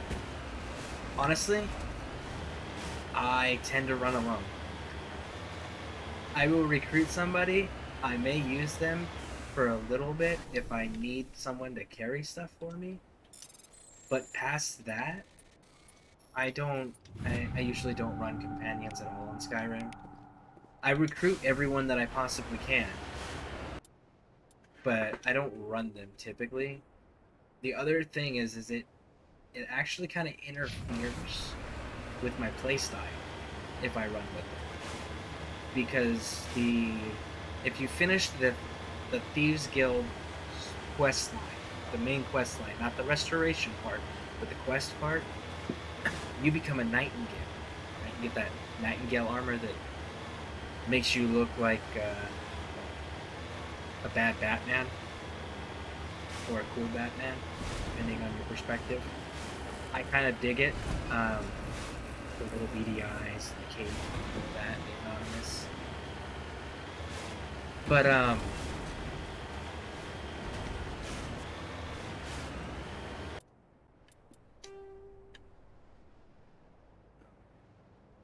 need to keep this gap outpost first.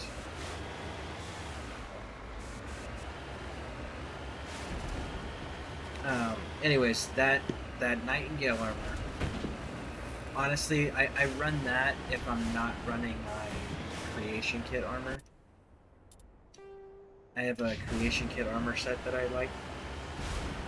I can't think of the name of it right now, but it's the full plate mask. I think it's like battle mage or spell sword armor or some craziness like that.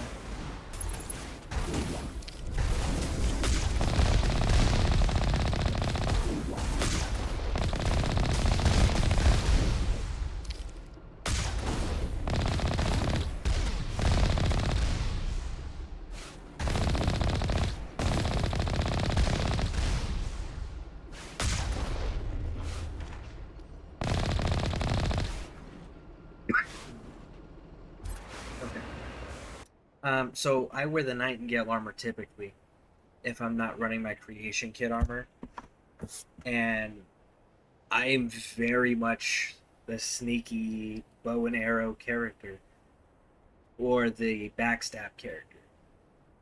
And the reason why is honestly because they made the freaking build so overpowered.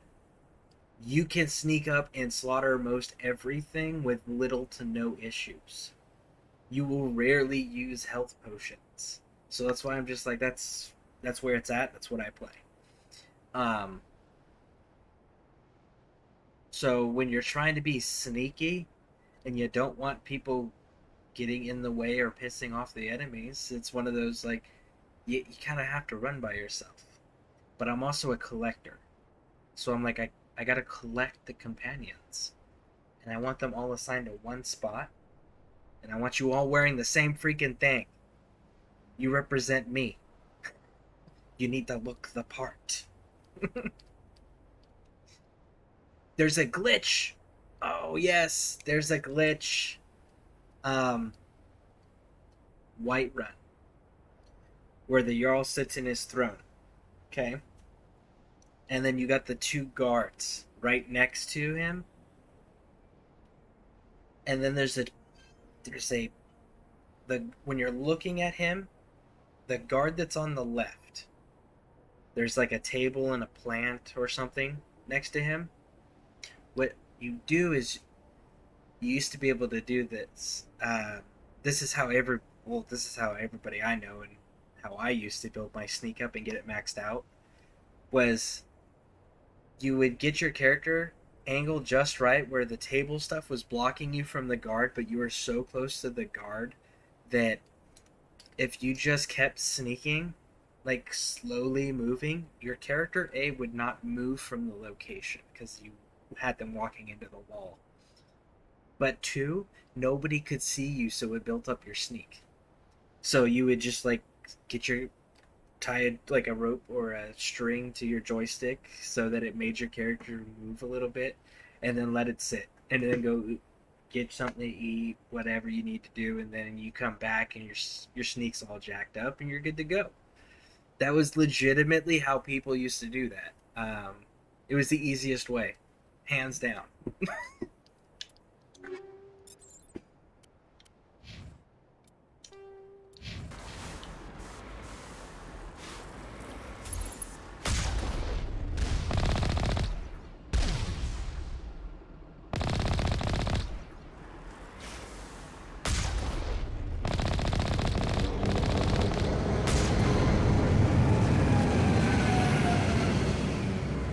Okay, so I am a collector, so how can I get them all in one spot? There's a mod. It's called Your Home is My Home. And what you do is you tell them, you would grab your companion, bring them to whatever home they're in, and then you would talk to them, and you would say, how do you like living here? This is now your home. And then you leave. And you can leave them, and they'll stay there. But it's a mod. It's called I believe it's my home is your home.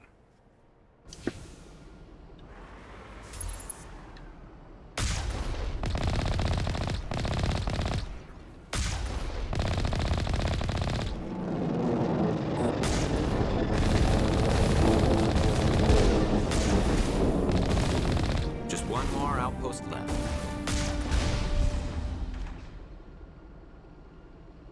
Okay. That's it. That is it. We did it. Now we can actually go claim these debris. Now that we don't have the jamming happening anymore. Jamming line. I need to get that line though. Yeah, like I said, I'm guilty of the same thing. Like, I am one of those people. I have to be able to display everything that's unique in the game. You know, I need a display for every single one of the claws. The eagle claws, right? I need a display for every one of the Daedric artifacts. I need a display for all the masks. The Paragon jewels. The people. I need to put the people all in one spot. What else? What else? The Falmer eye that you don't sell to Delvin Murray? I need a place to put that. Let me put all my armors on display that I craft. I want to put one of every single armor set in the game. I want to put that all on display. I want to make a room where I have enough mannequins with shields so that I can do one room of just guard uniforms for every single hold with their shield. Like, I want to do stuff like that. I'm that collector.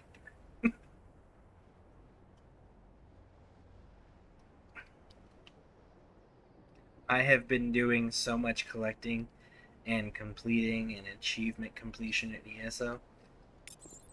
Yeah, I was doing that when I first started. Like, once I got everything situated and I knew what I need, then it was like, okay, I need to start doing these achievement hunting things to get the things unlocked that I want. I still need to, at some point, go down and finish trying to get the void paint, the void armor tint color unlocked.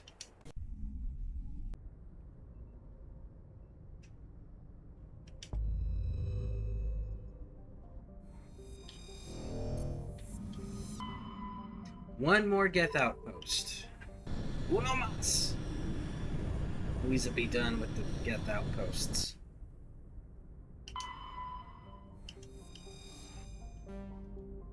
Matriarch's writings.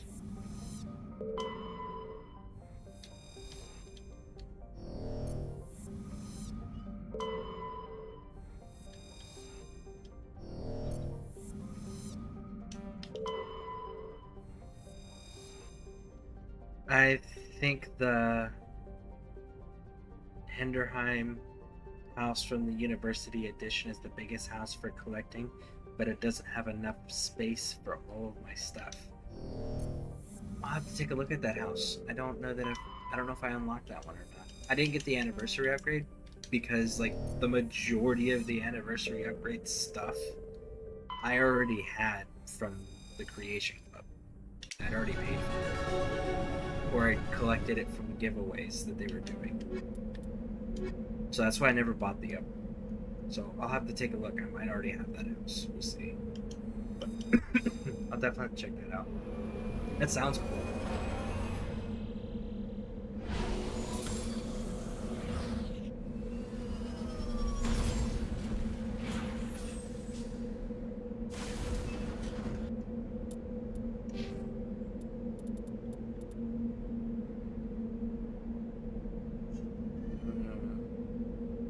Really want to go into sniper rifles. Dang it.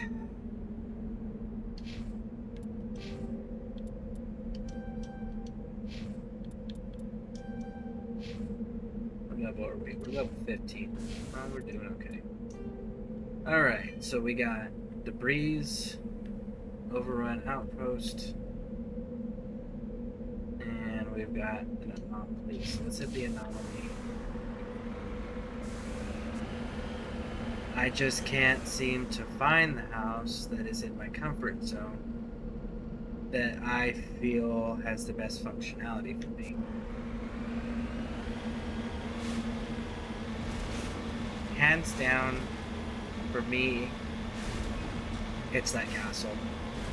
It's just not complete, and you can't have children there. The children's wing, the creator, I don't know if it's a he or a she, but the creator started making the children's wing, and it was going to be all pirate themed, like kid aquarium pirate themed, and it was a really cool idea, but they never completed it. And because they never completed it, the house is the children cable, adoption cable. Which, by the way, there's a mod for that too. There's a mod to make multiple adoptions, so you can have, I think it's like 4 kids, 4 to 6 kids.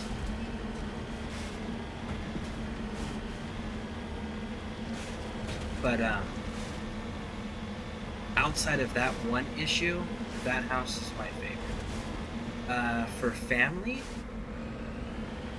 there's a house that's actually, it's family and convenience, I would say. There's a house next to, oh, what's that first village you run into? The one that you get sent to, that sends you to Whiterun.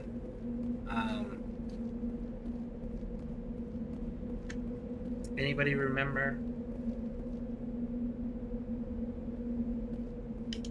And you remember what that first village was? Right after you escape the dragon attack at Helgen, and you start running, you get to that first place, and then it's where Rorikstead? No, Rorikstead's a major village. They have songs and stuff like that. I'm talking about the very, very first one, where you meet Delphine, the Blades lady who's acting as a bartender.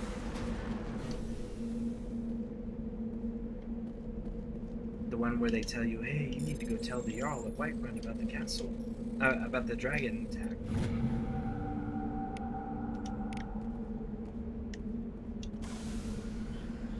Well, anyways, so that very first place, there's a house that it has more of like modern furniture styling. Like it's got a working bar. It's got some modern-ish looking things for bookshelf decorations. I think it's got a pool and a jacuzzi hot tub thing. But it's a really nice looking house. It's got like a little barracks servants quarters room for your Thane or your companion. And it's got a full-on kids room where you can have up to 6 kids in there. I think it's 6 kids. And then you and your spouse have your own room. It's a very nice, cozy little cottage house. But it's not a collector's house. Throw that out there right now.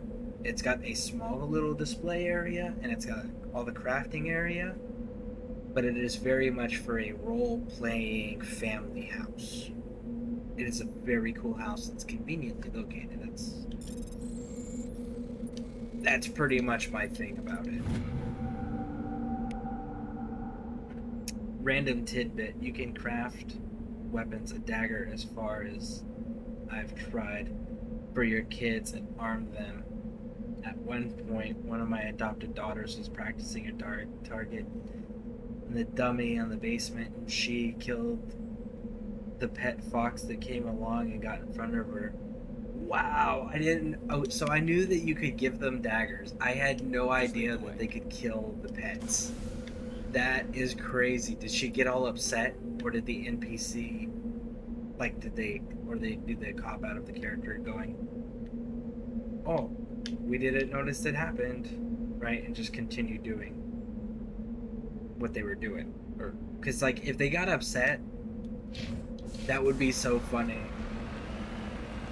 That she kills it, and they're like, oh my gosh, why did you get in the way? Dad, or Mom, I need a new fox, make him better. See, this is why we need to pay attention to where we swing sharp objects. teachable moments.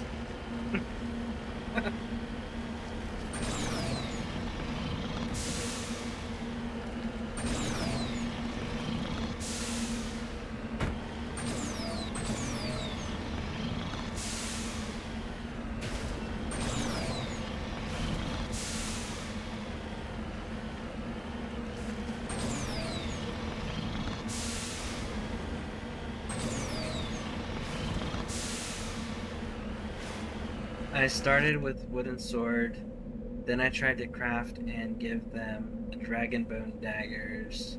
She didn't have any emotion, but I did a reload because the fox is cute. Oh yeah, absolutely, I would do a reload too, but yeah, I was just curious about that. I was like, I've never seen them kill anything before. That's crazy. It's so cool that they're able to do that, but at the same token, I'm just like, yeah, I would still have to reload.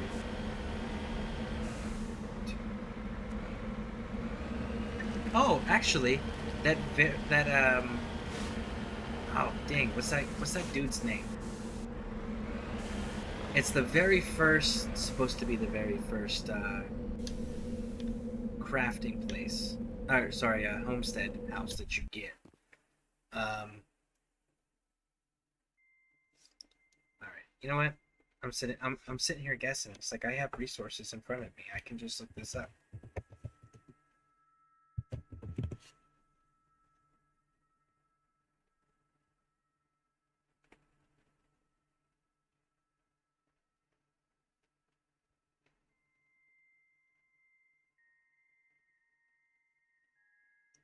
Riverwood. The village that you first encounter is called Riverwood. And the homestead is the Lakeview Manor. So the Lakeview Manor, it was on accident. Interesting that it was possible. Yeah, I honestly didn't know it was possible. So that's interesting alone to learn. But the Lakeview Manor, that very first place that you guys get access to for the homesteading, there's actually a mod that expands the basement into unique storage collecting areas. So like it has a display area down there. It adds a display area down there where you can display like your Daedric artifacts and unique armors or the different masks, things like that. It's actually a pretty cool little mod because it really doesn't do much other than just add a new room. It makes sense that it would be there. It always pains me when a horse gets killed too, LOL. Reload. Yeah, see, this is why I just used the skeleton horse from the Dawnguard expansion, because I don't have to worry about that thing dying. If it de-summons, I can just re-summon it and it's good to go. But yeah, no, I have that same issue. That's why I can't bring myself to run regular horses. Or Shadowmare. Man, the first time that I lost Shadowmare, I was like, nope, I don't care. I am reloading. I don't care how difficult that fight just was. I refuse to lose Shadowmare.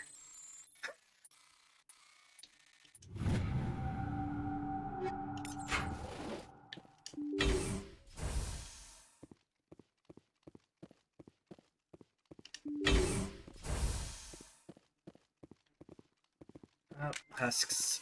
Let's do this. Oh,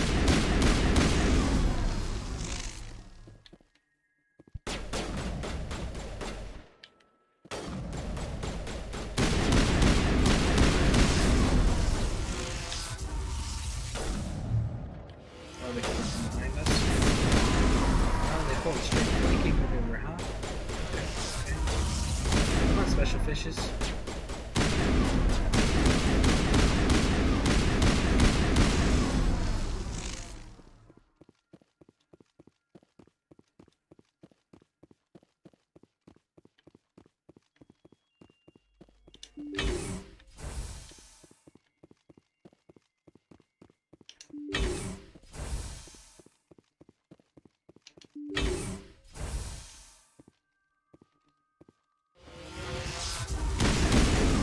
No.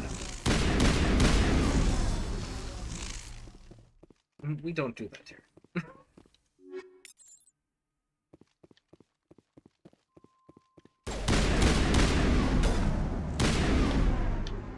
Nice kill, Garrus. That was freaking fantastic, Garrus. I actually really dig that. And it looks like Liara's gonna be using her pistols for primary. Okay, fine. I didn't change that writing, apparently. Or programming, rather. So I guess we're gonna have to pay more attention to her pistols. Whoa! Nobody invited you, little face. Nobody invited you. Go away, macaroni head.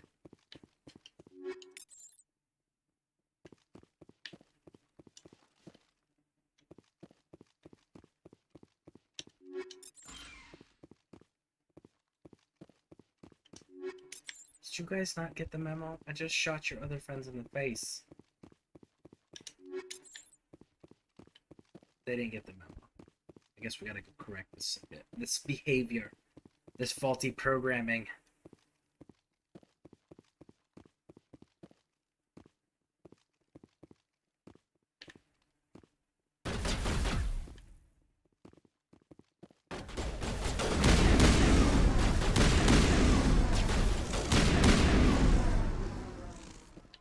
Well, it's one of those little fast movers. Is that what we're dealing with here? Where's that? Where's that?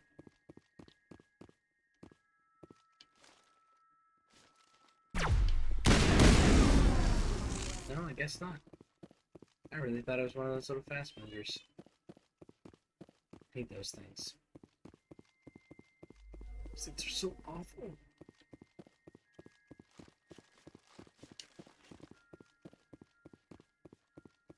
Alright. So I think I have the vast majority of my folks here. Let me check.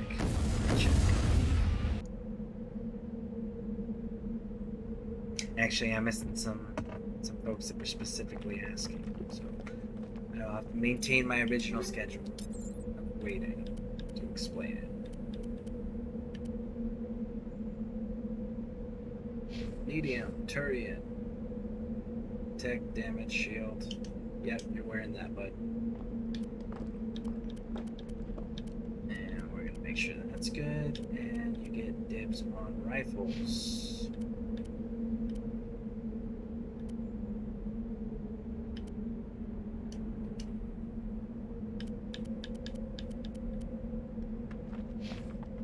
Liara gets dibs on pistols.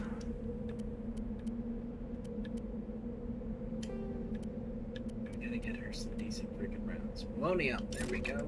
Woo! She's gonna need.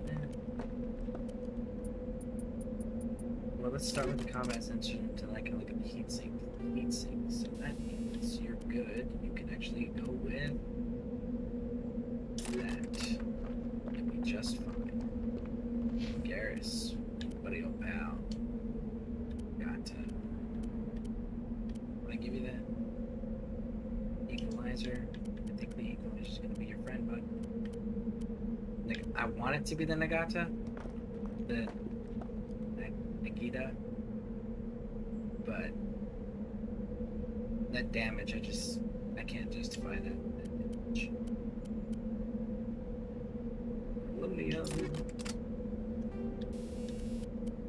This one needs rail extension.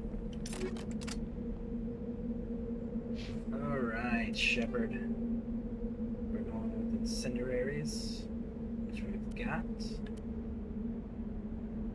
Ooh, we're gonna go with toxic.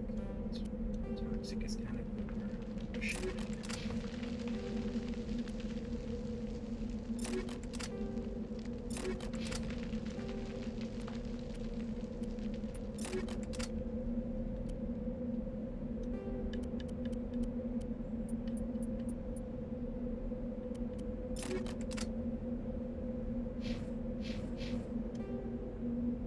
Why do we have those? That's not correct.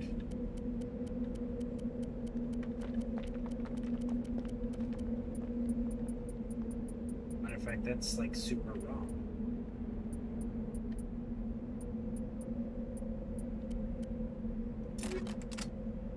So who's got my...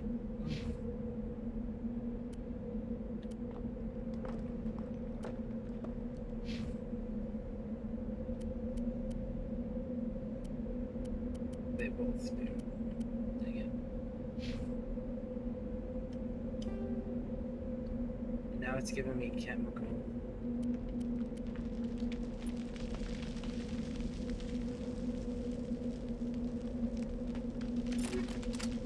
We're just gonna go with that.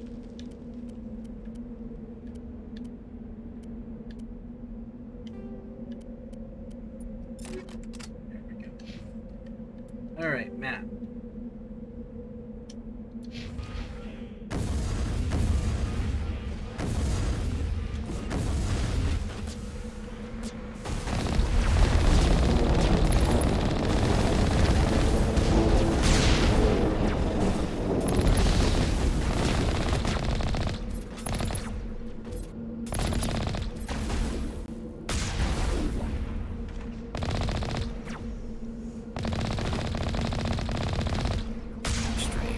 I expect one of these outposts to be the main base of operations for this incursion.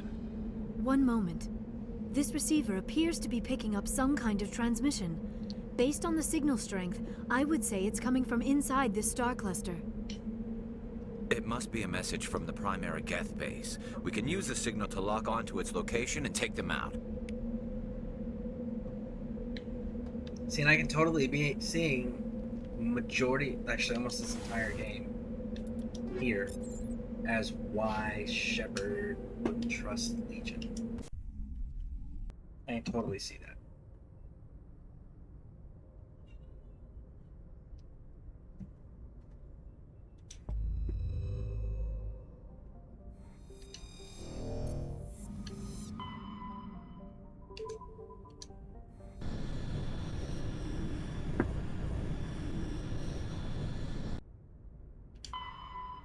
Survey!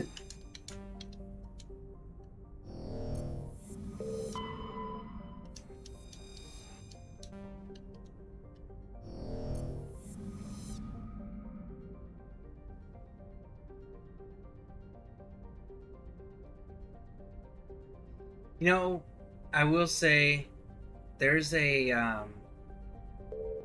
actually a little Easter egg from Dragon Age in the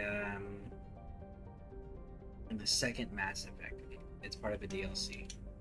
They actually had a special armor too with the original Mass Effect 2 that you could wear. That was I think they called it like blood plate armor or whatever, and it had the red dragon symbol from the very first game. It was a pretty cool little armor set. But one of the things that I thought was unique was the Easter egg that they chose to use from the Dragon Age series came from the first Dragon Age. Because the Easter egg's a statue of an ogre. The purple ogres from the first game, it's a statue of that ogre model. It's not a statue of the ogre model that's used in the second and third game. So I thought that was pretty interesting. And it still leads me to believe, and I understand that it was a promotional thing and developers killed the original concept and all of that, but I still believe that Dragon Age is directly connected to Mass Effect. And things like that just go to further reinforce the theory.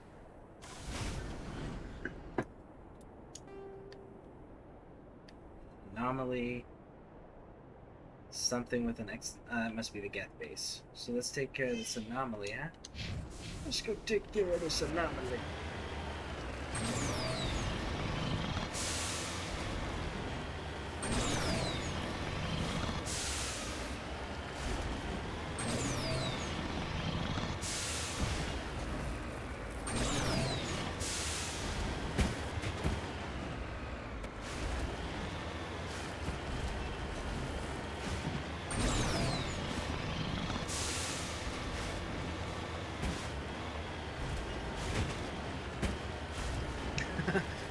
They should totally end the Dragon Age series with the Reapers showing up from outer space and nobody understanding what machines are.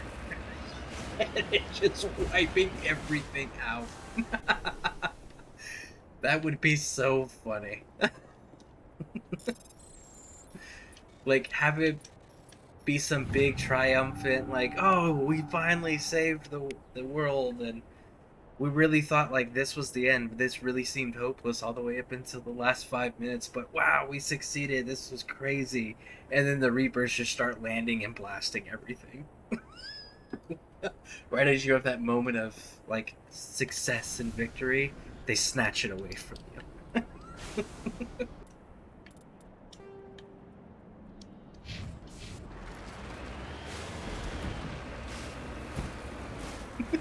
Yeah, like, could you imagine that? You defeat Corypheus, and then a Reaper lands and blasts Skyhold.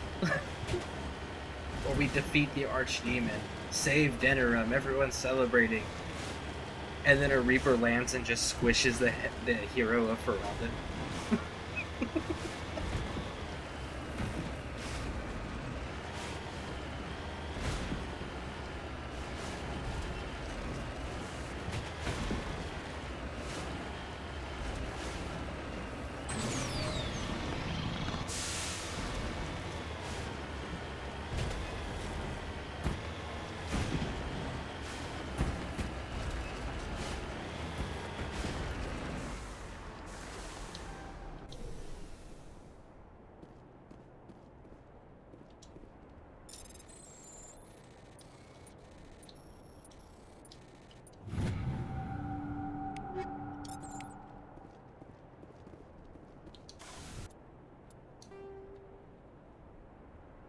That's kind of the feeling that they give you at the end of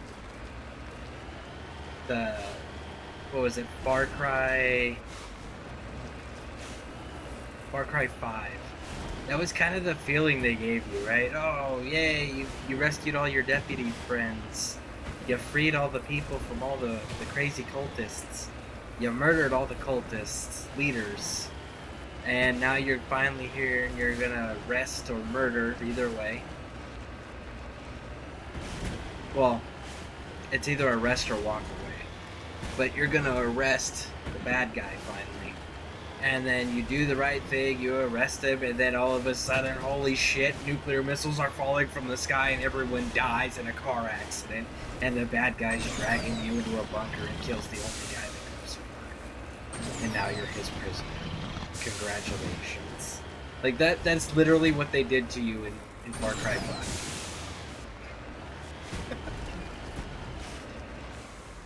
They let you think you had a chance, and then took it from you.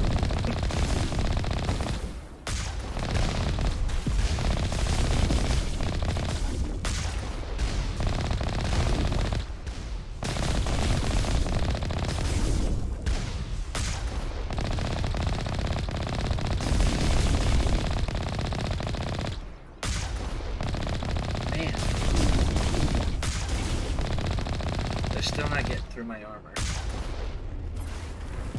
I mean, my shield. So, I mean, that's a plus.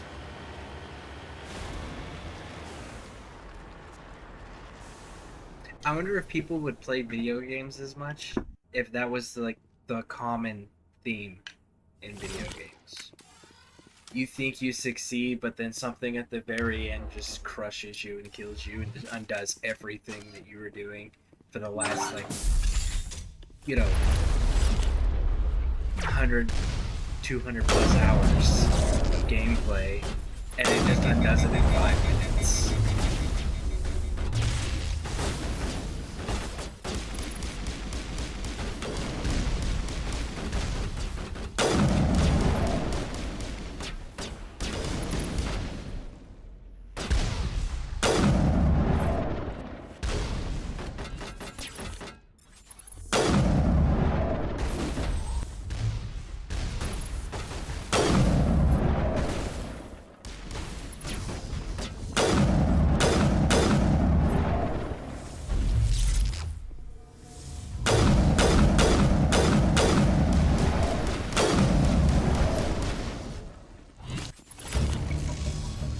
the last Geth falls, you hear music from across the room. On the monitor, a Quarian stands before a hushed crowd, warbling a mournful capella of words and innocent lost. The recorded song is dispatched to the Geth worlds behind the Perseus Veil. The transmitter shuts down. Interesting. Okay. So as the last Geth falls, that means there's no more bad guys. Got it. So we should be able to do a little looty loot.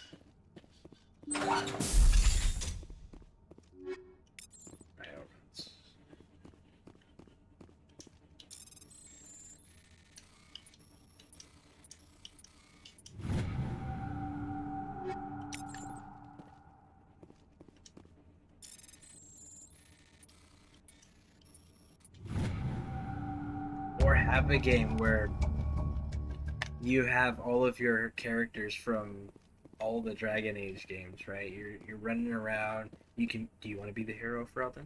Do you want to be Hawk? Do you want to be the Inquisitor again? We'll make some crazy magical arm thing, right? So that way the Inquisitor has their arm back. Let you play as whichever one you want, and then the other two are going to be in your party, your companion, the recruitable companions. All characters that you've recruited or encountered are recruitable, right? Something like crazy overpowered. No way you can lose.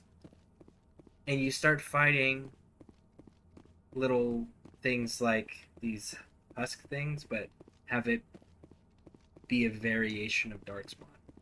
So the Darkspawn look kind of like them, right? With the blue everywhere. And then your characters come to discover that they're all working for this group called the Reapers, or whatever they're called. Whatever you guys want to call them. But the same machines. And then... yeah, we dealt with both of those. And then have it be one of those, like, no matter what you do, the Reapers win. Because your technology, you just can't touch their technology, right? And, like, no matter what, you're going to fail. It's just a matter of how much evidence is left behind for the next society to become built. Message from Admiral Hackett, Commander. Patching it through. We just received your report. Looks like this Geth incursion was bigger than we thought. They were probably preparing for a major offensive in the system. We're increasing patrols in the Armstrong cluster to make sure they can't establish another foothold in the region. Nice job, Shepard. You saved a lot of human lives on this mission. Hack it out.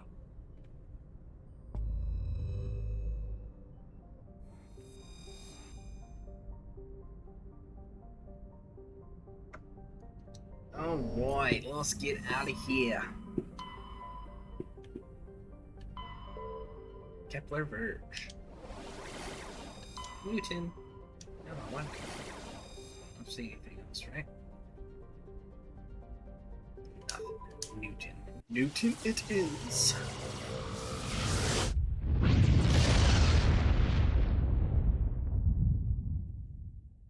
Message coming in. Patching it through. I've received some troubling information, Commander. We need your help. Someone is killing former Alliance scientists. There have been 4 deaths in the past month. Are you legit gonna call me every single time I enter a solar system, bud? Because at this point, I think you should just give me all of the problems you have in the galaxy and let me decide if I'm gonna do them. Rather than calling me every time I travel somewhere. I think that might speed up this whole freaking process a lot. Former scientists.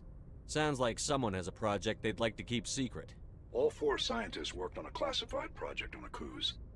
There was a brutal massacre there years ago. An entire unit was killed by Thresher Maws. It was classified as a natural hazard, but the project dates coincide with the attacks. You think these scientists had something to do with the attack? I'm not certain what I think, but it's worth investigating. There was one other scientist on the project, Dr. Wayne. I'm transmitting his last known coordinates. Good luck. Fifth Fleet out. And if you're in charge of the Fifth Fleet, Admiral Hackett, right? You're in charge of the Fifth Fleet, but you're the senior military guy. Who's in charge of the other 4 fleets?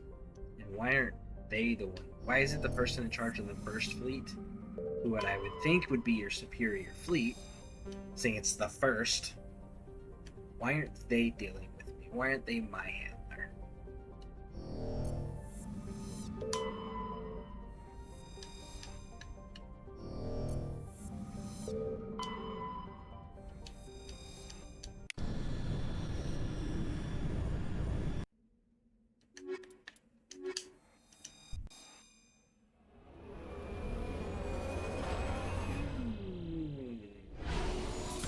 And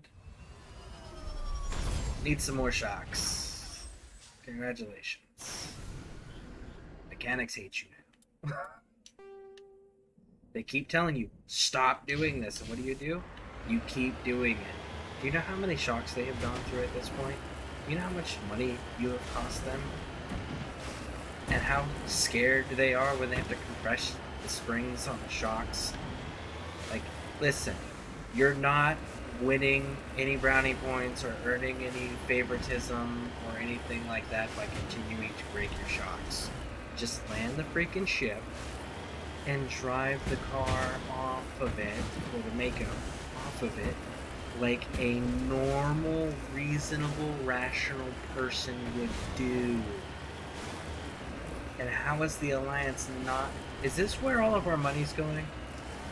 Is this why Commander Shepard doesn't get paid commander pay? Because they're taking it out to repair freaking shocks on the Mako? Is that what happened? Is that where all of our pay goes, to maintain the shocks? And our commander guys just like, oh, it's totally worth it. Totally worth it. At least I understand why we don't get paid in this game anymore. Because in the military, you'd be getting paid. It'd be a passive income. But if you're constantly repairing, repaying damaged property that you are solely responsible for damaging that's 100% avoidable, I can understand why there's no passive income there. I'm sure those shocks aren't cheap. Not to mention the amount of injuries that's probably happening just from replacing and repairing shocks after every single drop. Is that also why Commander Shepard doesn't get promoted? That's gotta be, right?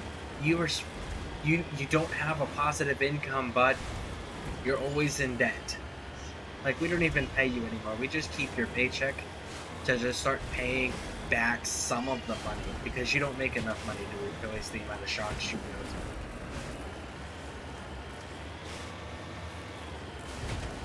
That must be why he doesn't get promoted. He's a security risk, right? If somebody bribed him some money, like, hey, I know you don't get paid nothing, they will.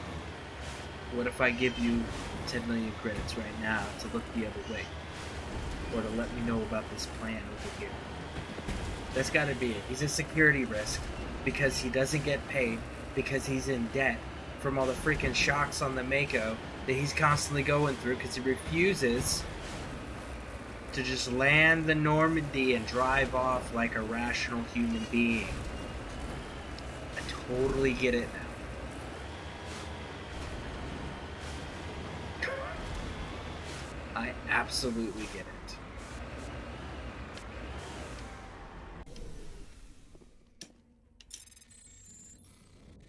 At least that's one mystery solved.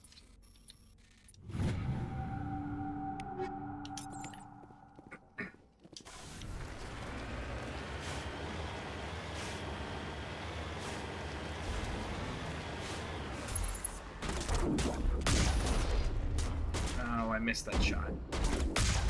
There we go.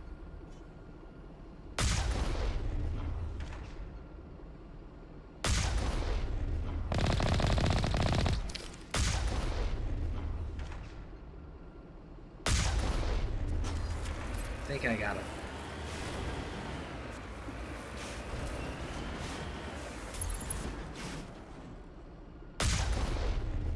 Pretty sure I got it.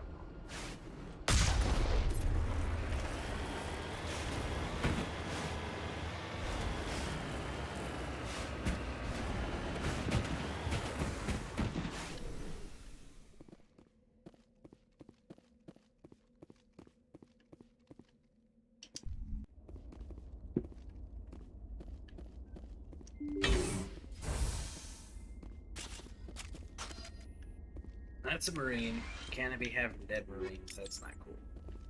It's a quick way to end up on my shit list. Start killing military folks. We're gonna start having some issues now. How you screwed?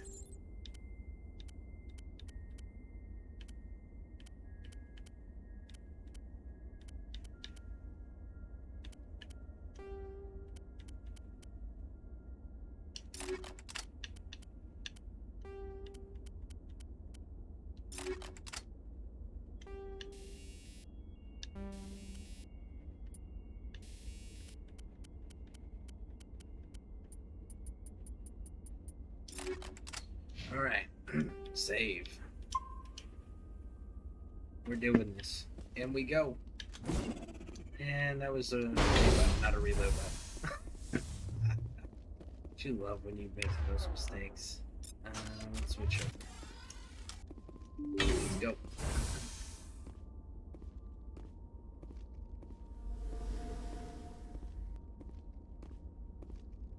I actually might be able to get away with my rifle.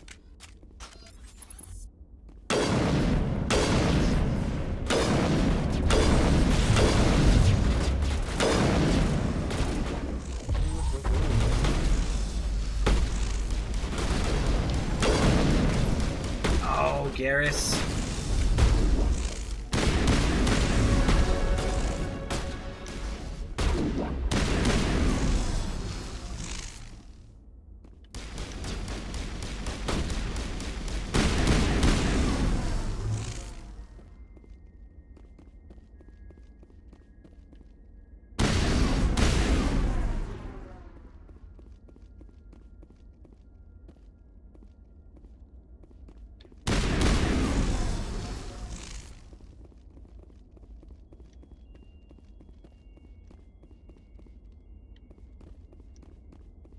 Garrus, you really need to stop standing in my way.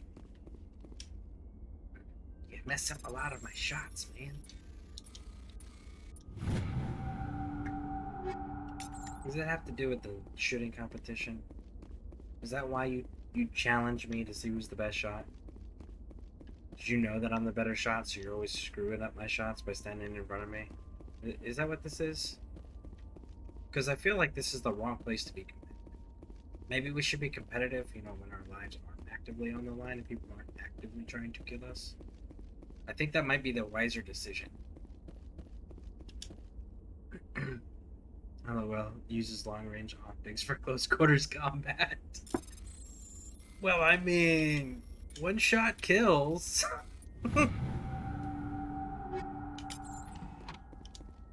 That, and you know, honestly, like, the shotgun is one of the most god-awful weapon systems in this game.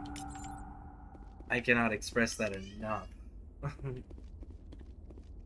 It would be nice if you could have the option, like on a sniper rifle, to go from, like, this view to actually looking into the scope.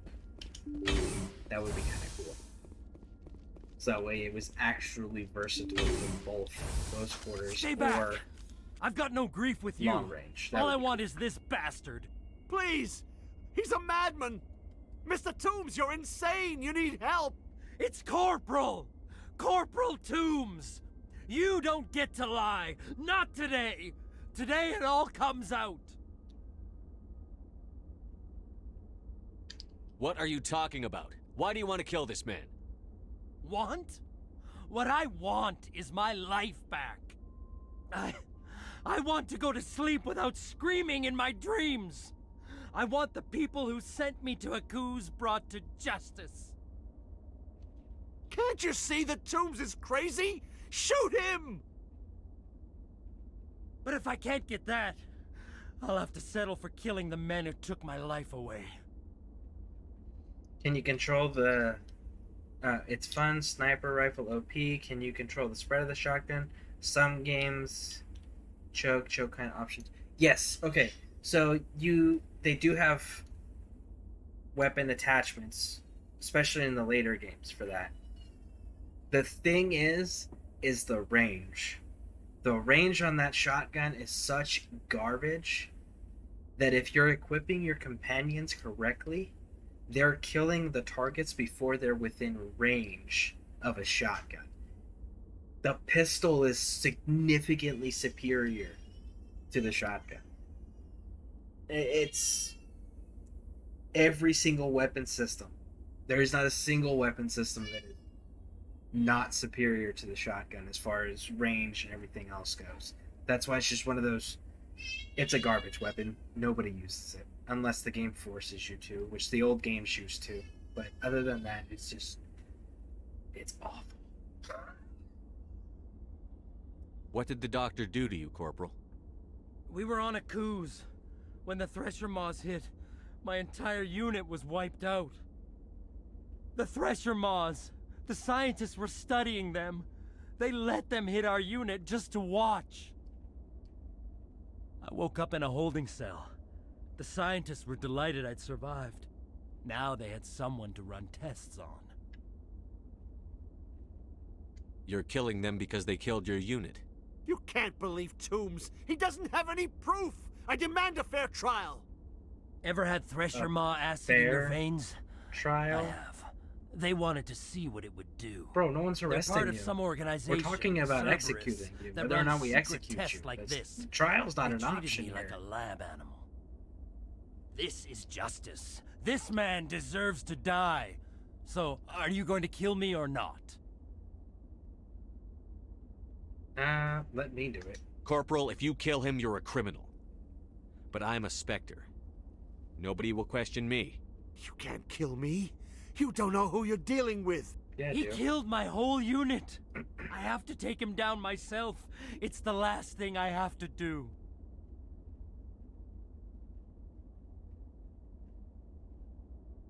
No. The last thing you have to do is keep going to show these bastards who won.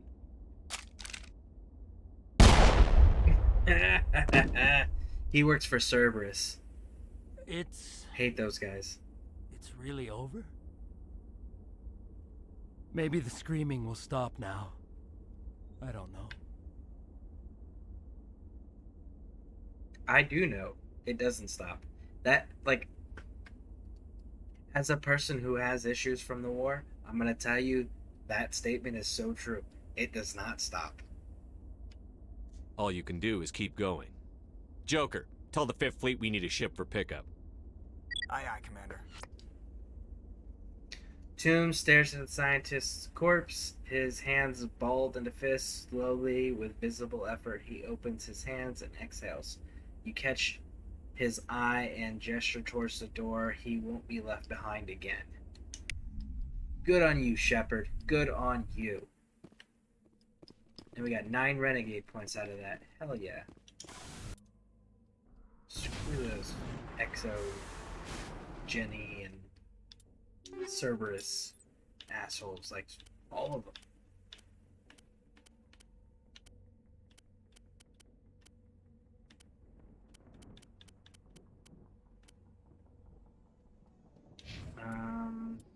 There we go.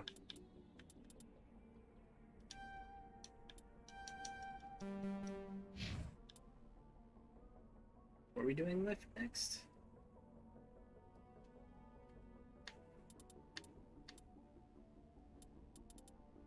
I guess we're doing lift next. And increase the duration of lift. Yeah, okay. That's right. That's why we were doing that one next. I want a better heat sink.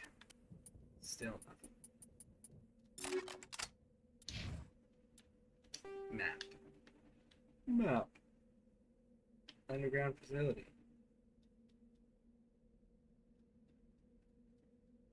Mako. Crash Borough, Turian Wreck. Okay, so we've already done everything here. We're good. We can move on.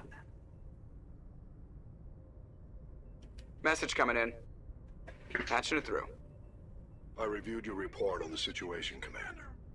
It's unfortunate Dr. Wayne ended up dead, but based on your report, your actions were understandable. That's right. Corporal Toombs seems to have found some closure. Hopefully with therapy, he'll have a normal life again someday. No. Thank you again for your assistance, Commander. Fifth Fleet out. Tombs never gonna have a normal life again, bud. Best you can do is find out if he wants to go back into a war zone and then put him in one where he doesn't have to leave. That's the best thing you can possibly do for him. That's from first-hand experience, I'm saying.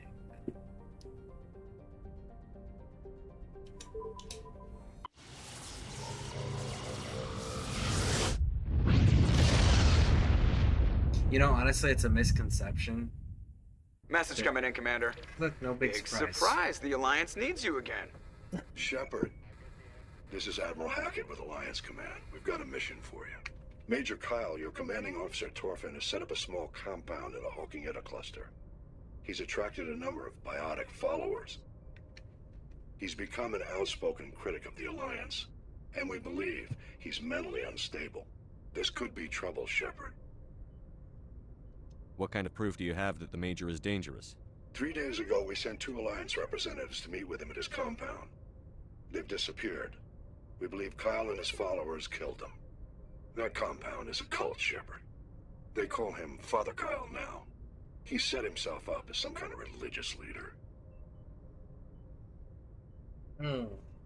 I don't know. That would depend on the type of relationship that Shepard would have had with his character. Let's talk about Major Kyle. Let's see if we can get a little bit of info. What else can you tell me about Major Kyle? He's not the same man you served under.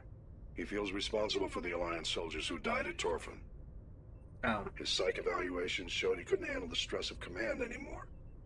He was given an honorable discharge in early retirement. We'd hoped he would get better in time, but we underestimated how far gone he was. Now it looks like it's too late. How permanent of a solution are you looking for? We don't want this to turn into a massacre, Commander. Kyle is dangerous. I trust you to use your judgment. Hack it out. Okay, so here's my question. He was discharged, right, from the military because psychological evaluation showed he was unfit and unstable. The stress of command became too much for him, and he couldn't handle it, and he wanted out of a command position. I get that. I totally understand that perspective and that desire and that want. But if that's the case, why did you turn around and go straight into the civilian world and put yourself in a position where you're in command and in charge of people doing dangerous shit all over again? If you got out of the military for those same reasons, why are you doing that?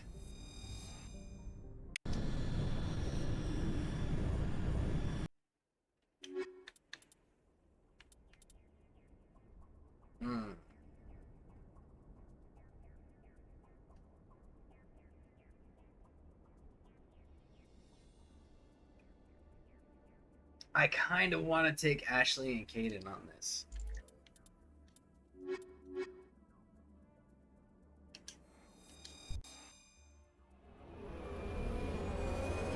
Because they would know about Torfin being Alliance soldiers themselves. I'm interested to see if there's going to be unique dialogue because of that. Where are we at? So we've got anomaly, debris, biotic compound. Raj. And this guy.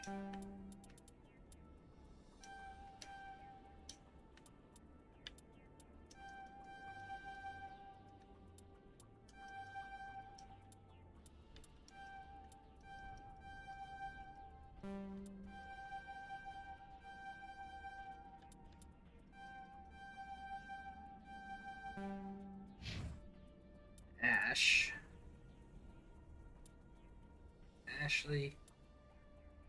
You got your assault rifles. We need to get your sniper rifles up.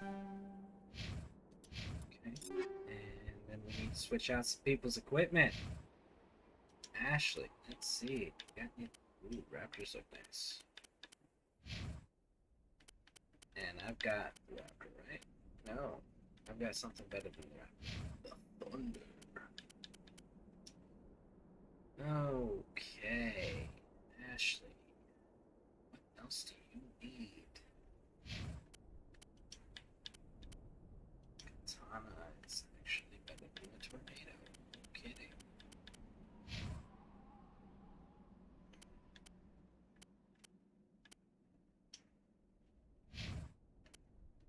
You're gonna rock the katana.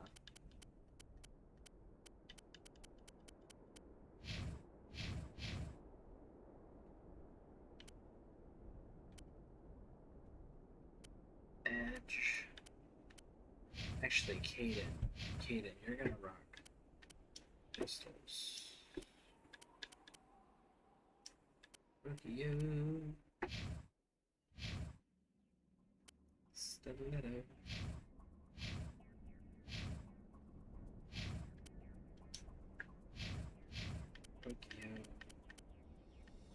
Okay. Now then. Equalizer, and we are solid on everything because I am taking damage above all else. Like everything.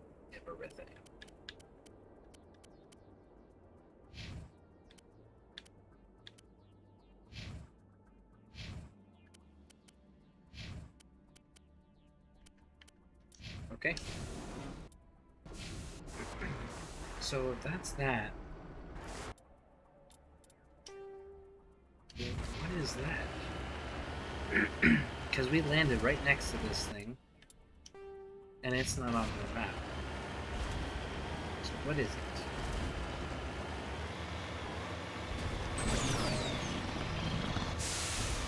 Believe I can fly. Yeah, no, you don't fly. Oh, of course it is. Freaking pressure bars.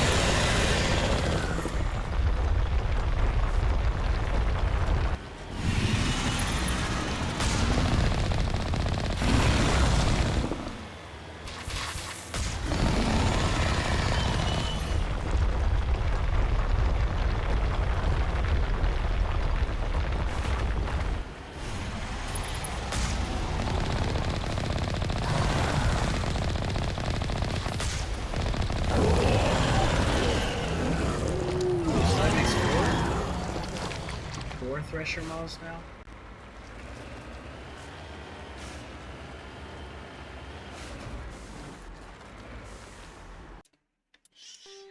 Okay. Let's try this again.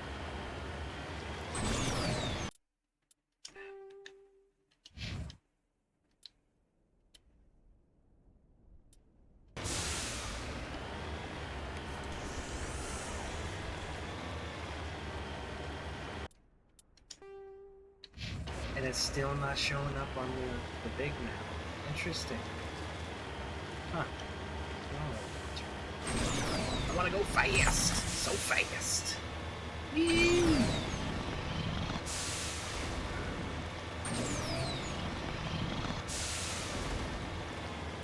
Eventually I'm going to run into a planet that's got the frickin' pyramid on it. That's what I'm waiting for.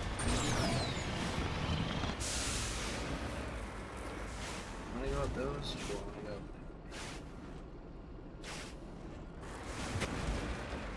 I think I may have to come this way.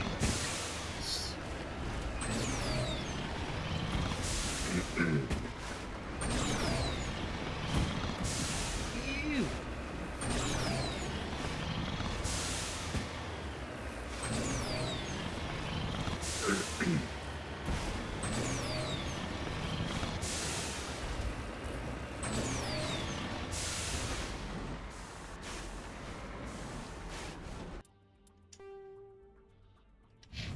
Okay, so there's a thing down there. Got it. There's a thing over here. It's not on my mini-map. Again, this is the second thing. Second thing that shows up on my mini-map that does not show up on my big one. So what the heck?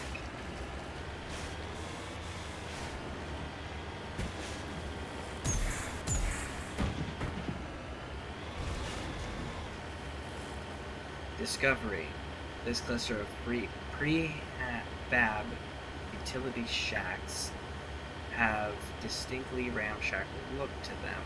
A set of rover tracks lead away over the mountain ridge to the southwest.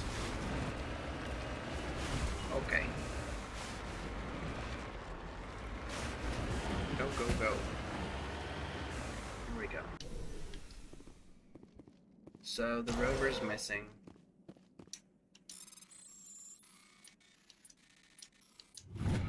If I remember correctly, I think this one was destroyed. Find it. It looks like a big issue with it, if I'm not mistaken. Exoskeleton. Alright, let's go, let's go, let's go. South, west, it's this way.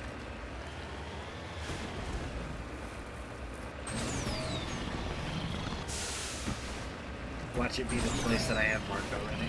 Yeah.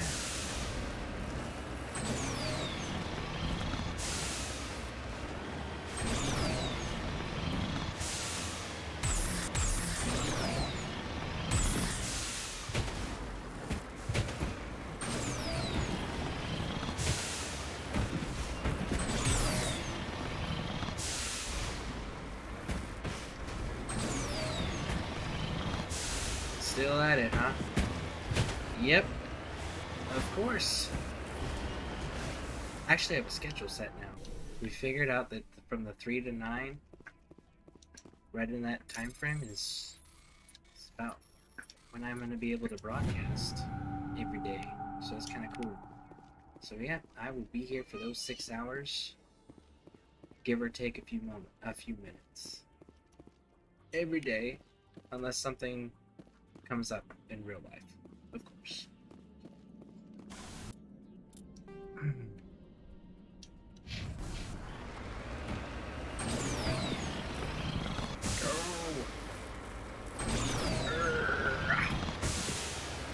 Up, up, and away!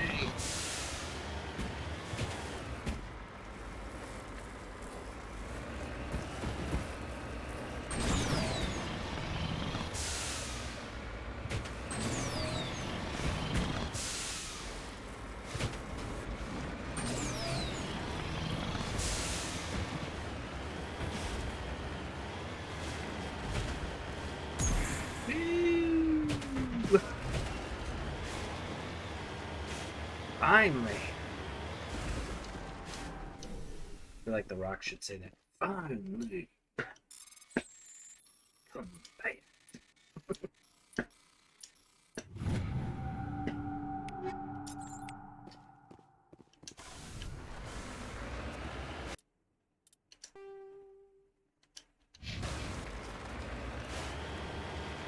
I don't know if we have any wrestling fans in here, like WWE fans. But man, oh man, am I so excited that Cody Rhodes came back. I've always been a fan of Cody. I think it's pretty cool.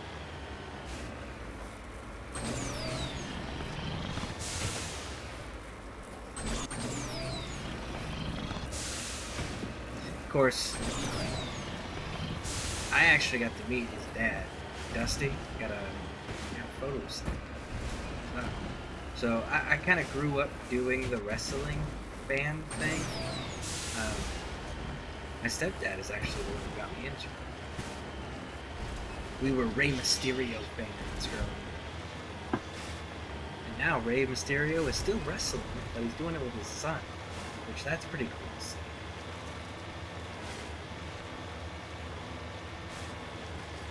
I'm old enough that I was watching Dusty when I was a kid. Very cool.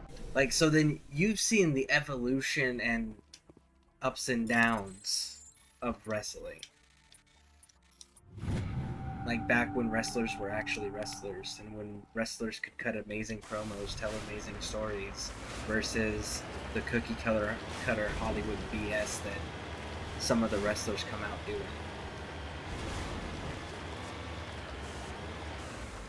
So I think we're gonna have to go into this place first.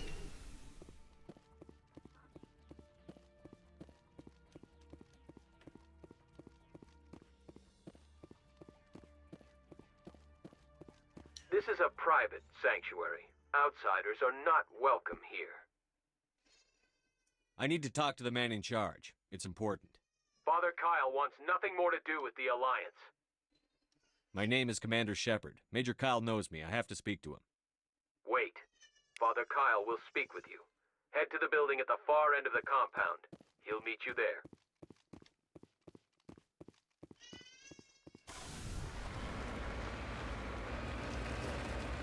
Yeah, Ric Flair was the best at cutting promos. That was something I actually really enjoyed about back when WWE still had its own network and it wasn't paired up with Peacock, was watching all the old archive matches and promos and stuff that they put together. Getting to see all those guys, like, that was pretty cool. Getting perspective, like seeing what they started out as, seeing when they were in their prime. That was such a cool thing. I'm still... WWE is doing a lot of things that makes me wonder what the hell is wrong with them and what the hell are they thinking with everything they're doing. But that was one of the big ones. It's like, why would you pair up with somebody who's not going to put the same level of investment and care into maintaining those archives?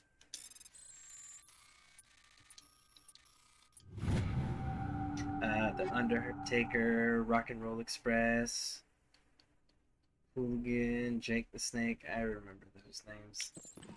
Yeah, and then we started getting into, like, the Attitude Era. Stone Cold Steve Austin, Triple H, Shawn Michaels with X-Pac in China for D-Generation X. And then they later got Road Dogg Jesse James and... oh, I can't remember the other guy's name now. I know you, the Butcher of Torfan. Why have you come here, Shepard? Why can't you leave us alone? But yeah, and then you had Mick Foley, who was... he was Cactus Jack, Mankind, Dude Love... and he would play himself from time to time. I did enjoy when The Rock and Austin... yeah, when Dwayne The Rock Johnson going after that whole storyline with him and Stone Cold. That was such a cool storyline. It was one of those, like, everybody was, oh man, the titans of their time. This is gonna be epic. Yeah. Yeah. That was such a cool time period for wrestling. What happened to those other Alliance officers? The ones who came before me? They wanted to take me away from here. They wanted me to abandon this place, turn my back on my family.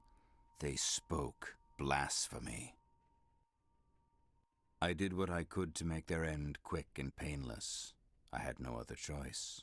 It was necessary to protect my children. Only I can keep them safe. I didn't come here to listen to a madman's preaching. I speak, but you do not hear. You are like the others. A blasphemer who must die. Nah.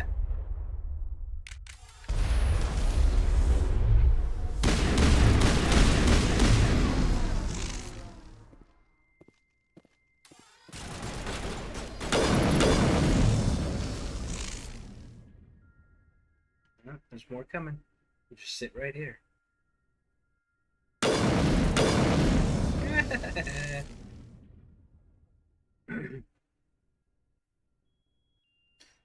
One last break, almost there. Going okay. Tuesday's almost gone with the wind. So is there anything in here to loot? Hey bro, you didn't have to go all crazy zealot. And if you didn't want to command people, what were you doing starting a cult? If you want to command people to change things or whatever, cool, I get the cult thing. But you left the military because you didn't want to command. So this just seems so counterproductive. We're going to help fix this issue.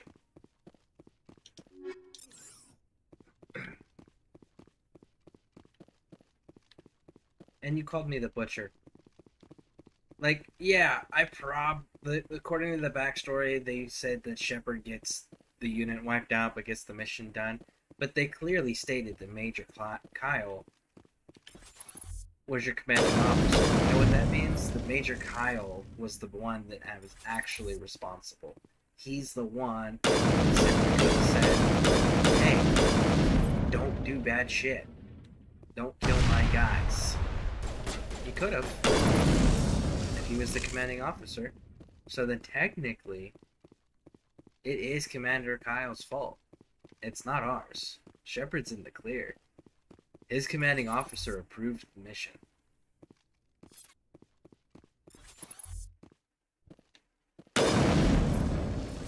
His commanding officer failed to come up with a better alternative. Blame your subordinates. What kind of officer are you?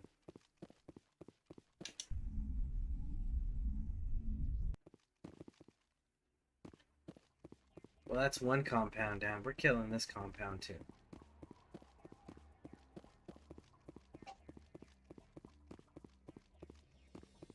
And I can't believe Kaidan and Ashley didn't have any comments on it. They could have done some crazy cool dialogue there. Like, this is the commanding officer you served under? What really happened at Torfin? Something. Like, nah, fuck it. We'll just have them stand there and look pretty.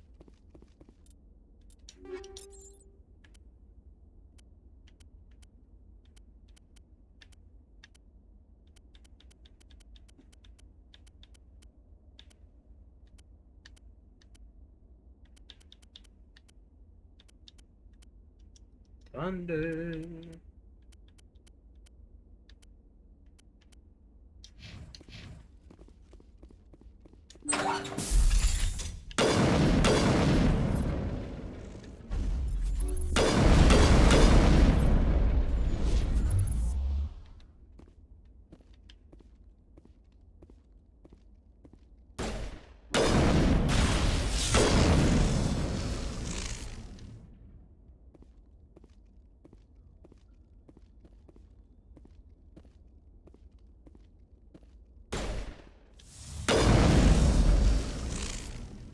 Ooh.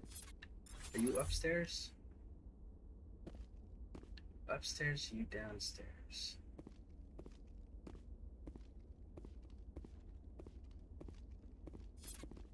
Looks like you're upstairs. Nope, you're downstairs.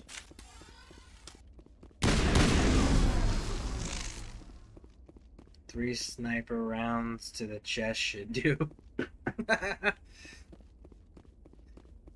Yeah, that might have been a little excessive. But you know what? They pissed me off. They pushed my friend, what's your name? Kaidan Alenko? Down on the ground. That was not very nice of them. That's my story.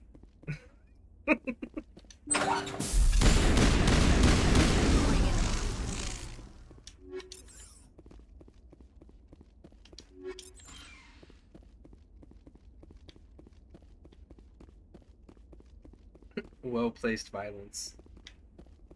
Absolutely. I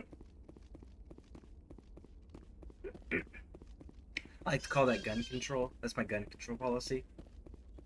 Solid group placement of your shots. Solid groupings. Yep.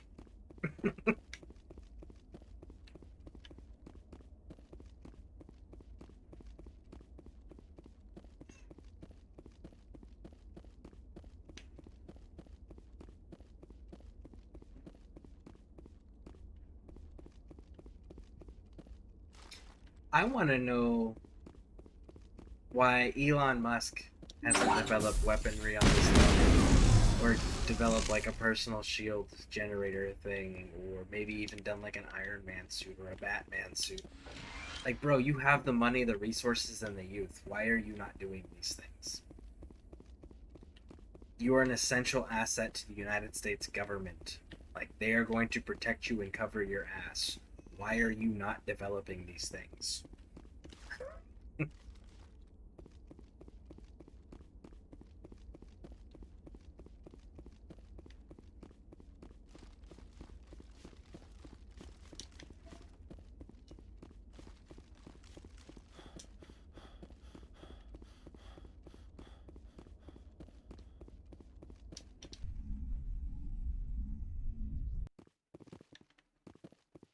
Alright, we're clear. We've killed the compound. Let's ride.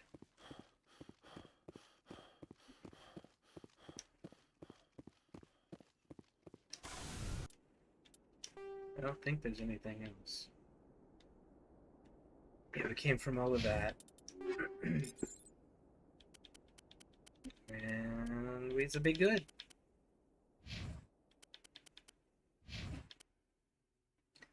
Well, I guess I can switch our heavy armor stuff out, right? I should.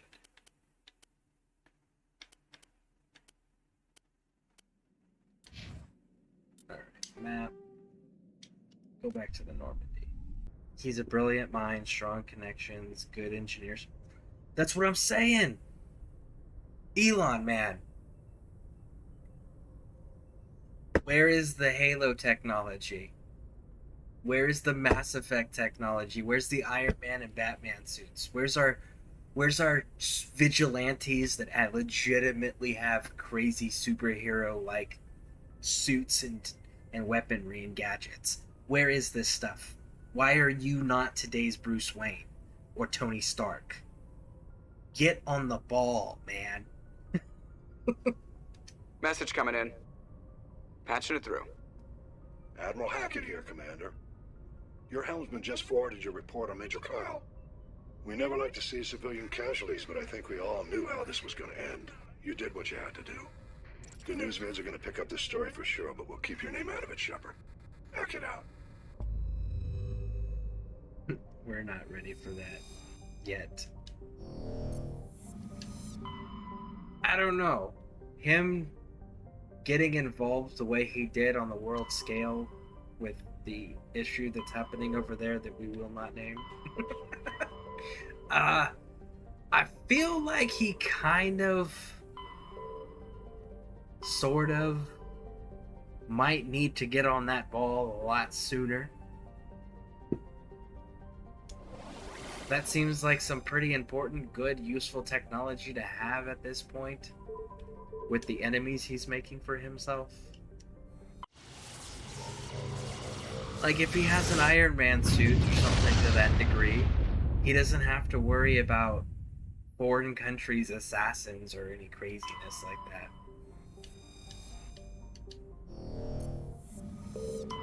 Message coming in. Hackett? Patching it through. General distress call. Oh, it's not Hackett. Look at that. For the first time ever. Losing power.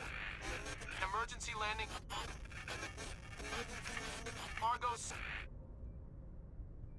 Communications failing. Life support and emergency transponder. Won't last. Please hurry. There's official and then there's unofficial. Okay, that's fair.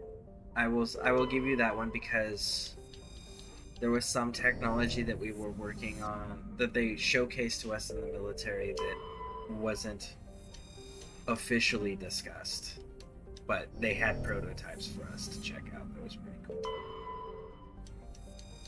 So, okay, I will give you that one.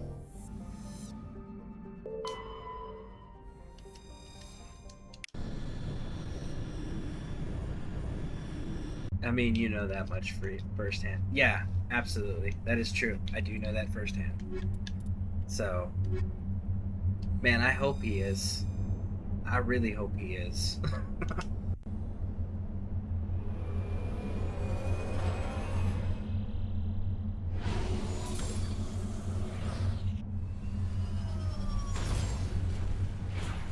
I just want to point out, if he developed technology to the degree of Master Chief's armor,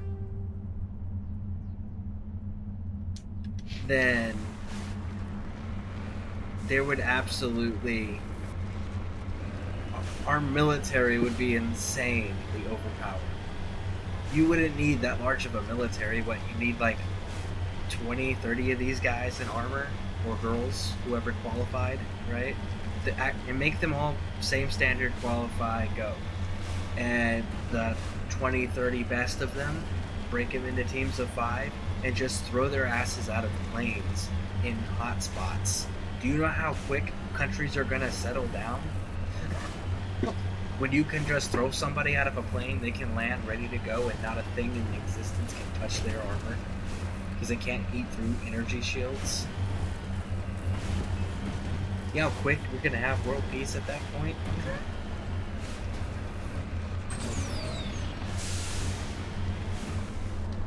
Or at least a lot less open aggression, anyways.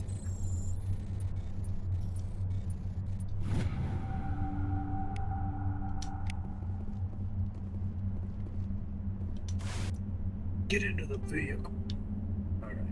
So that's the transponder signal. So let's hit this 3.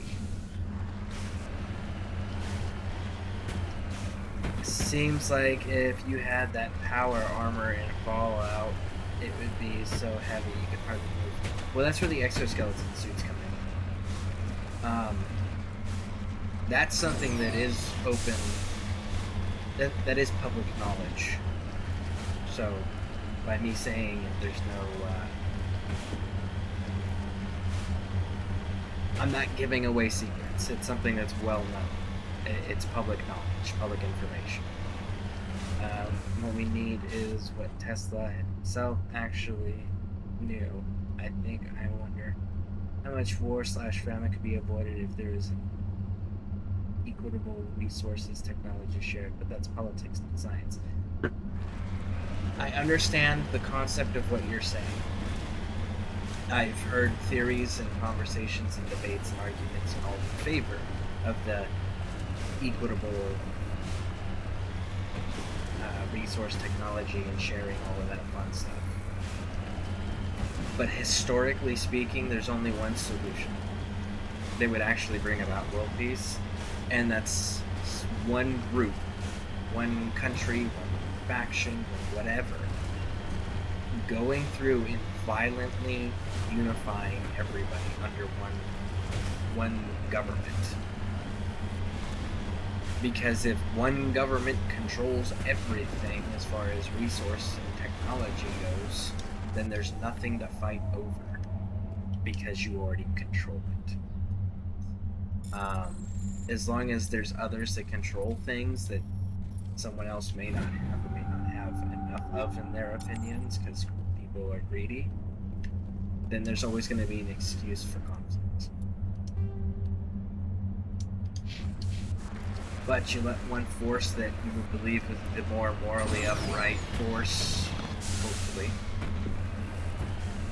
have technology far vastly superior to the others, then that one may be able to create a moral society and force everyone to adapt to it, eliminating the need for conflict in the future amongst our own species as far as humans.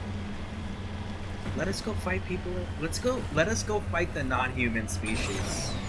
I'm sure that there's plenty of technology development and research that we can go and do to go find non-human species and other planets and go fight them if we were just to unify and pool our resources into space research and development.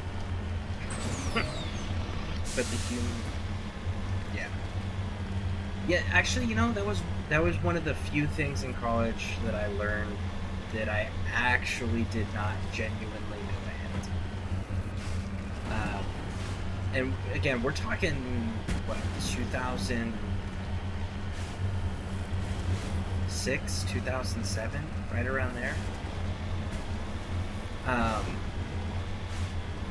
I learned that humans didn't settle down from becoming nomads and hunter and gatherers because they figured out how to plant food.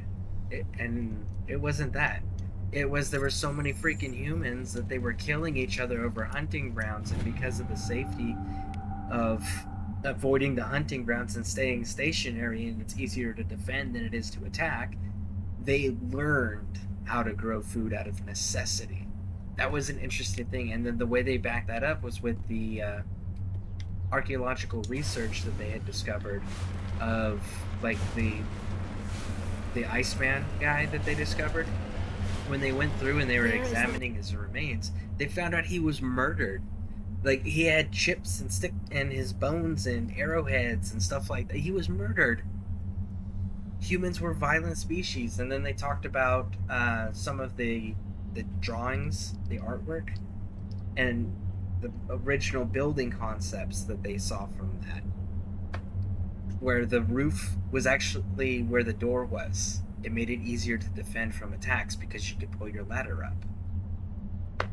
So that was what caused humans to settle down. So it's like, okay, we've always been at war. Wreckage. I do not see any survivors though. Careful, Commander. I've got a bad feeling about this. Cat, it's a trap. I can't see. No.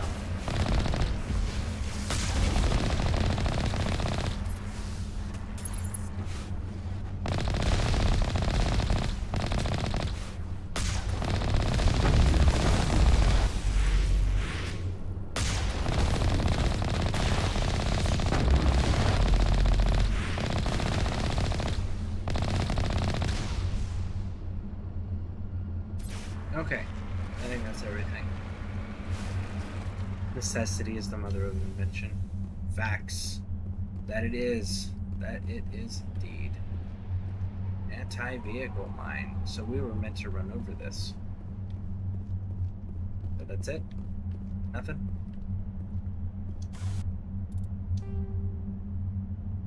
Megatos. I don't have anything else for Megatos.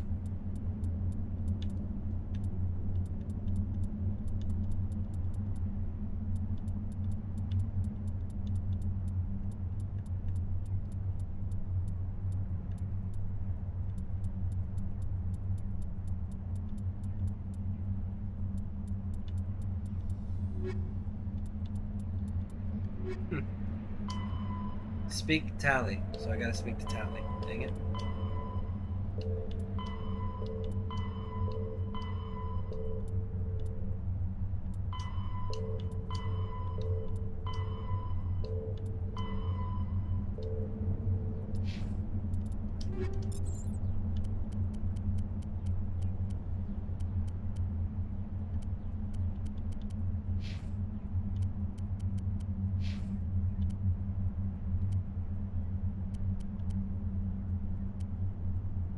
Okay, your stuff is garbage. Thunder. Liara, I've got a thunder for you. I like the Raptors, so we'll keep the Raptors, right? Right. Cool. Glad we had that talk. You need a pistol, don't you?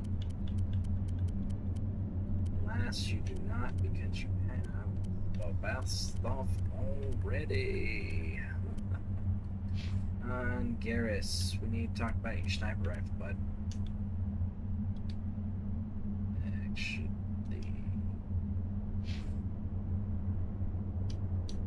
there we go. Garrus, now let's talk about your sniper rifle, bud. Where's your bad one? There we go.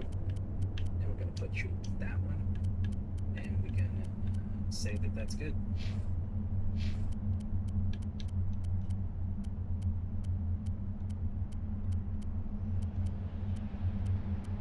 So much stuff.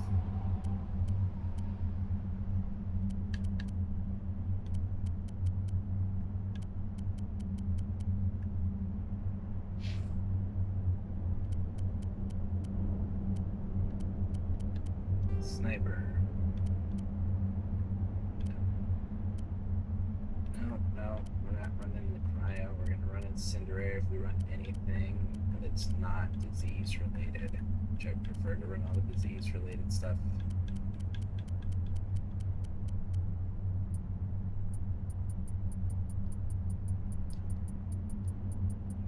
Man, it's kind of lurky. Well, thank you for that. I definitely appreciate it. All lurks are appreciated.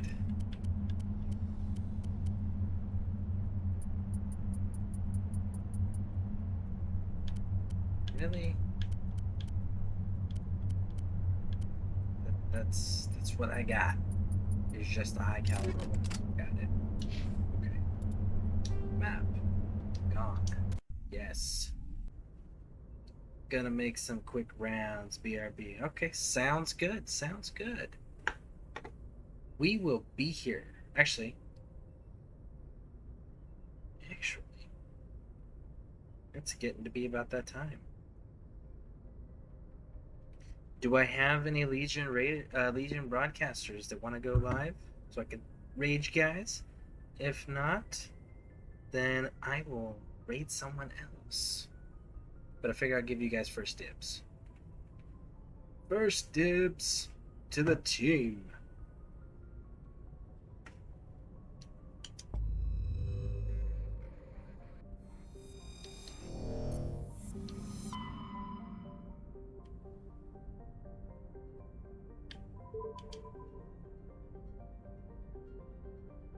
No? No Legion broadcasters want to go live? Okay, sounds good. Then we will do some raiding. Let's see, who do we want to raid today? Do we want to raid someone today?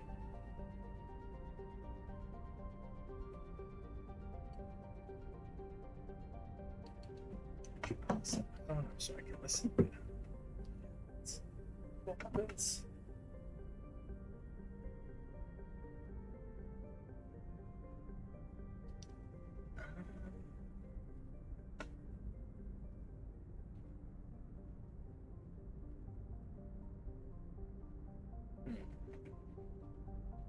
Let's see here, let's see.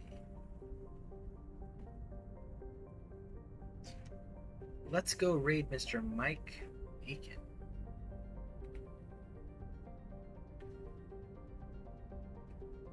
I know you guys are a big fan of his channel, so we'll go raid him, because it is about that time where I need to wrap everything up to start getting my grandkids wound down for the evening. So thank you all for being here. I definitely appreciate it. You guys are pretty awesome, as always. And, yeah. So we'll continue this tomorrow. And I got a schedule posted this time. So that's exciting. Anyways, folks, thank you for being here. I really appreciate it. And we are going to be raiding Mike Macon, so please stick around so that way we can do this awesome raid and let him know when we get there that you are one of the raiders. All right, folks, let's get underway, and here we go. Remember, stay courteous, engineers.